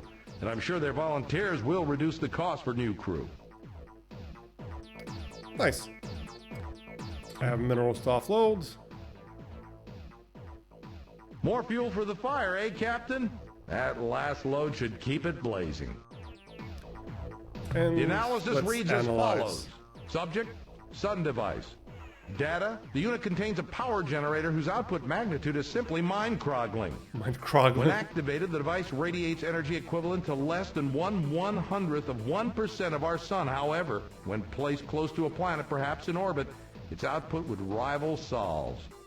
Summary, another precursor tool, the energy output of which can replace or augment a sun's radiance. The next entry in the analysis is subject, Ultron device. Data, the Ultron is partially functional and we can detect energy emission from the device. We suspect that the unit requires additional minor repairs before achieving full functionality, and at this time we cannot make an assessment of its capabilities. Summary, a single additional replacement part should bring the Ultron to life. That's the end of our scientists' report. Oh, I didn't know there were like reports for each Bring back step lots of minerals, Captain. of repairing the Ultron. That's pretty cool. What do we get here? Sun radiance? Did we look back to the Monday stream?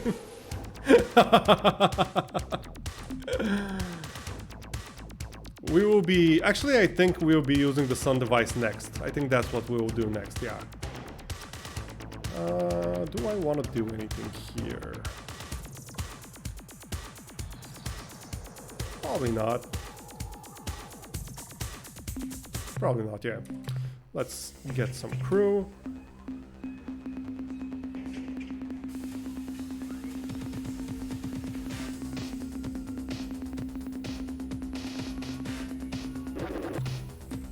And we will need one Shofixty because, you know, we want to show the Yehat that the Shofixty have returned.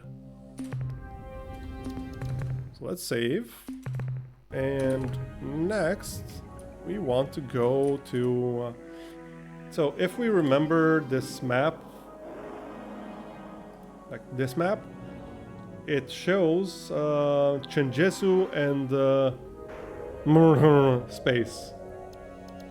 And we want to go to... we want to see what happened to the Chenjesu, because they were actually the leaders of the alliance that was fighting against the Ur Quan in Star Control 2. So we want to go to Procyon.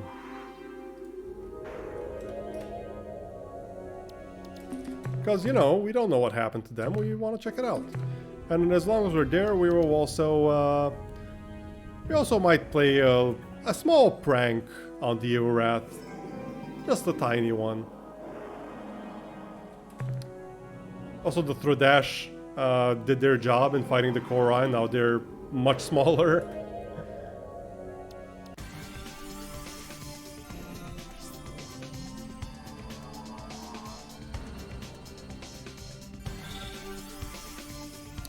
So the problem here is that we have at least like a couple of... I think we probably have about an hour or two left of content from the game, which is not enough for another stream.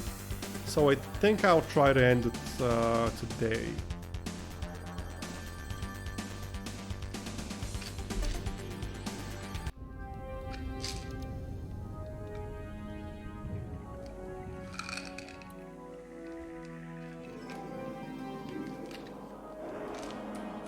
Okay, let's see.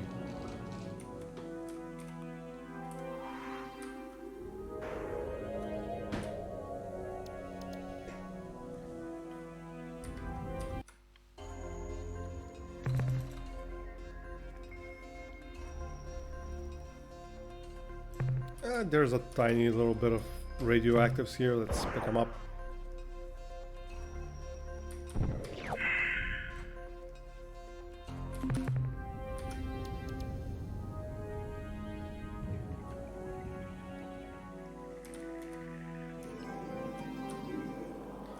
Well, what have we here?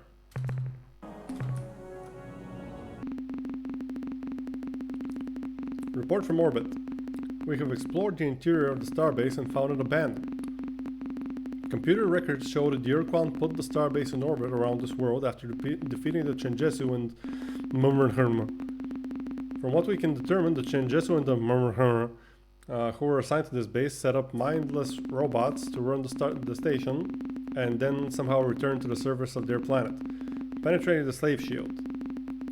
Further analysis of the Starbase's databanks showed that the Chinjesu and Murmur were exploring synthesis schemes to create a hybrid race, half Murmur and half Chinjesu. The robots who run the starbase are armed and will not permit us to scavenge materials, so we are returning to the ship. And yeah, the name of one of those species is actually Murmur. They're actually robots. So the Chinjesu are a silicon-based life form, meaning they're rocks. They're rock-based. Whereas the Murmur are robots. They're sentient robots.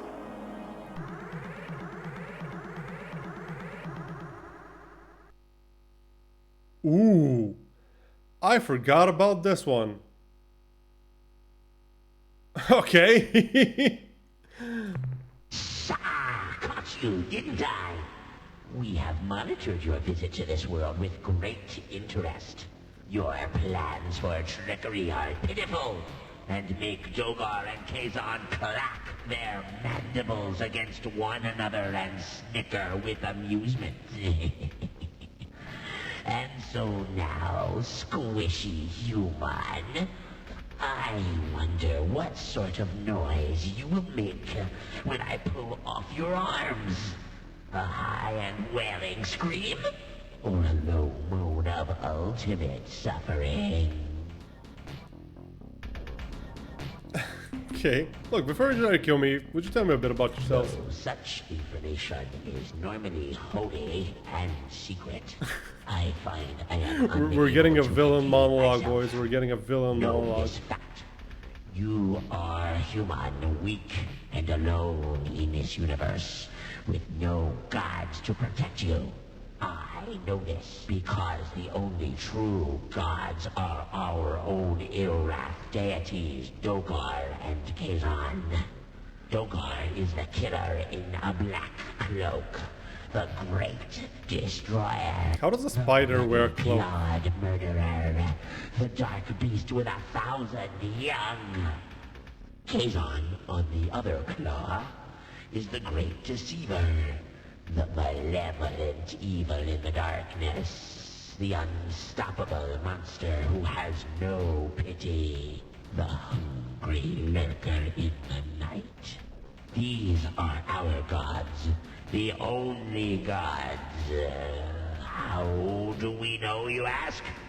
Because Dogar and Kazon told us so. I wonder if this is poking fun at certain groups of people. I wonder. How does a spider into space anyway? Good question. It's been swell, guys. See ya. So fast, tender human. You must first pay homage to the universal deities Dogar and Kazon. The payment is simple and within your means. You will pay with your lives. Lives. Look at that distinctive lack of thumbs, yeah.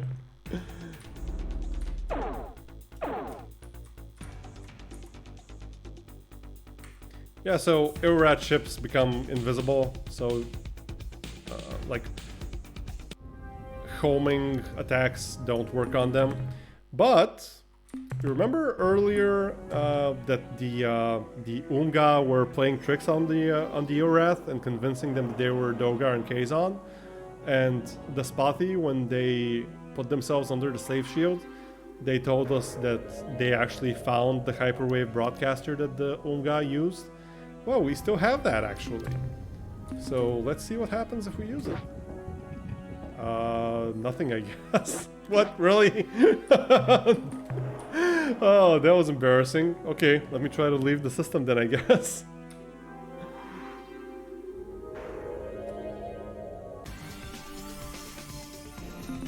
Yeah, let's save and let's try that again.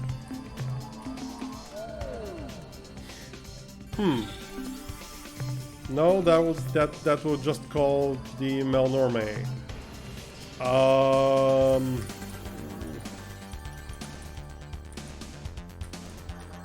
Wait, huh? What's the old? No, that's the Kunk homeworld. Where is the Ilrath homeworld? Wait. Okay, let's talk to these guys. Maybe they'll let us know where their homeworld is.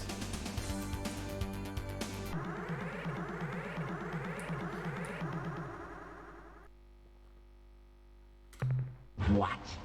Can I believe my sensory cluster? I sense humans. I dance with joy for our good fortune. The human dies with such agony that it cannot help but please Dogar and Kazan.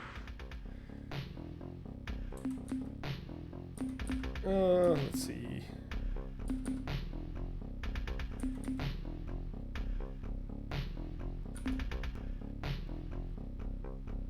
Sure, we take pity upon you, weakling Ilrath. Go now before we change our minds. Ha! Foolish flesh sack. Your obsession with strength spells your doom. Only through enlightenment achieved with diligent ritual worship of the twins of darkness can a being truly be victorious. Death, no matter what the source, feeds the wicked pair. It is an ultimate honor and victory to die for this purpose. We know in the end only the truly devout will reap the reward that Dogar and Kazan dispense. Okay.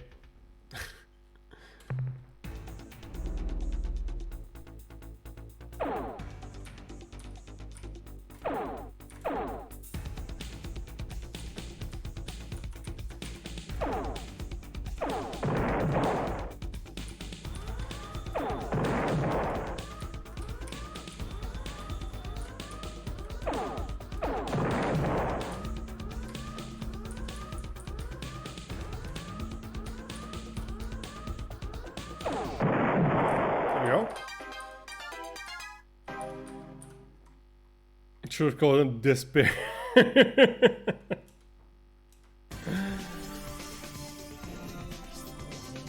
Or do we just need to go to some star that has like Ilrath on it? Also, I should really talk to the Melnorme, so one of these guys should be the Melnorme. Ah, there we go. This very morning, I was just saying to subordinate Ochre, "Fee, fi, fo, fum. I smell the feet of a human." We laughed and laughed. What a synchronicity. Now, what can we do for you today? What would you like? The... What? Oh. Give me some fuel. There we go. Yep. Hopefully there aren't too many of them here. 3. These guys are really annoying to fight. What is it? Human. It has been so long since I have seen a human die. We will bet on how many parts we can remove before it stops making noise. Now, you spaceship captain, begin the expedient transfer of all human crew so that we may waste no time. Where to, human? We are here to escort you to the glistening chambers of pain. To the heinous twins of darkness. We will assist you on your journey of expiration.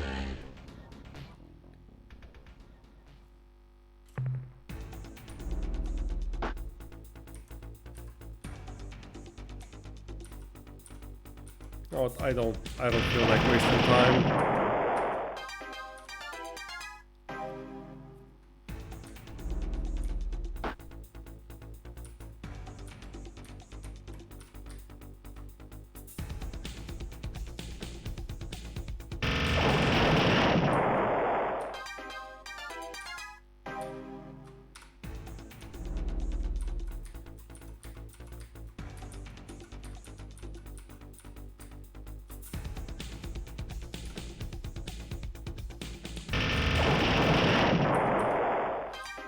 There we go.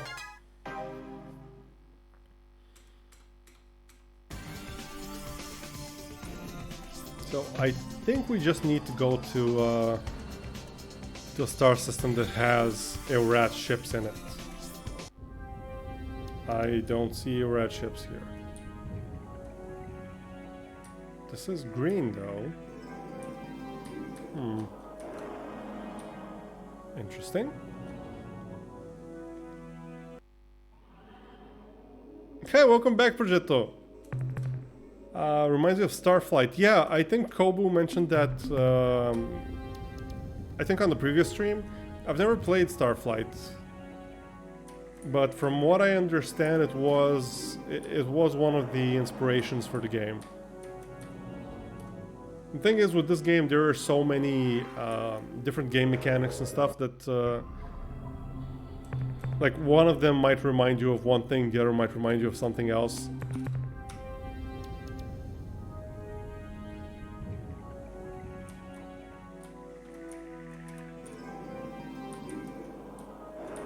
But yeah, I think Starflight was one of the influences.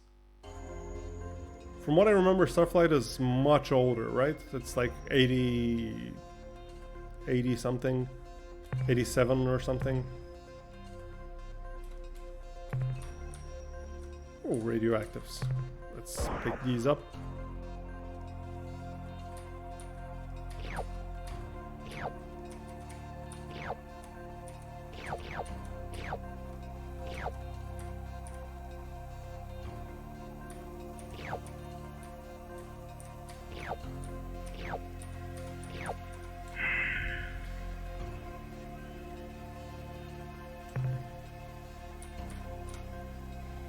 Similar in all respects, than plenty of different mechanics too. Oh, I see. That could be. That definitely could be. I've never played Starflight, so I wouldn't know. But yeah, I don't imagine that they... First one is 86. Yeah. Definitely much older. This game is from 92, so... It definitely had time to be to be inspired.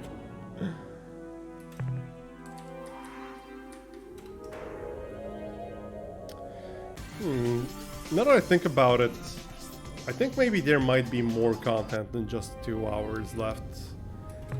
Because we need to go to talk to the Yehat to show them that the Shofixti are alive. We need to wait for the Mycon to go to Organon, get their butts kicked in, and then return, and then talk to the Cyrene. We need to go to talk to the Druge to get the last part of the Otron.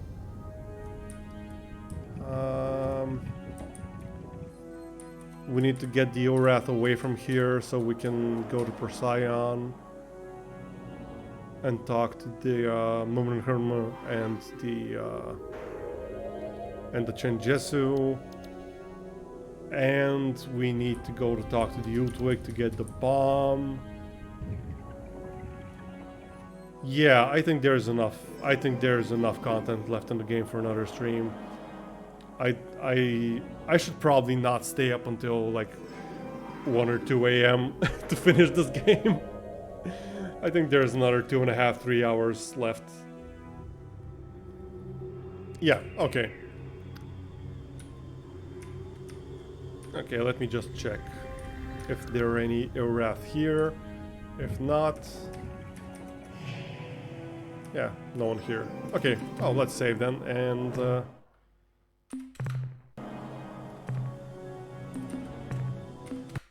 and let us quit the game.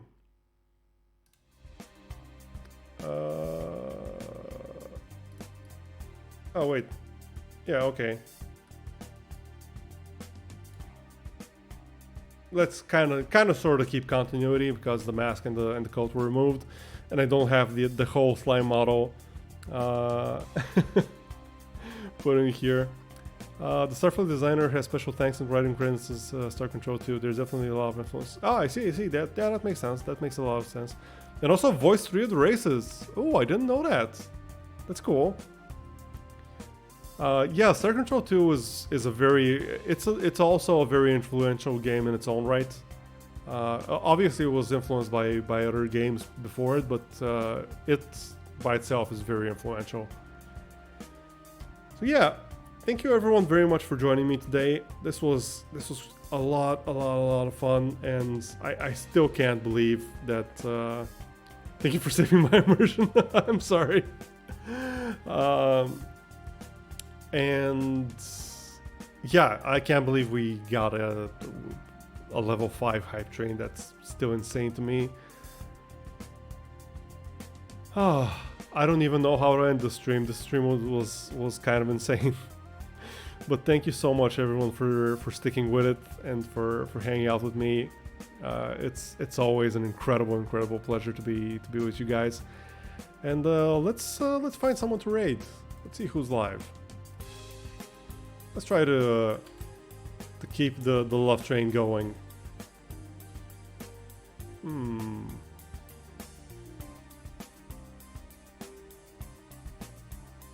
Oh, Jaddo's alive. I don't get to raid Jad much. I don't even remember. I think I raided him once a long time ago. Yeah, let's raid Jad. He's been a massive supporter of mine and like a very good friend. I didn't. He actually asked me to do an interview for him like within the first month of me starting streaming, which was really kind of wild. Like I don't know why he picked me. Like his channel was and still is much bigger than mine. So yeah, Jetta was amazing and still is. So I'd like to give at least a little bit back whenever possible. Thank you for bringing this kind of game live. Not an easy game to stream. Actually, I find that it's been super easy to stream. I think it's been really fun and very enjoyable, and people have really enjoyed the game as well, which is a very nice surprise because I was definitely worried that it would be kind of hard to get into, given how old it is, but the quality of the game stands the test of time, I'd say. And thank you for being here, Progetto. So yeah, this is our raid message.